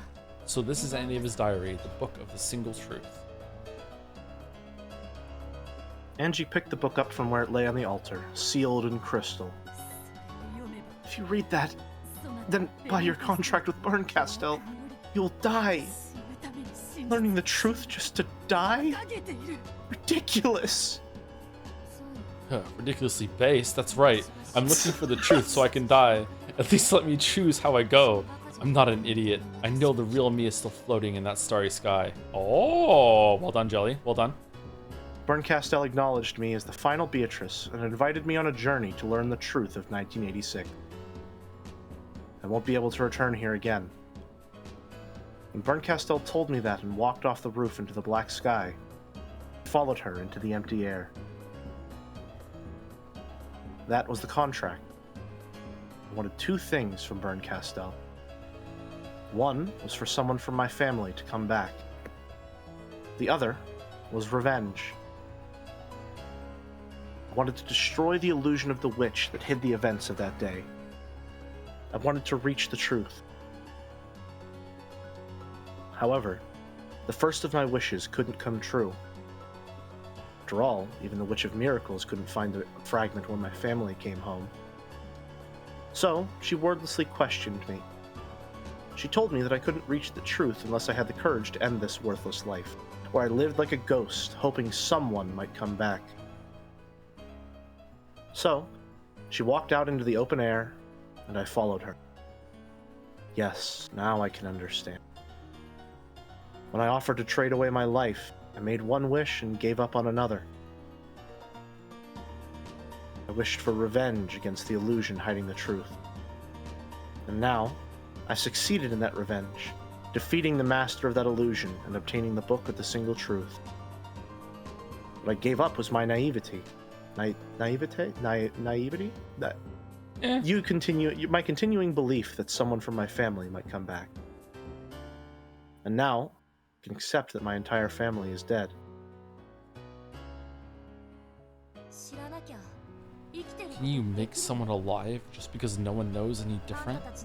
These catboxes you talk about are just naive delusions. The idea that a corpse can live as long as you keep it hidden, but even if you hide a corpse, it's still dead. Do you really think you can heal my wounds by saying they'll always be watching over me from the clouds like some kind of fairy tale? I'm Angie, Beatrice, a witch of truth. I'll free myself from that life as a ghost, waiting for a miracle that'll never happen. I'll end my life as a noble martyr who's reached the truth. Didn't you once come to understand the power of magic through Maria's grimoire? Yeah, I understood it, and then I despaired when I realized how powerless it was. And that's what Oni-chan is trying to force me to use now, isn't it? If I use magic, then my family will always be by my side. Don't take me for a fool. You think that kind of magic, an illusion, a daydream can heal those 12 years? And how am I supposed to go on for decades and decades into the future? Someone come back to me, someone! But no one's coming back. So at least tell me what happened that day. Berncastel said she'd tell me. My master, I have the book of the single truth. My master? Wow. I'll take it back to you, so give me the truth. For so long, I've been prepared to throw away my naive hopes of a miracle. Now, tell me the truth of that day. Erica has been Angie the whole time? Seems like it. Oh, shit. No! No! No, no, I would be really upset if Erica and Angie are the same person the whole time. No. They're definitely parallels of one another, that's for sure. They have a lot of similarities, yeah. A blinding light poured out of the chapel. Actually, real quick, while we do have a little moment, there is something that I've been thinking about with Angie that I don't know if I've voiced on stream. Sure. Do you, or I guess it's less of a question, more just an observation. One of the things that she's really, really fixated on is specifically Ava being the culprit, Ava being the one responsible for all of it, and Ava essentially being evil. So, do you know or think you have an idea of why that's the case? Probably because Ava's the one that has known what's happened and has been keeping the truth away from her, so she's villainized her in her head because she's like, you have access to the truth and you won't give it to me. What would it mean if Angie was wrong and Ava wasn't the culprit and she was just another victim of what happened? I mean, that is probably what happened, right? Well, I don't know if episode 7 we can take that as true, but that probably is the case. What would that mean for Angie? I'm not sure. I'm asking you, what do you think that would mean for Angie? Yeah, I don't know. For me, I'm seeing that as she wished more than anything that someone from her family survived, someone who would understand the pain that she was going through, and someone who would be able to help her find a reason for living. And if Ava isn't evil, if she was just another victim, just like Angie, and Ava, like the rest of the world, or Angie, like the rest of the world, pushed Ava away and blamed her for everything until her death, that would mean that she had what she wanted all along and threw it away herself. Yeah, I had that thought in the scene that we just read where he said, I want someone to come back. It's like, well, Ava came back, but that's not good enough for her. Yeah. So for Angie, it has to be Ava. She's not trying to find the single truth just to know what happened. She's trying to find the single truth so that she hasn't made an unbelievable mistake that she could never atone for. Okay, that's an interesting version. My interpretation or my view of that was that she's not interested in seeing the truth anymore. She actually does want to stay miserable, and she wants to wallow in it and stay in that part. But to reframe it as she wants to know a truth that makes Ava a bad person, so she doesn't have to like reconcile the fact that she did have what she wanted, but she ignored it. That's more interesting, actually. That's pretty good. Stuff like that is why I really, really like everything to do with Angie. It's a very interesting relationship that she and Erica have with the truth. It is something that I've thought about a lot in my life as well. This idea that there can be complete mysteries in your life, and there can be a point where you will have all the answers you need, but you can still ask questions, and doing so will only hurt you. That's something that I've thought about a lot in my life. So I'm really, really invested in those two for that reason. Someone chat says, but Ava did abuse her. I don't know if that's true or not right now. I don't know where that comes from. I don't know. Like, yeah. I need to go back and see that, because like the Ava that we saw in not last stream, and how she's interacting with Angie and all the interactions we have does not like match at all with Ava on her deathbed saying like I would sell you into slavery if I could or whatever. I don't. Where the fuck does that come from? Like, yeah. I don't understand that. And even then, like, you know, if she was still abused, like, again, that's not saying like, oh, Ava didn't do anything wrong. Like, she's not bad for that. She didn't do anything evil whatsoever. Like, Angie would still be justified in hating her. It would just still be very tragic that she did have what she was looking for. And she had a large part in throwing it away. You know, there's still, the tragedy can be from both directions. Where were we? It seeped from the windows and the cracks on the floor, even reaching as far as Bandle and Erica's eyes. Sorry, before we do that, thank you slowly FG for the resub. 9 months. Having this stream in the background and not having watched a single Umineko stream in the past. Sorry, don't do that. Don't do that. Sorry, Joe. Gives the impression that you are having an intense goat-based trip. Yes. entertaining though, so keep it up. You shouldn't like, no spoilers, no. No. Master Pink says, I really liked Erica's whole thing of, but you still haven't proved that my I love you is false story with Dalinar. That is exactly what made me realize how much I loved Erica. That story in particular really resonated with me. It is why she is my favorite character. That was actually probably the best writing in the whole entire VN. Like it is fucking amazing. I have never in my life, in anything I've experienced, seen that perspective realized so effectively. Seen the like pain that comes from a mystery like that, a personal mystery that truly cannot have an answer. What perspective I was right? The scene where Dalinar and Erica are having a talk, and Dalinar is role playing as Erica's like ex-boyfriend, I guess, and Erica is like created a case that the boyfriend is cheating on her. When I say it's the best writing in the VN, I don't mean in terms of like the concept of what if exploring like that. I'm talking about just straight up prose, like how that was written and presented is like on a whole other level than almost everything else in the VN. Like I'm guessing that came as like in a flash of inspiration, and Ryukishi wrote that very quickly. Like yeah, it's the best bit of writing in the whole entire thing. Yeah, I really love that scene. Again, that is why Erica is my favorite character. If anyone is genuinely wondering, that is it. That scene alone. It seeped from the windows and the cracks in the door, even reaching as far as Bandle's and Erica's eyes.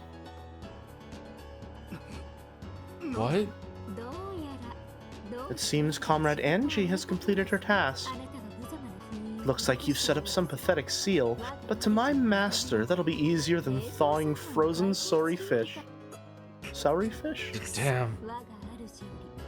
Master said I could play with you until Angie finished her task. I've had enough fun from this reunion, so I think it's time for me to leave. But wait, the locked room. Erica gave an elegant curtsy. Oh, thank you, Omega Green XY for the resub 2. This is almost as good as Yeek. Oh my god. Okay, alright. Thank you very much. Thank you. Why did you talk Angie into looking for the single truth? Your master must know. That truth doesn't mean anything to Angie. Yes. All truths in this world are meaningless. In the end, meaning comes from the mind of each individual human. Even when there is a single truth, it can mean different things to different people. The truth has no meaning in itself. There's just one reason why I'm still stuck on the truth despite it all. Because you're the detective. Good though. But Angie-san isn't a detective. To her, the truth itself is the finish line. A way to mark the end of her unhappy life.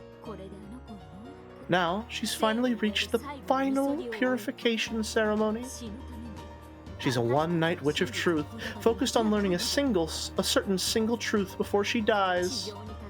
A temporary witch for the short time until she slams against the ground. Won't let Angie die. No matter how tough it gets, she has to live. That's the only thing all of us want. If she lives, all sorts of magic and miracles would be possible.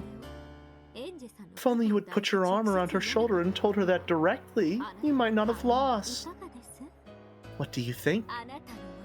Just by hearing you howl, this level of reasoning is possible for Furuto Erica. Live, Angie! What do you think, everyone? He yelled towards the chapel, but Angie probably wasn't even there anymore. Battler's yell was swallowed by the empty, pitch-black sky and the sea of rampaging goats. Oh yeah, the goats. Yeah, the goats are there too. Comrade Ava, our mission is complete. Let's withdraw. Oh, are we done already? And I was just about to tear the island apart with my own Ava culprit theory. Ava appeared in midair and cackled. I'm sorry, Battler-kun. that I wasn't strong enough. For 12 years, I protected that kid in my own way.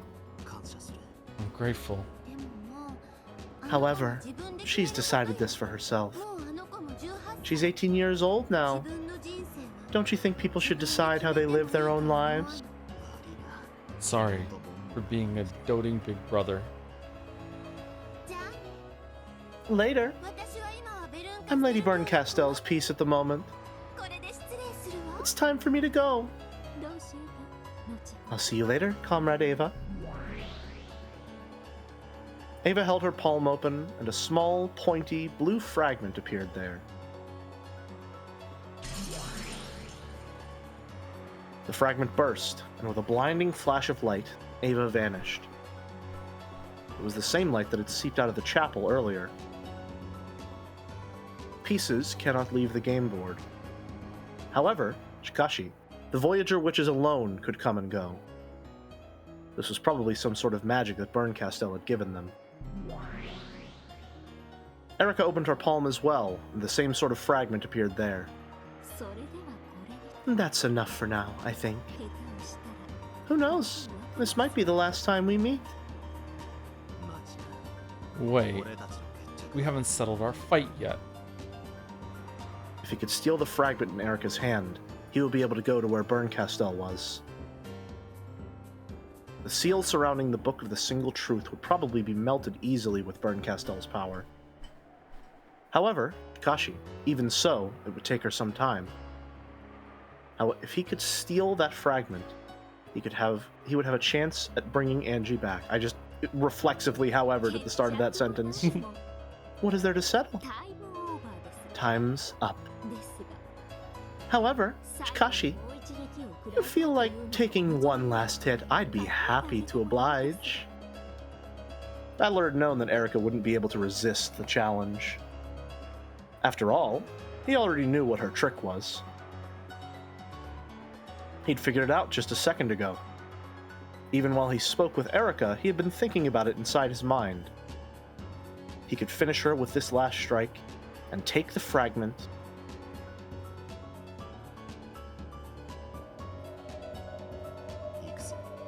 Let's go, Erica.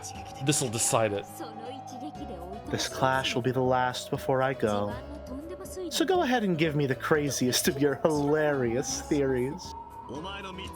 Your closed room definition stated that the walls, windows, floors, ceiling, and chain were all unbeatable. However, there was one possibility that I didn't check because it was too ridiculous. And that was whether or not the chain could be set from the outside. Really? Blue truth. This is the answer to your closed room. The length of the chain. The chain for your closed room was extra long, so it was possible to be set and be unset from the outside the room. What a ridiculous answer. However, Shikashi, if you blindly assume that a lock made by an unbreakable chain makes a closed room unbeatable, then this truly would be a perfect closed room.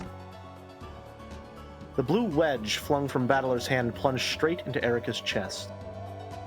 As she winced in pain, her hand shook, and the fragment she held flew into the air.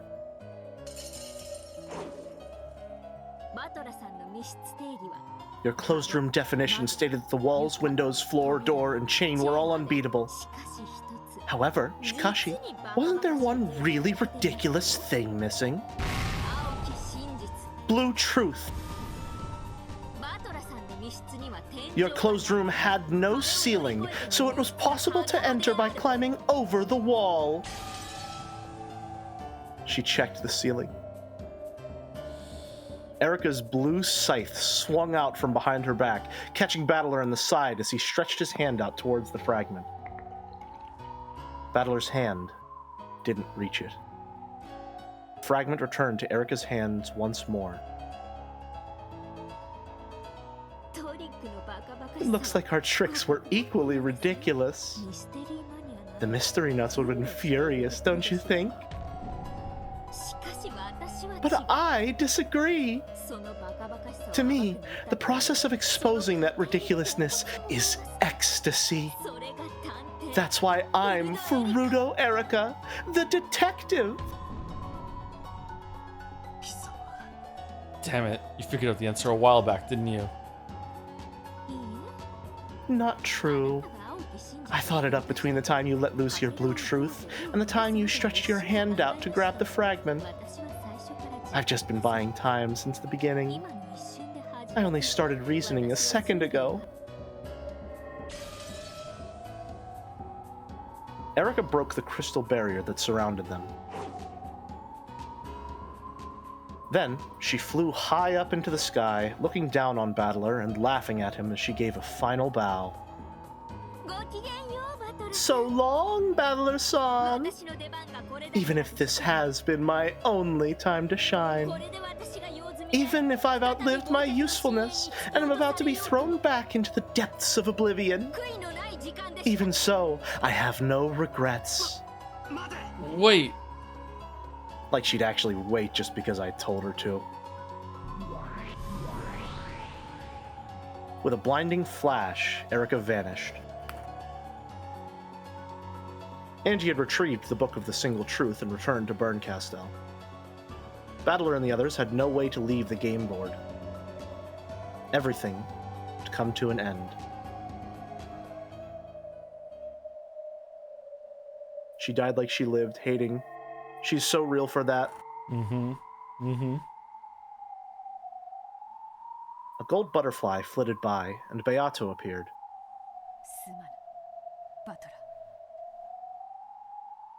My apologies, Bandle. I let Angie get away. Oh, posture change, posture change. Yep, posture check. Everyone shift. Squeaky chair, squeaky life. To Jonah for the new sub as well. Thank you much, Jonah. A rogue new sub in the middle of this. Thank you, Jonah. And some water, quick water break because we've been at it for a hot minute. That's a good idea, actually. I have some water.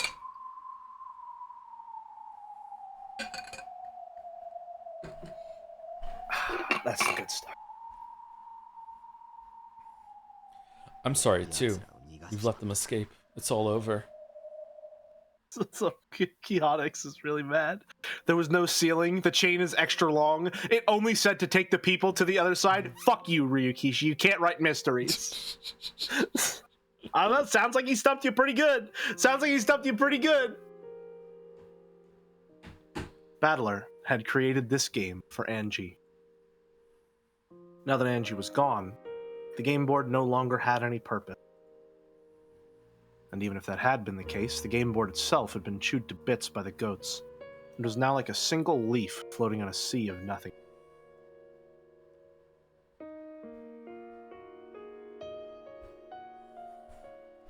Thanks to Gertrude and Cornelia's seals, the mansion was protected from the second floor up.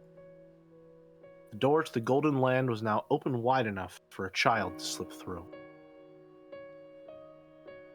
The smaller people, like Maria and Sakutaro, went through it.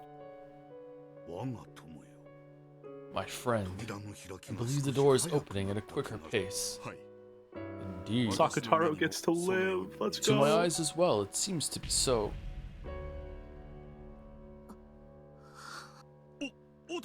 Father, is the door open yet? It looks like they're about to break in through the windows. Grouse-sama, there is no need for you to fear. An Eisern Jungfrau barrier is not so easily broken. Very soon, it will be big enough for adults to go through too. Don't worry, we'll make it in time. But there's knocking and banging everywhere, and... Stay calm and wait. After all, there's nothing else we can do. Even the outer walls of the mansion were covered with goats. And they were plunging their fangs and fists into the wall and windows, trying to crush them. So, anyone watching the goats stuck to all the windows in the hallway. I thought we were going to get a reuse of the Rudolph animation, but with a goat this time, coming up to the window. Smashing their thick arms against the windows, couldn't help but be terrified, even if they knew about the barrier. However, Kashi, anyone watching the group of goats gathered at the top of the big staircase on the other side of the barrier would probably feel a different emotion. Rather than terror, it was a sad, empty sort of emotion. The barrier was drawn across the landing at the top of the hall's great staircase. Beyond that barrier, everything had already been eaten away.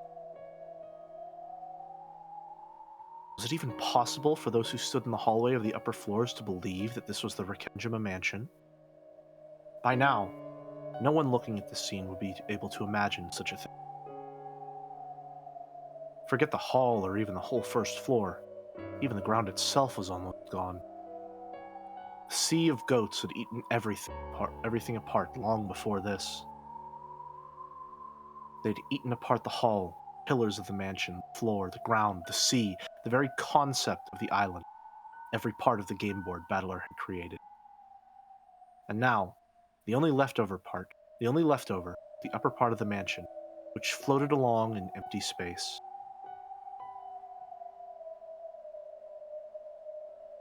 I mean, I can still see some trees through the window. How pitiful.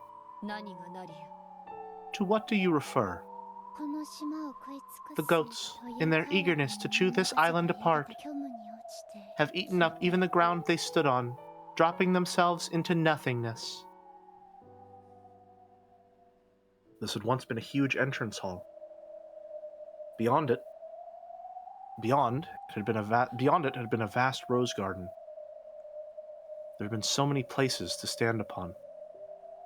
However, Chikashi, now holes had been dug everywhere, and nearly everything outside the mansion was completely gone. This feels like a very poignant commentary on essentially what has happened to this mansion over the course of Umineko.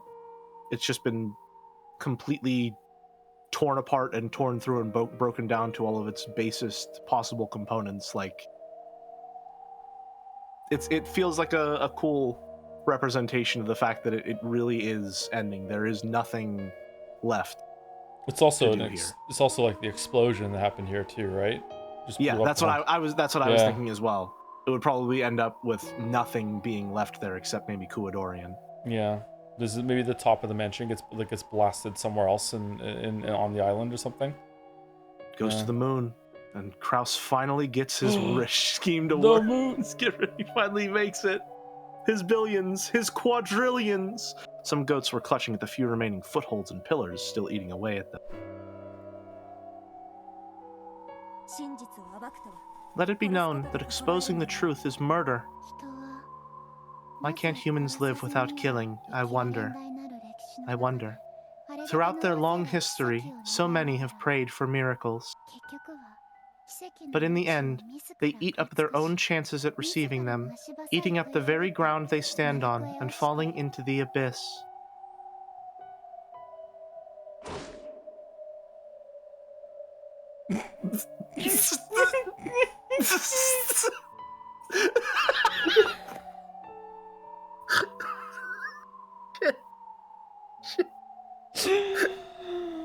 Alright, I'm stable.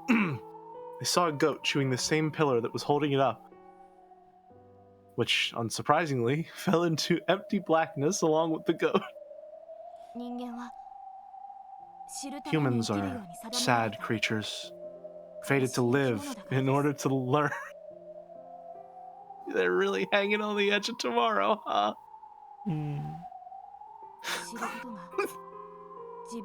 If learning means eating away at the same hopes and dreams that keep you alive. Hopes and dreams, huh? That would mean humans are born just so they can die. Taught we have to live. However, Shikashi, almost everything that we accomplish in life ends up killing us.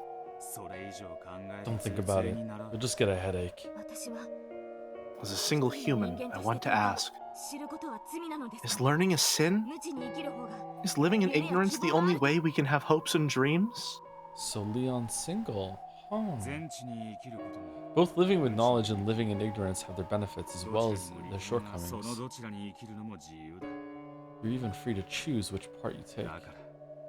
So it makes humans powerless. While people can learn, they cannot unlearn. And so, the all-knowing God has stepped in for the sake of humans who cannot unlearn, marking out things that should be learned and things that should not be learned. Too much curiosity can kill your hopes and dreams. Humans are pitiable beings who are unable to simply avoid those things which should not be learned. Lord Battler can hardly be blamed for failing to teach Angie this. Now Angie's gone. This game is over. Struck dumb by Will's words, everyone fell silent. Only the sound of the goats eating everything away rang out hollowly. Even if they escaped to the Golden Land, the goats of emptiness would probably chew into that realm as well. Even if they got away for the time being, nothing would be resolved. It was all set in stone now. They had no way to resist the future's violent attempts to tear the catbox of the past open. In that case, we must stay alive. If a human's foolishness makes them throw away their own hopes and dreams in the end, then I want to believe in those things until the last second. Your resolve is impressive. I'm the one hope held up by Beatrice's in a million worlds. So, even at times like this, I have to be everyone's hope, Hajime. I'm not giving up on this game just yet. By which you mean... Sorry, just got Stormlight Archives flashbacks from that line. Holy shit. I'll keep waiting, believing in a miracle until the last second. So you'll keep struggling on and on until it's all over? That's right. After all, last time when we were surrounded by that pack of terrifying cats, we were prepared for death, weren't we? But Lambda Delta-san saved us. If we'd given up, if we hadn't had the strength to believe in a miracle, then I'm sure we would have been erased before help could come.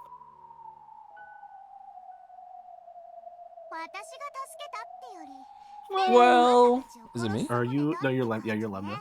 Well, it's not like I really saved you. More like Burn just failed to kill you properly.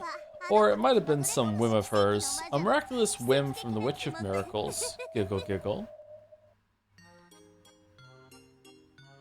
How long had she been there? The whole time.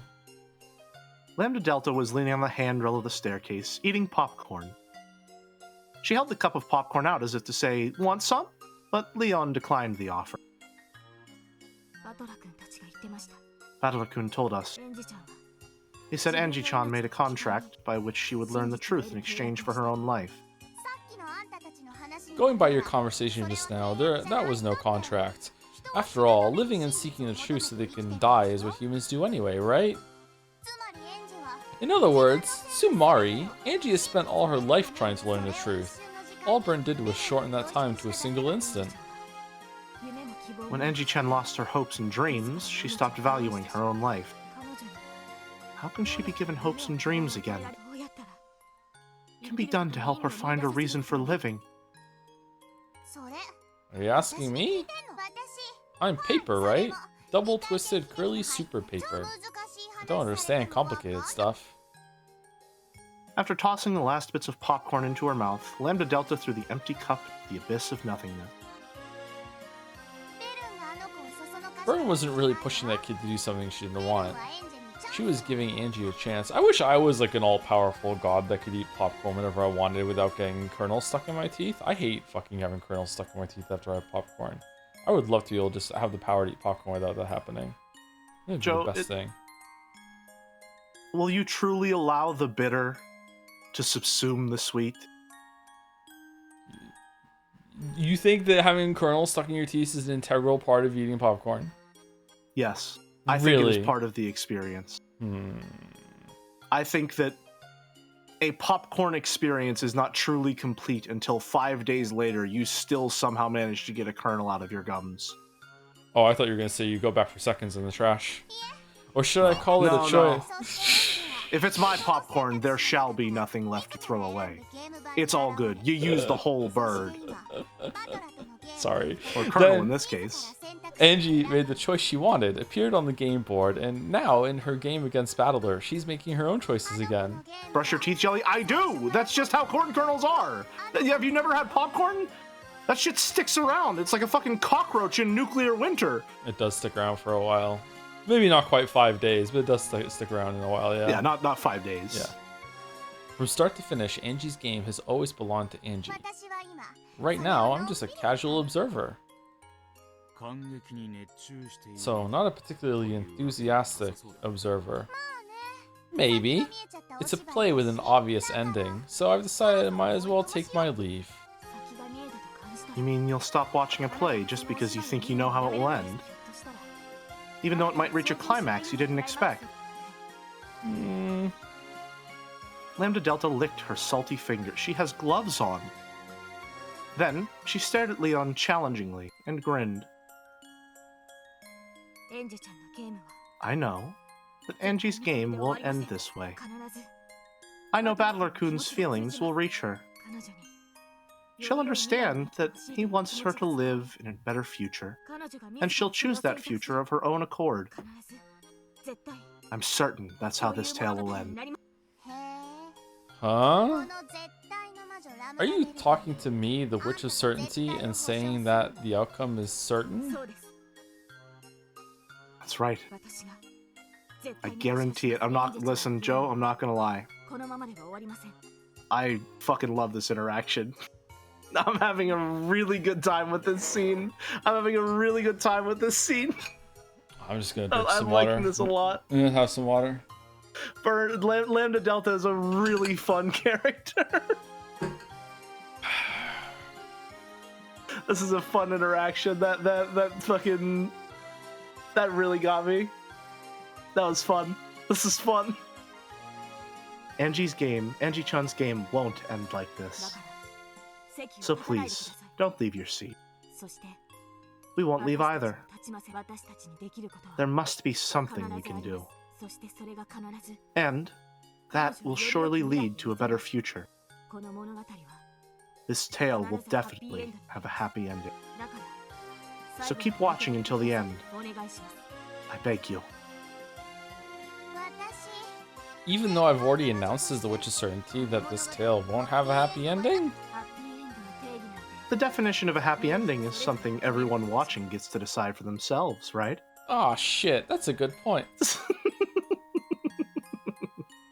For a while, there was a tense silence. Joe's gonna ban Jelly from the stream. You know what, Joe? Cast down judgment now. Okay. You know what? I think you just need to say it. This is my last one. I've gone too far. I'll never be on another Umineko stream ever again. Well, we might reread it. I can't do that. Damn. Of Umineko 1. What if Ryukishi makes an Umineko 2? No way. Yeah, I know. No way. If Silent Hill F does bad enough, maybe. You know, it's possible. I think we should all agree not to buy it. For more Umineko content. Here we go. Alright. I'm locked in for Tumineko. You heard it here first, folks. With a confident gaze that seemed to be saying, "Are you serious?" Lambda Delta stared at Leon. However, Leon's eyes didn't even twitch. For some time, they both stared into the other's eyes without flinching. Ha! Suddenly, Lambda Delta let out a large sigh and stretched. Well, I have nowhere better to be. Sure, I'll stick around a bit longer. If you get me some more popcorn, that is. So you finished the line, I'm sorry. I'm sorry, I'm feeling like caramel flavor this time. Do you think that Lambda Delta watches at 2 times speed, or does she watch all the openings and ending? Yeah, she probably watches all the openings and endings. Even though she just was about to skip this ending? She makes it faster. She's lying. She's lying. She always stays to the end. Lambda enjoys whimsy, and whimsy people always watch the endings. I see. And the credits. Interesting. And the credits. And the credits always. The credits are very valuable for talking about your opinions on the game. Naturally. If you come to the Golden Land, we'll serve you as much as you like. Lambda Delta waved at them with a thin smile. No one was quite sure what that meant, but it apparently signified her surrender in her own way. Okay, if you'll guarantee your own flavor happy ending with certainty, then I, the Great Lambda Delta, will stick around for a while longer. See how big my heart is? As wide as Lake Biwa. It's pretty thin, actually. And as gentle as the Sea of Japan. That is a very rough sea. Please, allow us to speak. It would seem she meant it the other way around. There was some muffled laughter, and I also got their voices wrong. Lambda Delta is the witch who gives strength to those who possess unshakable willpower. Leon believed in a happy ending, and that certain enthusiasm might have been enough to earn a small miracle from Lambda. Okay, so is Lambda Delta paper because when you write something down on paper, it becomes definite and certain and concrete and real? Like a law, because she's the government. Like a bill that goes to the Senate to get passed. Exactly. Exactly. She's super paper. Can super paper beats normal scissors? Yes. Assumedly, yes. Yes. I think that's what is.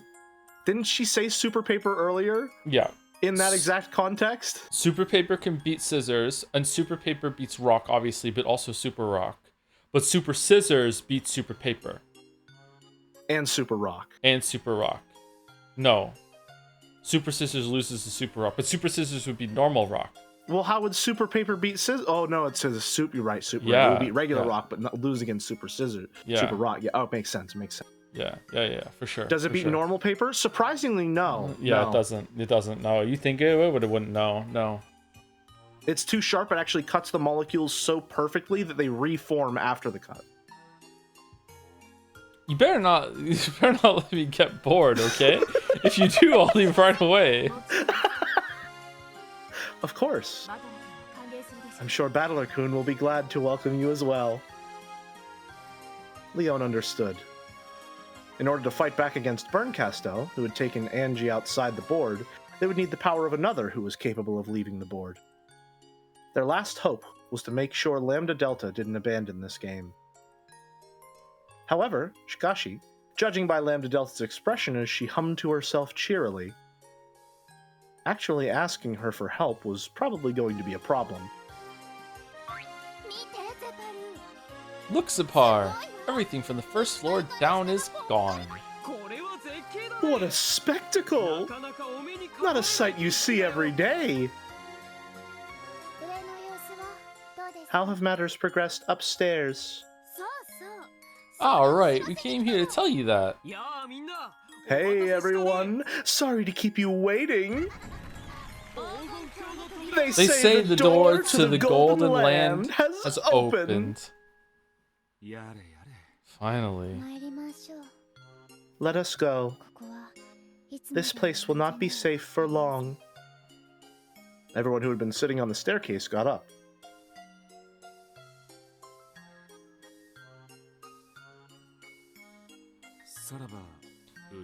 I guess this is goodbye, Rakenjima the Beautiful. True. Maybe a shadow of its former self, but this is the last time we'll see it, isn't it? What's with that gloomy attitude? Come on, show me, okay? Let's see a happy ending. Smash. Yeah! Okay, so if we're going to finish the third chapter, we have to kind of just go straight into it right now and just lock the fuck in. Sounds good. Lock in. Let's go for it. Okay, so it's... Lock in as they unlock the Book of the Single Truth. I am narration now, okay. The Book of the Single Truth was sealed in crystal by Battler. Until the seal is undone, I can't even stick the key in the keyhole.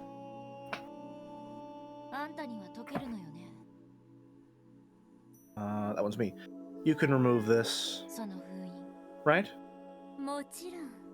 Of course. They were in a vast, dimly lit space. To sum it up in a phrase, it was like a trench in the ocean floor. 1/10 of One Piece. No, that's not quite right. It was a library. However, the number of books and the height of the shelves vastly surpassed all of those that existed in the world of humans. If height is the measure of greatness, then the gods must surely be giants taller than mountains. This place appeared to be a library big enough and grand enough for such gods. Each individual book was no larger than those from the human world. However, the shelves holding them stood like the walls of a valley, or rather a deep-sea ocean trench.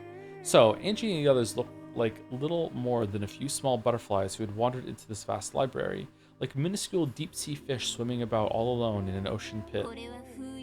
This is more like ice than a seal. You just steal it away from Bandle and put it under the rays of the sun, and it will fade away by itself as time passes. Isn't there some way to just smash it open? Do you thaw your frozen fish by smashing it with a hammer? Sorry, I was always terrible in cooking class.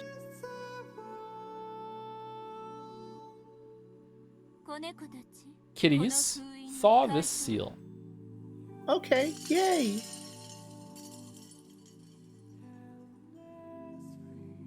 When Berncastel whispered from the dark ocean pit deep below them, several emerald green glints appeared and gathered like a school of fish. Berncastel threw the book of the single truth down to them, and only after several seconds passed, the school of fish seemed to gather around it and carry it away. Those few seconds made it clear just how deep this bookshelf trench went. Angie was once again dumbfounded by this unimaginably vast and godly library. We can just let them handle the rest. And you really will let me see what's inside? If that is your wish, I'll grant it, and of course, I won't be able to read it myself without that key of yours. Angie silently gripped the golden key in her pocket. This journey had been so long and so strange. In search of the truth from 12 years ago, I left my home, met President Okanogi, met Amakusa, and at some point, that adventure became wrapped in the illusion of the witch. At some point. However, here I am. Ushiromiya Ava's diary is here. The truth inside it is sitting right before me. Rest for a while. Even I don't have enough free time to spend it all with you. Really? Okay. Well, I'm not really tired. Erika, serve Angie some tea or something. Let's go. Yes, my master.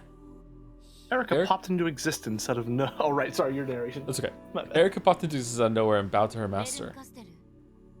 Berncastel, if you're planning to use me to steal both, the key and the book, you won't get off easy.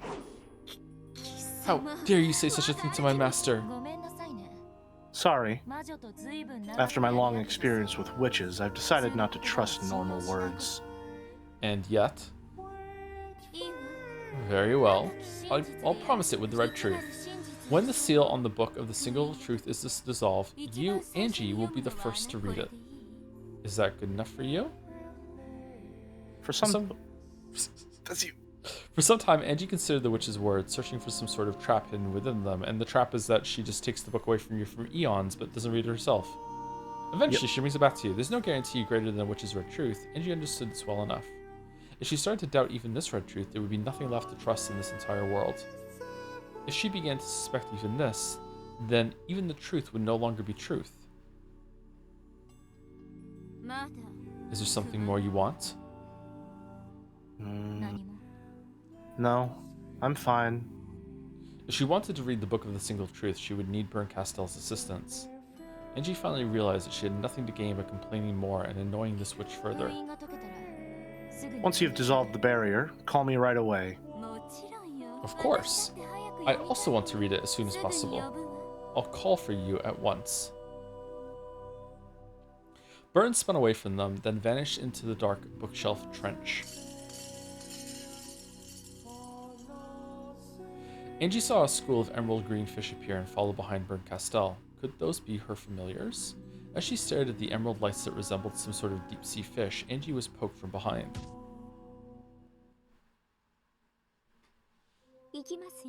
Let's go, Comrade Angie. You're creeping me out, so please just call me Angie. Then you can call me Erika-sama. Let's get going, Comrade Erika. The pair began to swim in the direction Erika indicated. Swim seemed a better word for it than fly. Just what is this place? It's way too big to be called a library. It's not like you'd be able to remember its name, so why not just call it the library? I'll decide what I can or can't remember. Tell me. It's the great witch of theater-going, drama and spectating's noble city of carefully selected books. Yeah, the library works just fine. Yeah. Yeah. Knew you'd say that.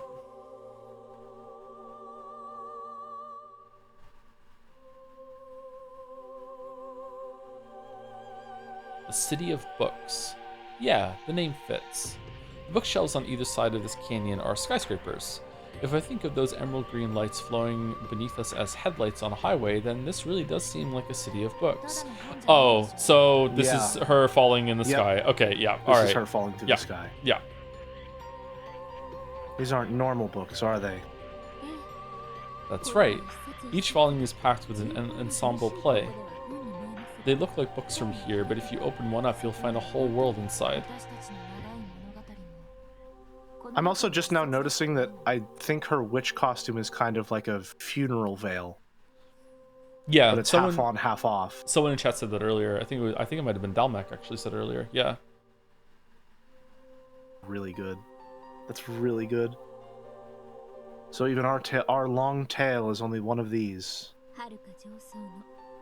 Great witches who live on a far, far higher plane than we do are hardly any different from a crater or god. From their perspective, our little tale is worth little more than a single book, even if it's worth even that. Fucking hell, I still said it wrong. One second, sorry. Okay.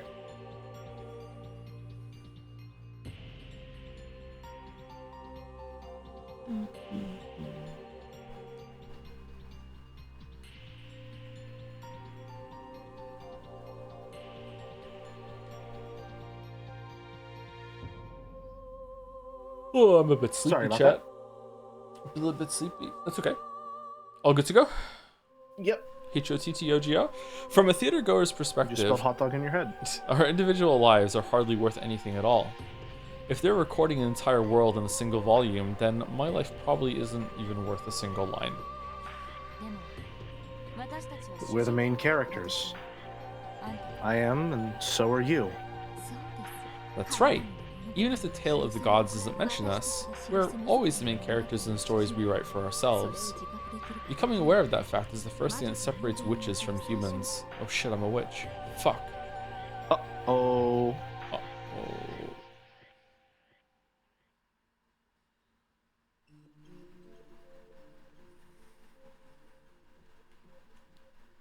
They were on a balcony, which was really a room-sized section that had been dug out of the bookshelf with no guardrail along the cliff. It didn't go in very deep, so it looked like a room that had been cut in half. It was filled with the tools of everyday life, as though this was Erica's hidden house. My master has ordered me to serve you some tea, so if you don't feel like drinking, I'll have to pour it into you with a funnel. If you try, I'll have to serve you some matcha. Matcha? Matcha D's? Nothing, just talking to myself. I feel like that is like an untranslatable Japanese pun. Or it's something that was said earlier and I can't remember it, yeah. Yeah. Yeah. Ignoring Erica as she made the tea, Angie looked down upon the bizarre, otherworldly scene below. Until Erica finished getting the tea ready, the scene held Angie's gaze like it was sucking out her soul. Reference to her Aunt Kasumi. Okay, gotcha. Oh, okay. This might sound strange coming from me. What? You actually made a deal to throw away your life to learn the truth, huh? That's impressive. I had nothing to gain from life, so it was easy for me to trade away the time I had left. My master really does take to idle whims. To think she would make a contract for the meaningless life of a powerless girl.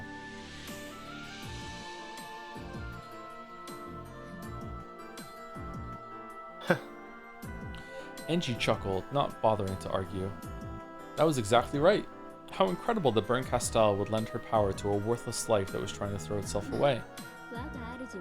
Well, my master is the witch who controls miracles, so it makes sense that she'd appear even for a worthless girl like you. Good point. Even if Burn Castell hadn't appeared, it still would have taken the step. I still would have taken that step off the edge that day. I'm also realizing someone else is connecting the dots here. I think this is maybe implying that Erica killed herself as well. She didn't fall off the pleasure cruise, she jumped.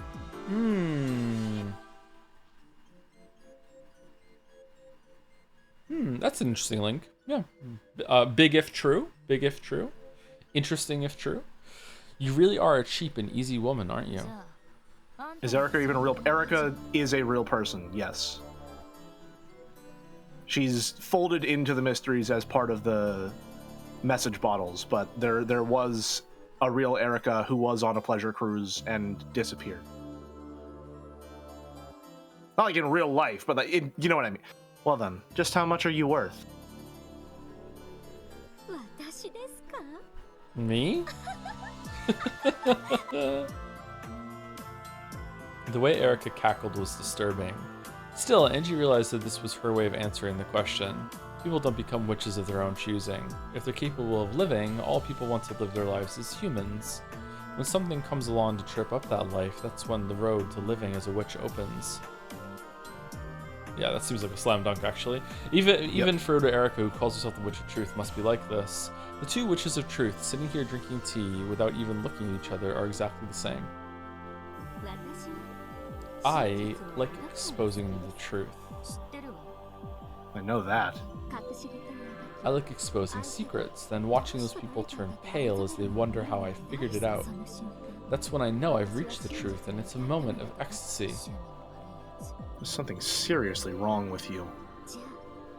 Well then, what does the truth mean to you? Angie was about to give an immediate answer, but she bit back her words. Then she gulped, not knowing how to respond. After all, to Angie, the truth itself was the goal. At first, it was out of hatred. Could Ushimiya Eva, the sole survivor of Kenjima, be the culprit behind everything? She hated Eva, but she had no proof that her aunt was the culprit, and of course, Eva never talked about what happened on that island. So at first, the truth meant proof that Eva was the culprit in Angie's eyes. However, that feeling withered away with Ava's death. Now that Ava was dead, even if Angie did find some kind of proof, it wouldn't mean anything.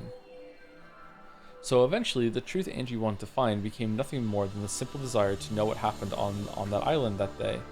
However, one thing was obvious.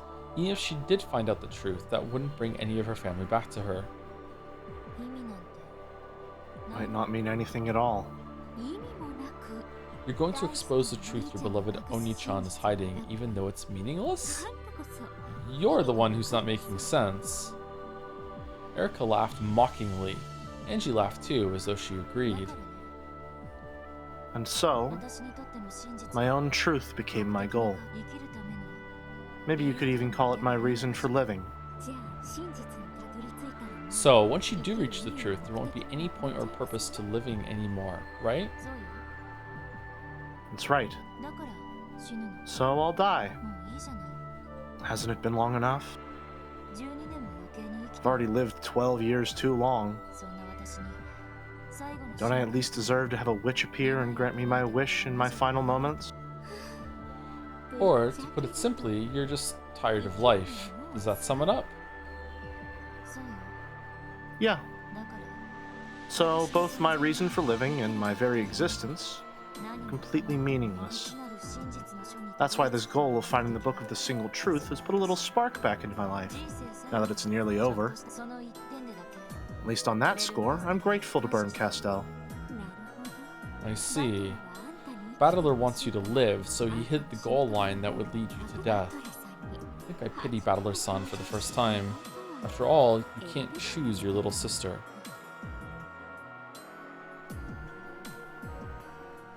Sorry, Oni-chan. I'm tired of life. For 12 whole years, I've been living off nothing but the illusion that someone might come home someday. Just let me find peace already. Finding the truth of that day is how I've chosen to mark the end of my life. For 12 years I've believed in a miracle, but there was no miracle. I won't believe in miracles anymore. The Book of the Single Truth, huh? Of course, I'm also dying to find out what's in it. But from what I hear, it doesn't sound like the truth inside is something spectacular enough to mark the end of your life with. Yeah. At first, I hoped there would be something earth-shattering in it. Now, I've calmed down, I guess you could say. Any truth searched for by a worthless person is bound to be worthless. Fucking putting my Google searches on blast, it'll probably make for a fitting end to your worthless life. Yeah. Sure it will. Angie was already starting to realize something. Regardless of Ava's reason for staying silent, the real events of that day probably weren't anything earth-shattering. I mean, a whole island did explode. It was literally earth-shattering, yeah, that's true. Yeah. Some sort of malfunction made the bomb in that secret underground base explode. Yes, it was just an accident. But the public already believed that some sort of conspiracy surrounded the events of that day, so that's what they expected. Ava was a suspect herself, so of course no one would believe her claim that nothing strange happened. Naturally, Angie didn't believe her either. In that case, shutting up like a clam would be better than the alternative. It was hardly surprising that Ava chose to say nothing. Right now, I don't feel any sense of accomplishment. I just feel sort of worn out and listless. Being able to withstand the truth is what makes someone a witch of truth, Comrade Angie. It looks like you don't possess that strength after all. If you did, you wouldn't be thinking about dying. You're right. Is Erica trying to help her? Yes. Yes. Yes. Oh, yes. That's exactly what's happening. Yeah. Why? Go back to being evil. I don't like this.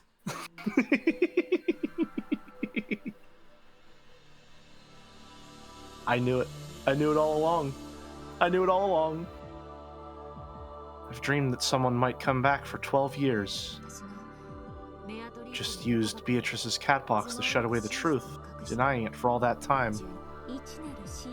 When you read the Book of the Single Truth, I wonder what'll happen to you. Probably splat. Who knows? Won't Berncastel carry out the contract by slicing my head off with a scythe or something? Or will I be turned into chunks of meat again? Oh, is that why she turns into chunks of meat? Yeah, I think so, yeah. Oh, man. Maybe I'll get some salt and pepper this time.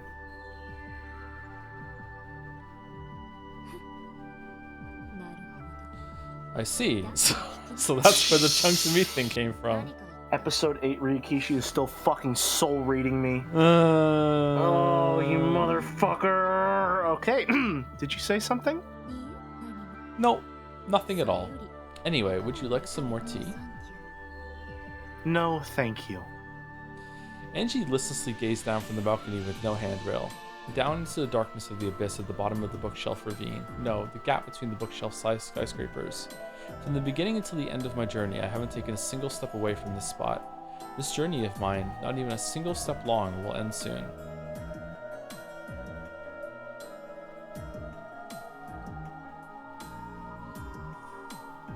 Someone gonna catch her in midair? Is someone gonna grab her hand as she steps off the building and pull her back? Like, what's gonna happen?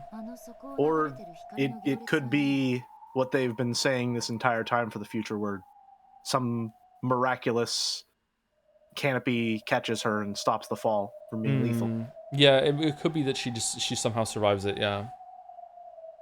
What are those lines of light flowing around at the bottom? Oh, those? Probably a group of guests coming to the great Lady Aurora's party. Guests? 7 waits.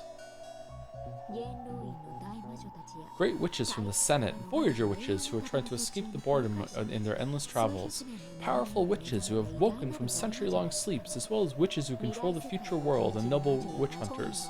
You know, bullshit. It seems she's planning to hold a grand party tonight. What, is it a birthday party or something? No, it might be the crowning of a new witch. A death day party. From what I've heard, while the great lady Beatrice, the endless witch, is an outsider among witches, she's also the genius who created Beatrice's catbox out of her formidable magical compendium, an endless factory capable of producing endless tales. From my point of view, she's just stupid and a weak finisher, but in the world of great witches, she's apparently pretty famous. So this is Beatrice's birthday party. Oh man, George crying in the chat. My master says she'll be holding a dinner party with Beatrice's guts. Sorry, I'm sorry. I'm sorry. No, don't worry, he's still got one more year. After all, it's only natural, right? The catbox was only able to generate infinite tales because there was no single truth. However, tonight, the single truth will be revealed thanks to your key, and that means the catbox will be opened. Really, it's no different from slicing open her chest as she still lives and tearing out what's inside. Everyone in that huge crowd that looks like a packed freeway is going to be one dinner party? Sorry, is going to one dinner party? I'm not sure what's stronger, my shock at how famous Beatrice is, or my revulsion at those sleazebags. For you, the Book of the Single Truth is nothing more than an end. However, for all those enjoying the mystery of Akenjima, this is an event that can't be missed. I see. So, that's the crowd of those goats who are chewing Oni-chan's game board apart.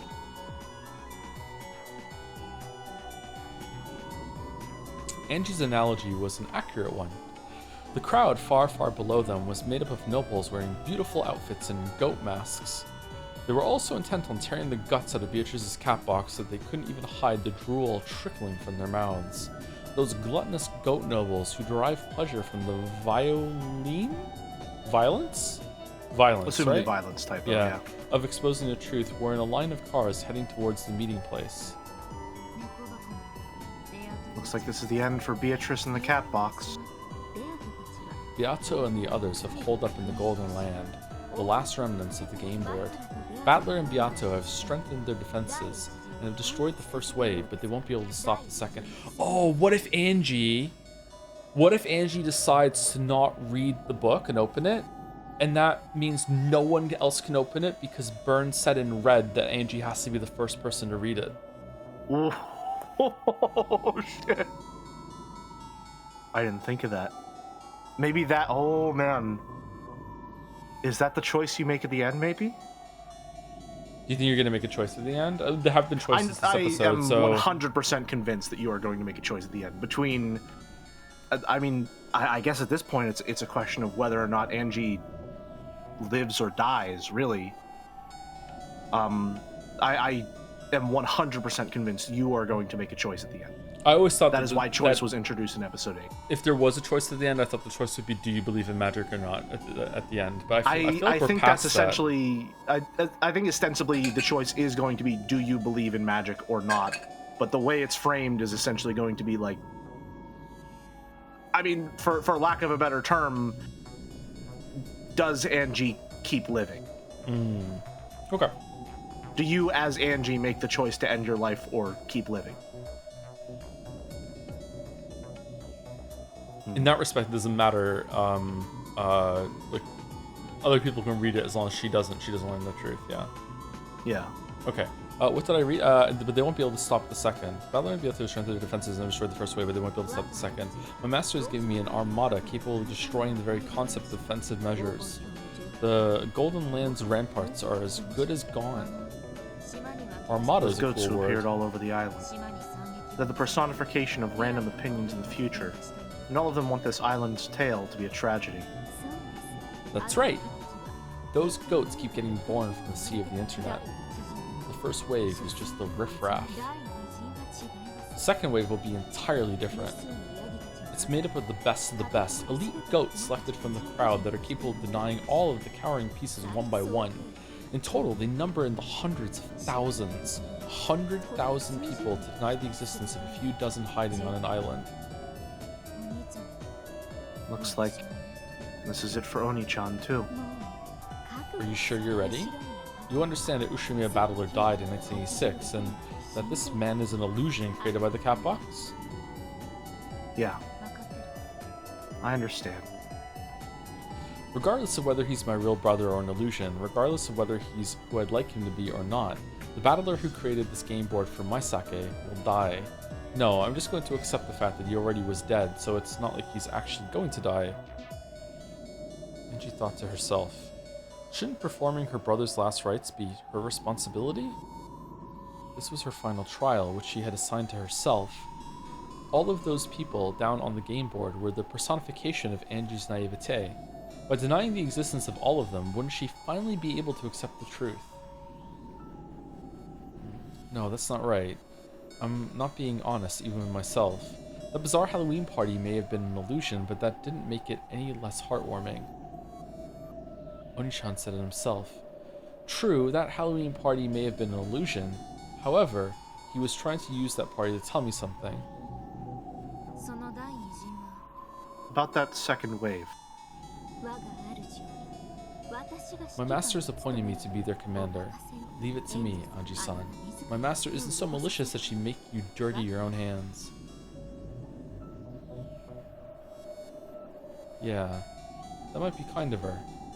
These are my lingering attachments we're talking about. I should be grateful to Bryn Castell. If she really were cruel, she'd probably have ordered me to take charge of the second wave and execute my own family. Comrade Angie, you're a witch of truth, aren't you? That's right. Probably. Then accept the truth, okay? Finally, after 12 years, a single truth lies before you. I'll just sit around here until Bryn Castell breaks the seal. You'll probably be summoned as a guest for the party.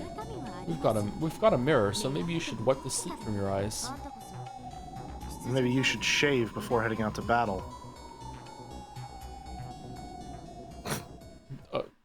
Okay, owned? Maybe? Not sure?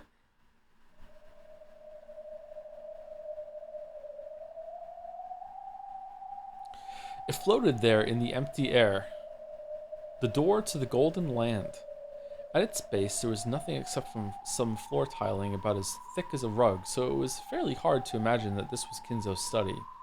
By this point, all of the game board except the Golden Land had been eaten away, leaving only this door floating in a sea of nothingness. There were two shapes in front of that door. They were Bandle and Beato. They may not have been literally covered with wounds, but they definitely seemed to be dead tired. Bandle, leaning against the door, seemed to have finally caught his breath. Beato was also sitting against the door, letting her legs dangle gracelessly. Could the battle against that force really be called a battle? It was more like a mere pushing contest on the increasingly small bit of ground that remained. They had wanted to protect at least Kinzo's study no matter what, and the only fruit of their desperate struggle was the thin bit of flooring that they were sitting on now. Those goats fell into the abyss whenever they had nowhere to stand, so now, with so much of the floor gone, there was no way for them to attack anymore. If Bandle thought this, his naive hopes were quickly crushed. Looks like we're surrounded.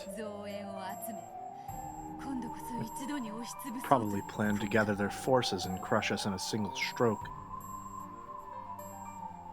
Whoa! What the Oh! Stretching across the ocean horizon that surrounded the door at their backs was an encirclement of countless large sailing ships. Sailing goats? As they could clearly see. Remind me again what happens if you like this more than Disco Elysium? I have to watch One Piece. We're already doing it. We're here. Oh, no. This counts, right? Yayo, oh no. As you can clearly see, the decks of those ships were packed with goats, with some of the more foolish and overeager ones spilling over the edges into the emptiness below. Dang. I've gone through a lot of crazy stuff in your games, but being surrounded by pirate ships is definitely a first for me. They probably do possess the strength to break through the Golden Land's perimeter. Those cannons are no bluff. Doubtless, they will be able to use those to smash through this door and pour in. Along the sides of each ship were several open gun ports, each with a cannon pointing at the door. It's going to fire goats. If this many ships all around them fired all of those at once, there was no point in trying to imagine what would happen next. Bandle and Beato grimaced and hung their heads. How long would the Golden Land perimeter hold out against those cannons? I do not know. However, Shikashi, since they are still awaiting reinforcements after amassing that many soldiers, I doubt the barrier will break that easily. True. Can't think of any other reason to delay your attack without even sending terms for surrender. I hope we can take advantage of the time they give us. Time is always the ally of the weaker side. After all, we can always hope for a miracle. Though it might lead us further into despair. At that moment, something small and hard hit Bandle in the forehead. Ow! The heck is this? Konpito? Konpeko? Well, so, Chunks, huh? It's me! I know where Bird and the others are. The candy was Lambda Delta's transformed body. What? She was the only one of their allies capable of crossing the Sea of Fragments. Spectacular! Eat it. Eat it. Eat it. Oh, so I ate her. She just swore in the English translation. Okay, yeah. That's the great Lady Lambda Delta for you. They can see us here. Her voice is like small and chipmunk. Holy fuck. Let's talk inside. She's just starting to get messy. Got it. Is anyone there?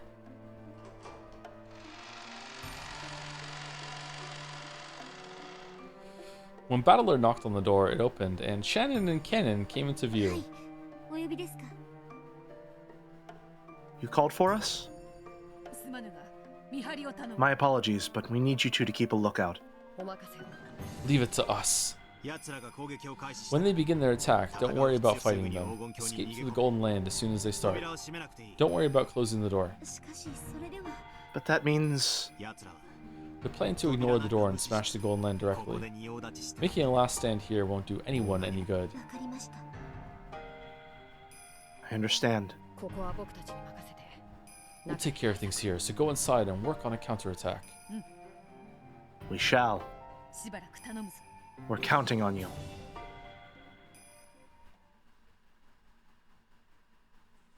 It's really obvious whenever all three of those sprites are next to each other that they have the same exact eye color. I think that's one of the first things that tipped me off, yeah. Looking for people with that eye color. Mm-hmm. It's weird that Leon doesn't have that eye color. Mm-hmm. Although the eye color is that's something that was added with these PS3 sprites. Originally, I think generally characters associated with magic had blue eyes, and characters who were associated more with reality had just black eyes. Huh. In the original. There were some exceptions, like Burn having purple eyes. But other than that, it was varying shades of blue or black. Oh, good stretch, good stretch, good stretch. Battler and Beato trade places with Shannon and Cannon and return to the Golden Land.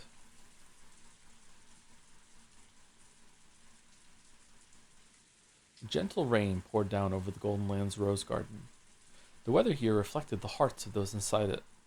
The quietly falling raindrops spoke for the pain felt by those who could do nothing but hide here, waiting for the enemy's final assault. When they returned to the arbor, that piece of Konpito flew out of Battler's pocket. Konpeko.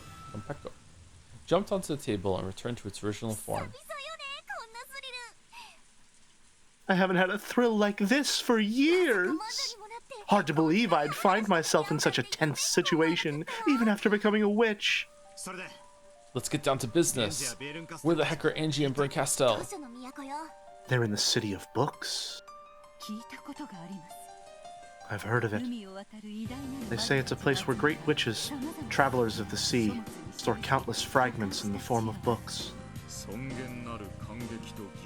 You mean the great witch of theater-going, drama, and spectating the noble city of carefully selected books, yes? Of course he would say that. The great lady Aurora is the ruler of the City of Books. Indeed, that would be a fitting place for those two to go. Nice going, Lady Lambda Delta. Hard to believe you could pick out that spot so quickly from all the other possible hiding places. Actually, it was pretty easy. I didn't even have to search, since they're advertising it as loud as they can. They're planning a huge party to celebrate the announcement of a great secret. The secret to the catbox of the great Lady Beatrice, the Endless Witch. I see. They haven't been delaying their attacks because they await They haven't been delaying their attacks because they await reinforcements, but because the party has not yet begun. So in this party, they plan to use Angie's key and reveal the contents of the Book of the Single Truth. You've got it. Aurora hasn't held an event like this for ages, and she's gathering VIP guests from all over the place. The Book of the Single Truth will probably be the party's final showpiece.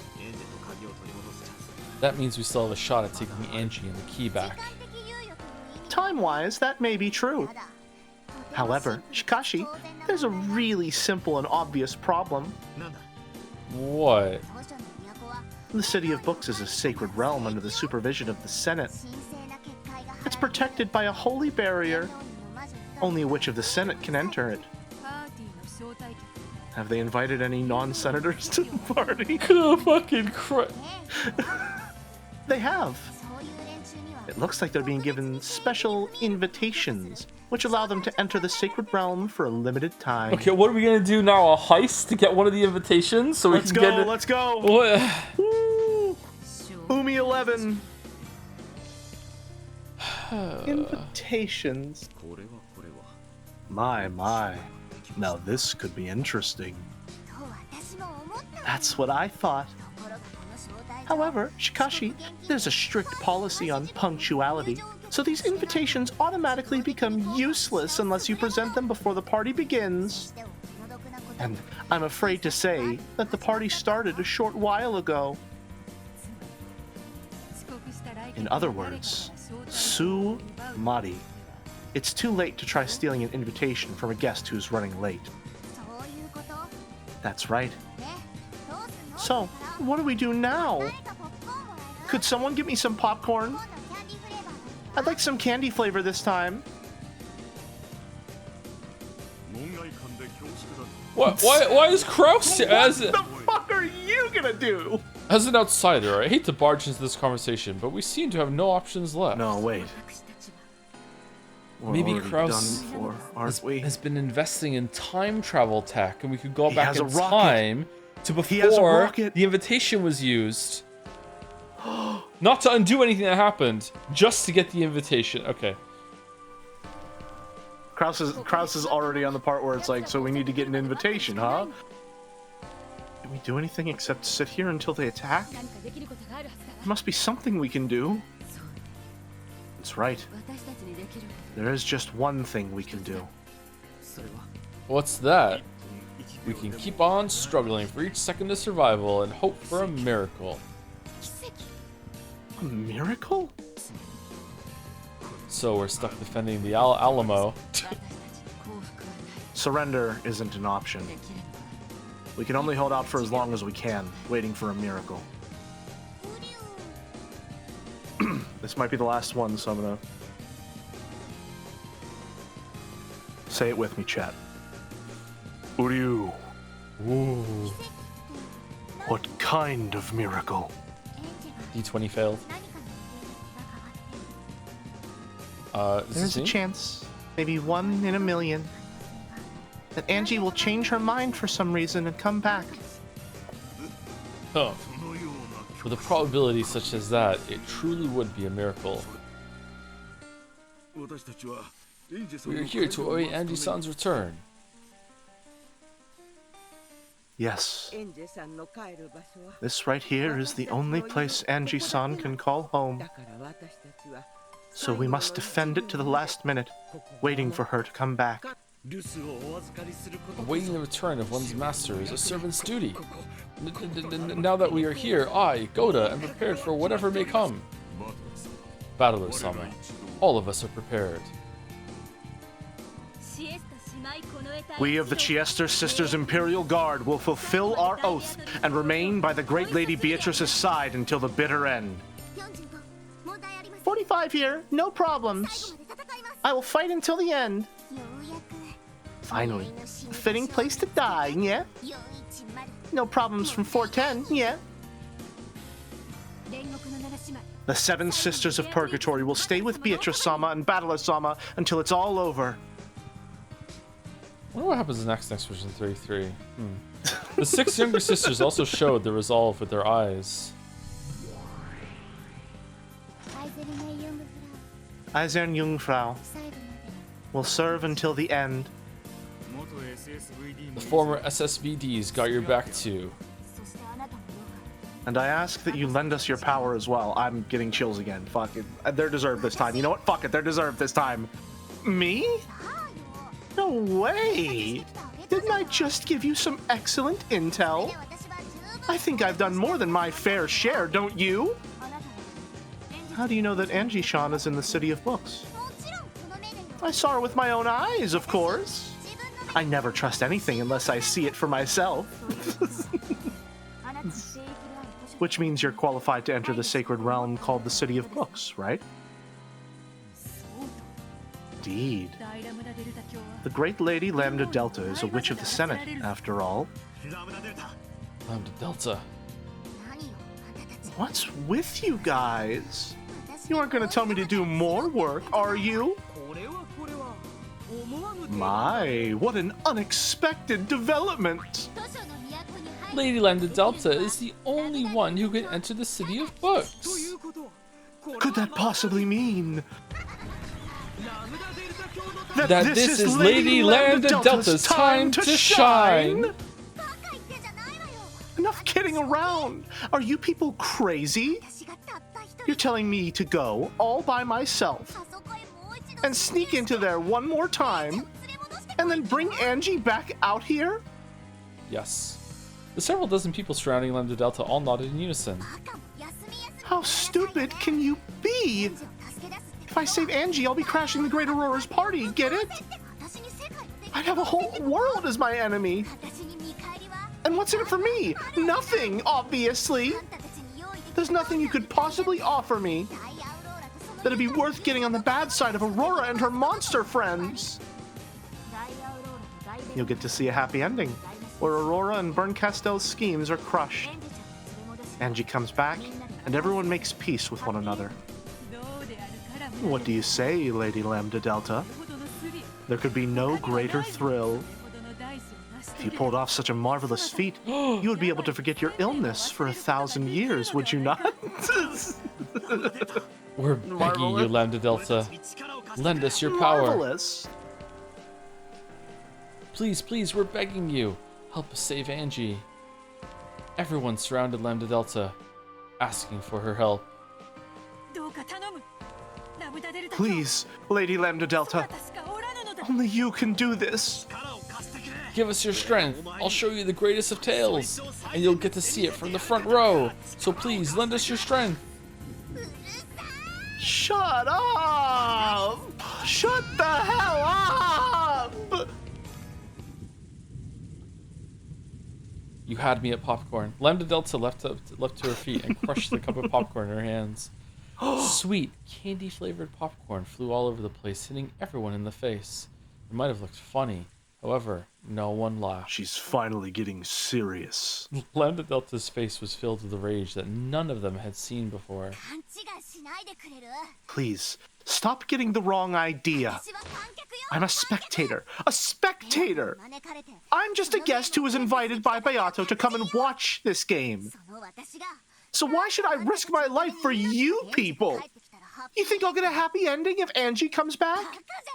Are you really that stupid? Bern and her forces will come sweeping through here, mad with rage, and wipe us all out. There's only one reason I'm here. And that's because Leon over there said I'd get to see an interesting show. Yeah, and now I'm sure I'll get to see a sublimely interesting tale very soon. A sad, sad tragedy as you fight desperately against Bern's forces and get wiped out one by one. Oh, I'm sure you'll each get one last time to shine as you're torn apart. If I wait just a little, I'll get to see all that, won't I? Pretty soon, all of you will be dead. But not me! I'm a spectator, a guest! There's absolutely no reason for me to die with you!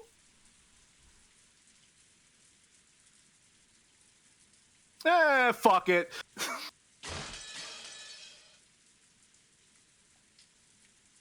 No one was able to say a word.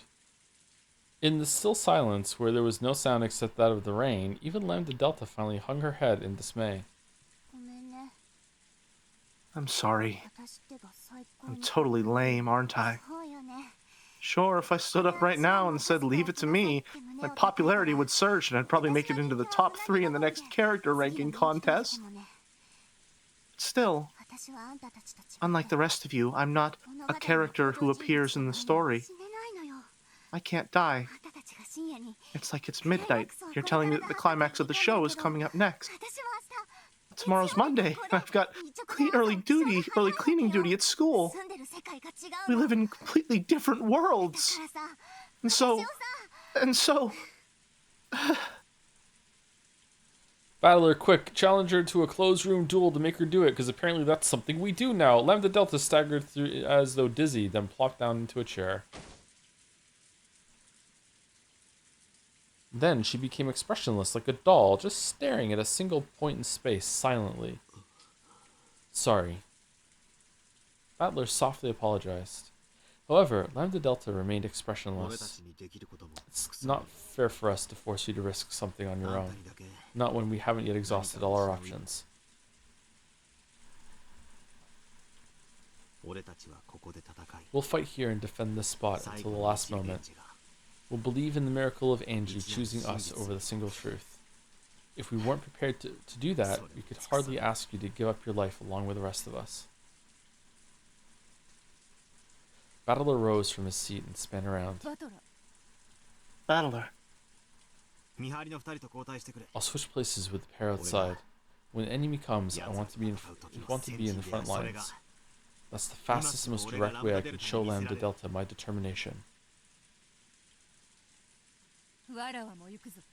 I shall go as well. Teacher, please find Lady Lambda Delta some more popcorn. Beato. Beato-san. I know Angie will return. Without belief, even miracles that might have occurred will not. Can't win the lottery unless you buy a ticket. Vote kick Lambda for AFK.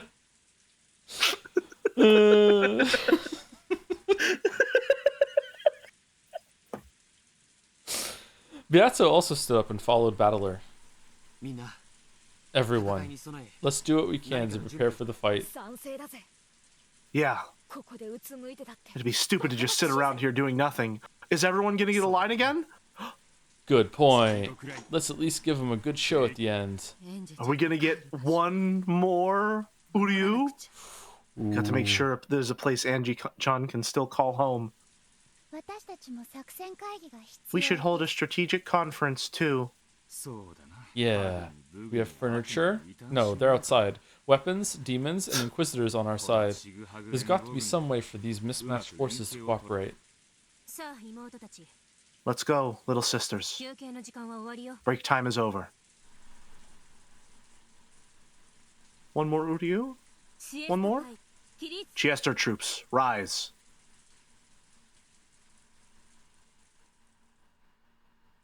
The humans and illusions all rose to their feet and left the arbor. Afterwards, only Lambda Delta remains, still staring blankly at a point in empty space.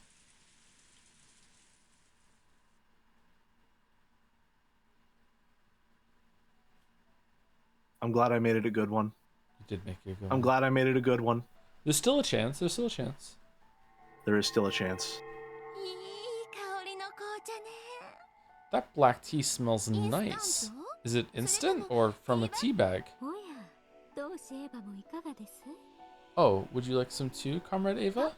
We're out of cups, so you'll have to use a funnel. A gold butterfly drifted onto the balcony and turned into Ava. How's Berncastel doing? Will it be a while longer before she breaks the seal on the Book of the Single Truth? That's what I came to talk about. She says the seal has been broken. Congratulations, so the time has finally come. The period to mark the end of your life. Take the key and go to Lady Berncastel. One of her cat familiars will guide you. 2 emerald sparkles flew in. They were the green, glinting eyes of a black cat. The cat flicked its tail elegantly with the dignity of a high-class attendant. Got it. Then I'll be back in a bit. Angie rose from her seat. She did it casually, as though she really was just heading out for a short trip. However, her lips would probably never touch her half-finished cup of tea again. We weren't together long, but I enjoyed it. Getting to learn what disgust for your own kind is like was an enlightening experience. Same here. Next time we meet, you'll have to teach me the trick to making this tea so terrible. Are you happy? Now you'll finally get to learn the secret I've been hiding from you these past 12 years. I'm happy. Yeah, now I can understand how Erica feels. It's like I'm taking a shot back at you, exposing the secret that you kept until your death. And is it a good feeling? Well, it's better than nothing. Angie nodded towards the black cat to let it know that she was ready.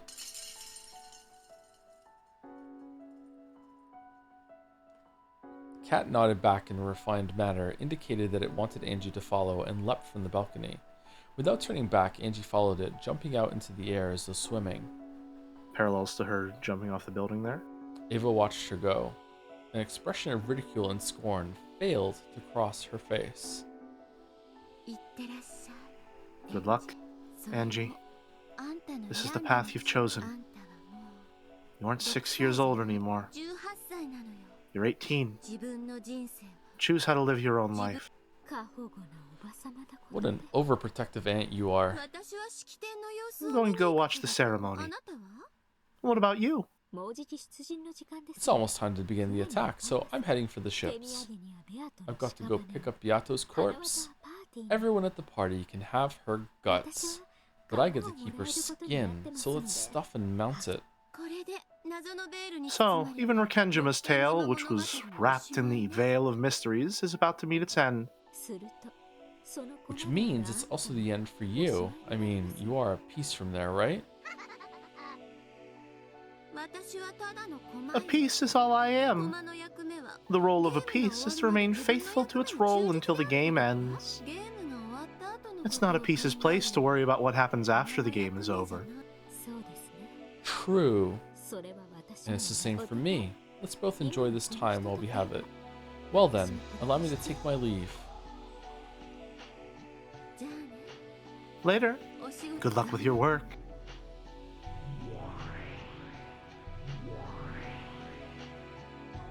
After exchanging elegant bows, the 2 witches vanished at the same time. Nothing remained except some half-finished teacups and the aroma of the tea itself. I'm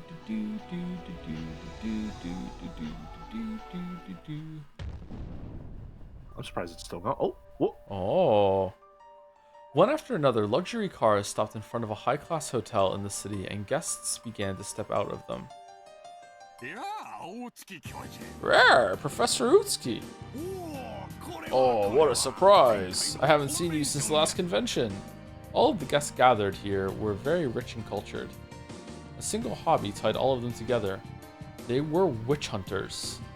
Like-minded people who enjoyed exploring various interpretations of the Rakenjima mystery. Do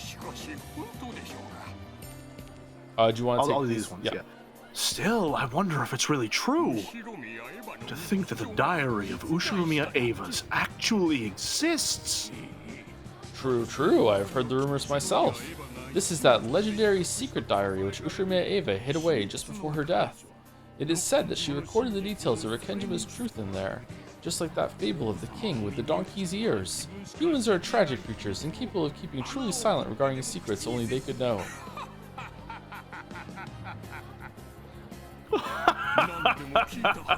From what I've heard, a collector from Dubai offered to buy it for $10 million. Maybe it's just like a really elaborate forgery, another forgery. Incredible, more evidence of the fascination that the Rekenjiro mystery is capable of stirring. Conversations like this were breaking out passionately all over the place. Furthermore, it wasn't just guests who were allowed to enter. The press was also there in force. The Rekenjiro mystery was such a large movement that it became a social phenomenon at one point. Though it had died down slightly in recent years, it was still a topic fiercely debated across the internet. It was hardly any surprise that the discovery and imminent release of the Ushimiya Eva's diary, which contained the truth of that mystery, had caused an uproar. And on top of all that, the mysterious forger oh my god, was to appear publicly for the first time. In fact, it seemed that Ito Kokoro and Hachijo Toya, the up-and-coming mystery novelist, were the same person. Of course, this meant that Hachijo Toya would also be appearing in public for the first time. Though she was thought to be a male author, the fact that she was actually a mysterious woman author alone was enough to cause a stir. Huh. Before the diary unveiling party, a press conference was held in one of the rooms of the hotel. Indeed. I am Hachijo Toya. Madam Hachijo, we know that in your previous book signings you were so determined not to show yourself that you even used a body double. So what has caused you to change your mind and appear before us this time? The legend of the Rekenjima witch has given birth to endless tales. Considering the weight of such a legend's demise, and being the mere writer that I am, I felt obligated to show myself as a sign of respect. As a forger, you announced on the web that you had reached the truth. Does that mean you've already read the contents of that diary? And very soon, those contents will be revealed to everyone. Pardon me for asking, but is there any guarantee that the contents of this diary are the truth? One might view it as nothing more than a personal account from a single deceased person. Not at all. I guarantee it. The truth is recorded in this diary. Huh. A stir passed through the crowd, and the room was suddenly filled with camera flashes. So she's god of reality. Interesting. I mean, she is Ryukishi. This ends Madam Hachijo's interview. Allow us to express our deep gratitude towards all members of the press for coming on this day. And now, we would like to move on and allow you to take photos of Madam Ushimiya Eva's diary. A hotel worker pushed forward a cart covered by a veil. Then, after looking to Hachijo for approval, he removed the veil. There lay Ushimiya Eva's diary. The book of the single truth sat there, waiting for its seal to be released. Hachijo held it to her chest and laughed enigmatically. Camera flashes came from everywhere, making the book of the single truth glint. And that is all for now. If you would all please move to the assembly hall. Still holding the diary, Hachijo left the press conference room, escorted by men from the hotel, until she went through a door that said, "Authorized personnel only." The journalists continued to surround her and ask questions, hoping to gather just one more comment.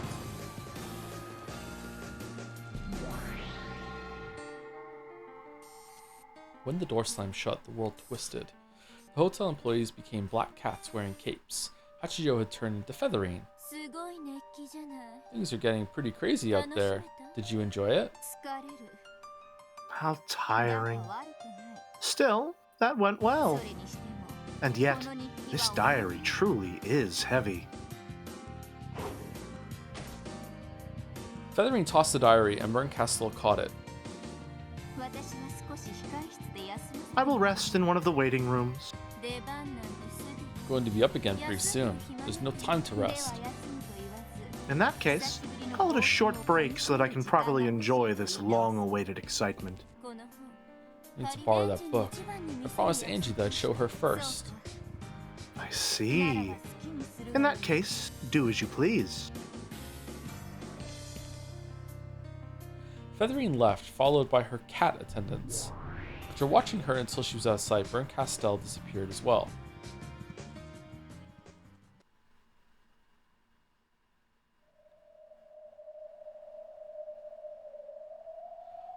A lot of switches in this chapter.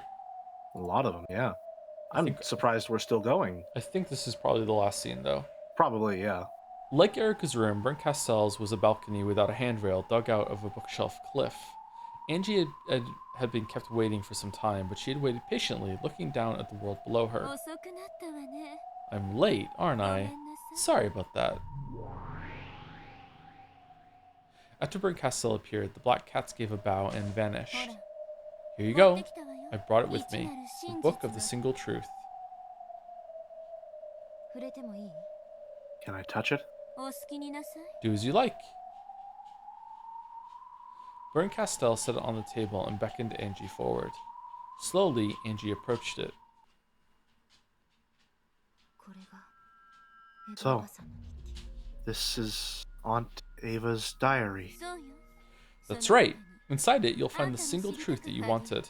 You do have the key, right? Yes. Right here. Angie took the key out, looked at it there on her palm, then gripped it tightly. Even the heavy lock that held the diary so securely was fated to be swept aside easily as soon as Angie readied herself. I won't rush you. You don't have to open it until you're ready. This includes the truth of what happened at midnight on October 5th, 1986, right? Yes. It is everything that you wanted to know so much. You offered up your life. Didn't read that very well, but yeah. In that instant, two Angies appeared inside of her, taking control of her body at the same time. On the one hand, she knew that she had already paid a great price to learn the truth. This part of her gripped the key, wanting to avoid a second of hesitation that might lead her to refuse to learn the truth now, at the final moment with the Book of the Single Truth right before her. On the other hand, a feeling as though she was betraying the brother and family who watched over her warmly made her bite her lower lip. However, though she shook, she could do nothing but watch as her right hand slowly brought the key toward the lock.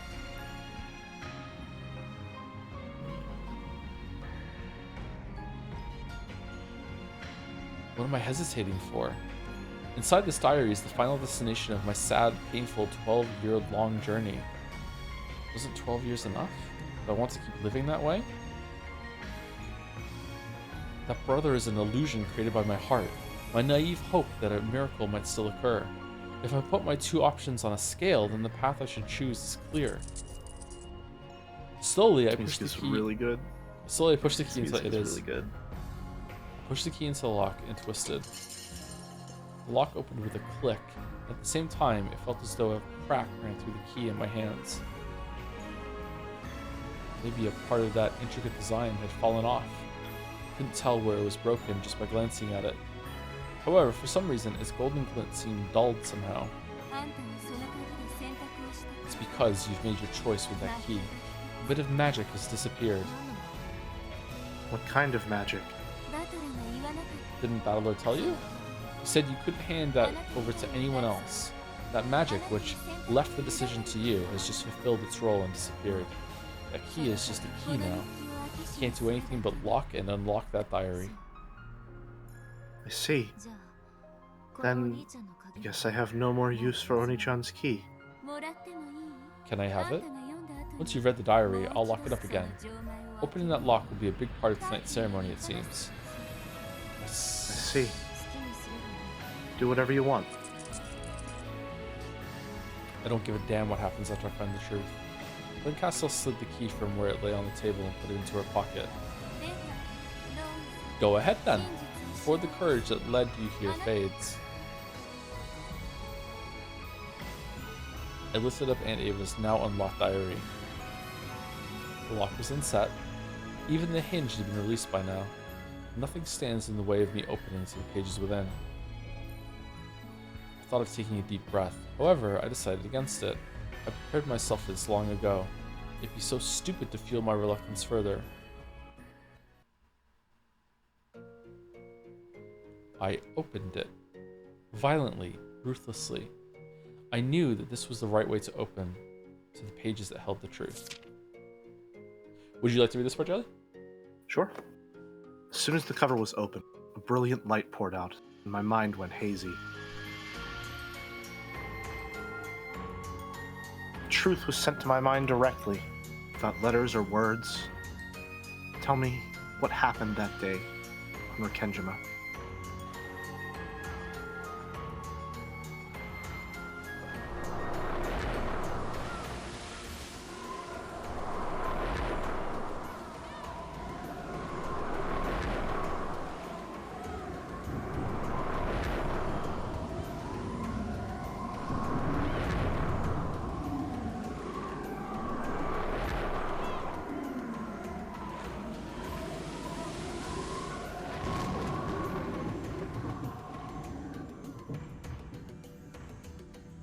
My consciousness returned gradually.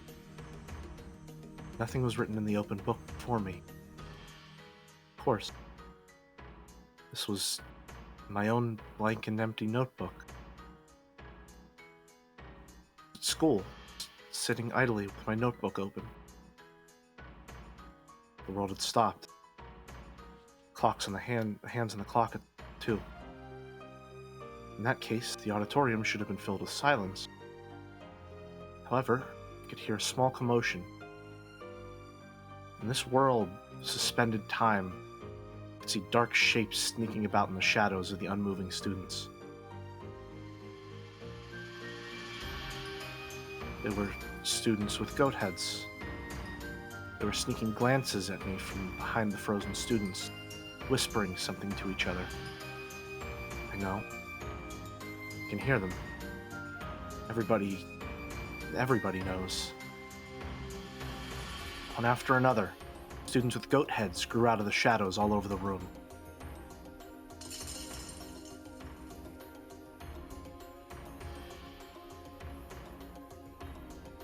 I slipped around all the students, stopped in time, and gathered around me.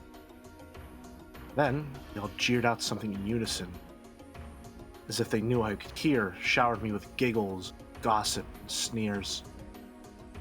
However, nothing that came from the goat's mouth reached my ears as words.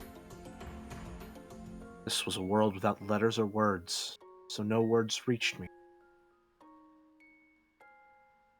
However, their emotions and meanings did reach me, so I knew what it was they were saying. And then, when I was able to visualize it,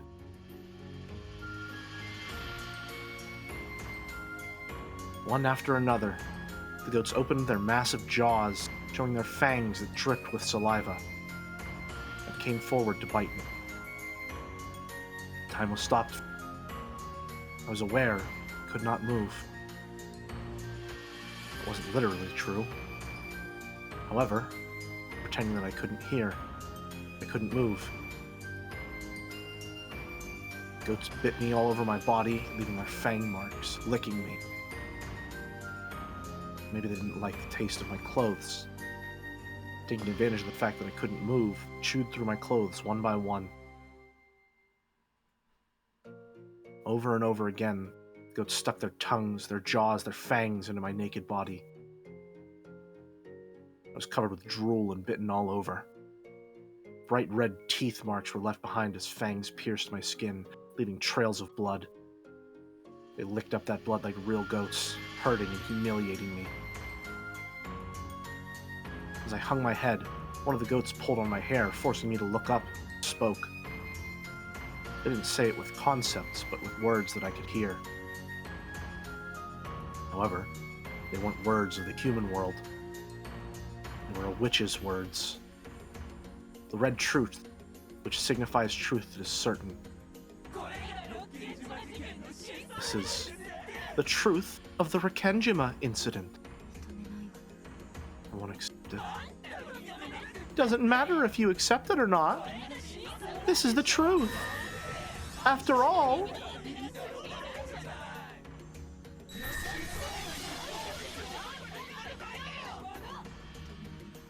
I won't accept it.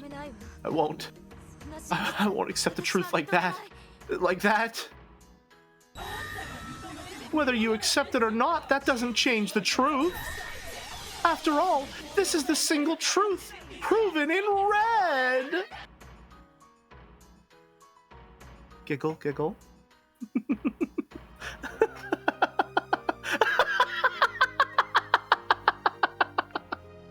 Cares about the truth? So stupid, so pointless. I'm the one who gets to decide if it's the truth or not, right? Even if it's red, I won't acknowledge it, won't forgive it, definitely won't accept it. The red truth is absolute? Who for? It's absolute for you guys, right? Not for me. I won't let you contaminate my truth with yours. Angie, calm down. You're the one who wants to know, right? My truth is that Aunt Ava's the culprit. Aunt Ava killed everyone. Everything's her fault. Dad and Mom and Oni-chan and all the others are just victims. It's no one's fault. No one's fault. Of course it isn't. Of course it isn't. Your aunt will always be on your side, Angie-chan.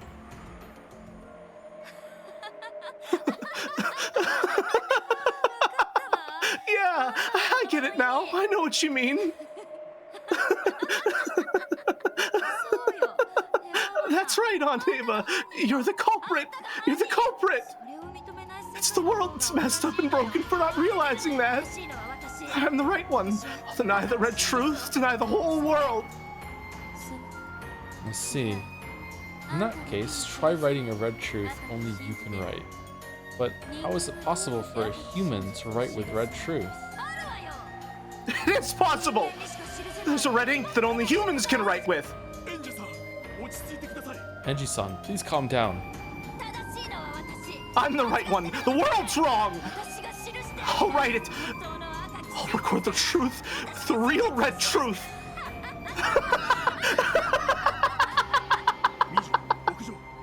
20. Requesting urgent support on the roof. Angie-san, hold on. Please think this over. Look out! Goodbye, Angie. Have a nice day. I'll write it out. This is my blood red truth. I'll never accept the truth of your world.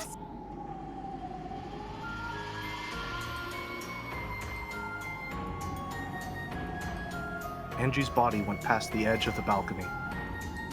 The air, which she had once been able to swim through, is now completely merciless for some reason. Angie's body plunged straight into the darkness below.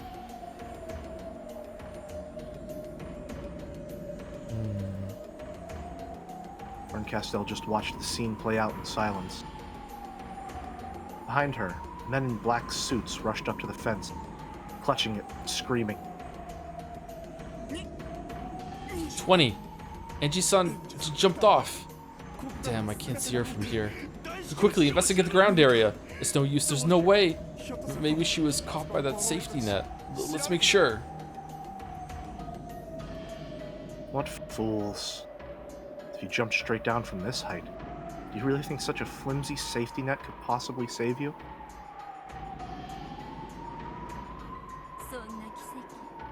As the Witch of Miracles, I, Bryn Castell, guarantee that such a miracle certainly won't occur. Giggle, giggle, giggle.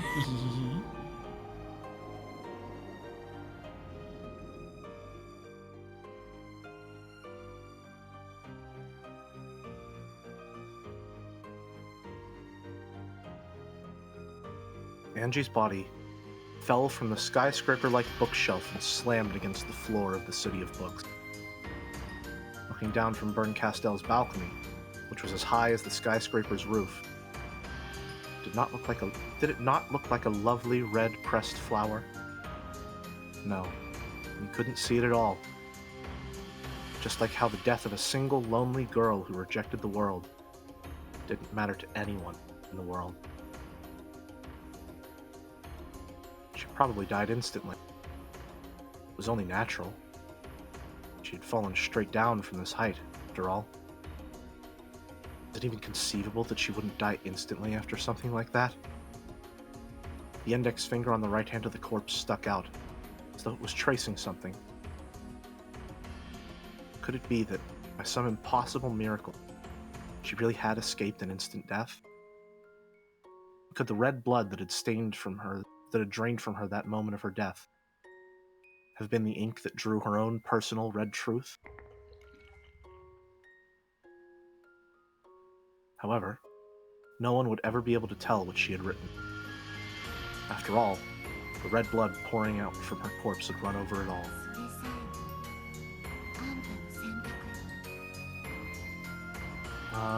I think it's Ava. Even this was one of your choices. Angie. Ava was looking down at the beautiful flower of blood radiating from Angie's corpse. I tried to keep you alive. However, you never tried to live in the future that began after the age of 6. And so, after 12 years, you finally returned to where you started. The eyes on Angie's corpse closed. However, there was no way of knowing if this was a peaceful thing. Eventually, the corpse began to melt away. At the end, become a messy lump of human flesh, with only a few parts recognizable as human. It's hardly surprising. How else would she look after falling from that height and slamming against the asphalt? Managed to die. However, this doesn't mean that everyone will be waiting for you in heaven. After all, you reached this place by rejecting all of those in heaven. See you in hell. No, that's probably where we are right now. So long, Angie.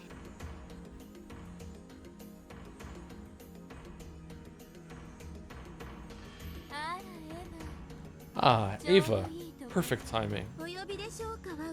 Did you call for me, my master? Clean up this scrap meat for me, if you wouldn't mind. I'm going to take this back. In Berncastell's hands were the key, which had lost its magic when Angie made her decision, and the Book of the Single Truth, which had been locked up again. As you wish, my master. After looking down one more time, Berncastel vanished. Once she had gone, Ava summoned some cat familiars and ordered them to clean up. Black cats gathered Angie's flesh and scattered limbs and threw them into a tin bucket. Even in this miserable form, Angie's soul was still living. Perhaps living is a poor description. She was unable to die. From now on, forever. She would drift along in the deepest depths of oblivion, covered by the dust of oblivion, until she finally disappeared. She continued to question herself. What did the truth mean to her? What was right? Where was the place she could call home? As her flesh began to cool, even the energy to ask these questions began to fade.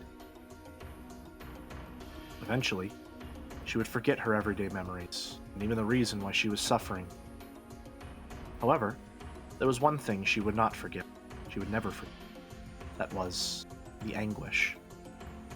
From this point forth, she would suffer endlessly without even knowing why. By the time the cats finished flinging her corpse into the bucket and dumping it into the sea of nothingness, Angie had forgotten even her own name.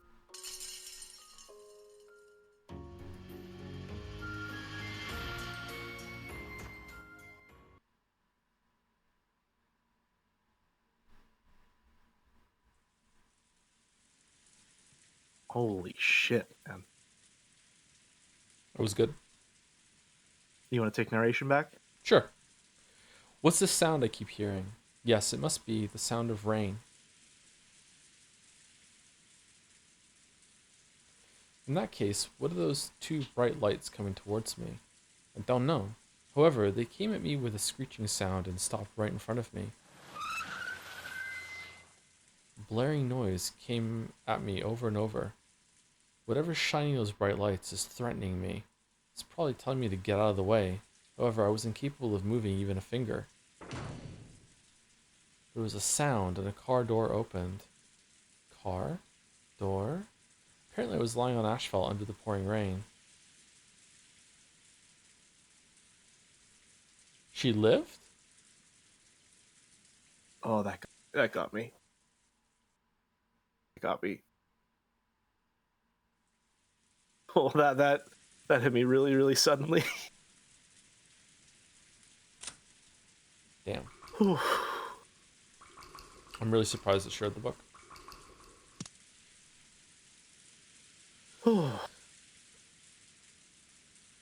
That was good. I like that sequence. That was a good sequence. It's really good. I didn't like the how the goat attack was dragged out for a very, very long time, but yeah, it's a bit much. Yeah. This at the end was really good. It was a good sequence. Bro, you can't stop here. Watch me. Watch me. We gotta stop here. Sorry. I'd love to read more, but I really can't. Is Walrus life? Man, I think so. Yeah. Oh man, I have that typed up. Well, thank you very much for reading, Jelly. You did a fantastic job. Thank you. Thank you. I mean it truly. It has been my pleasure and an absolute honor to be here for this. Thank you very much for having me. Chat loved it. Thank you very much.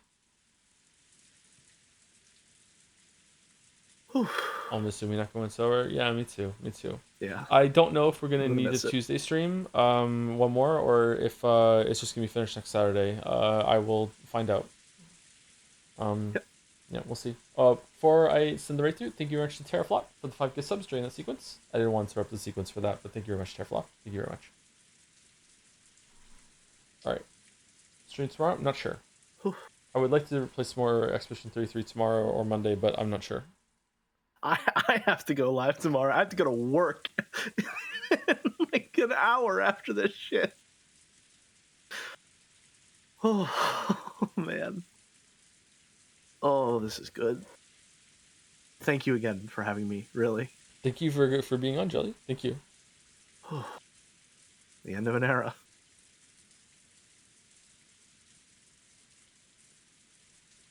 Have fun making small talk.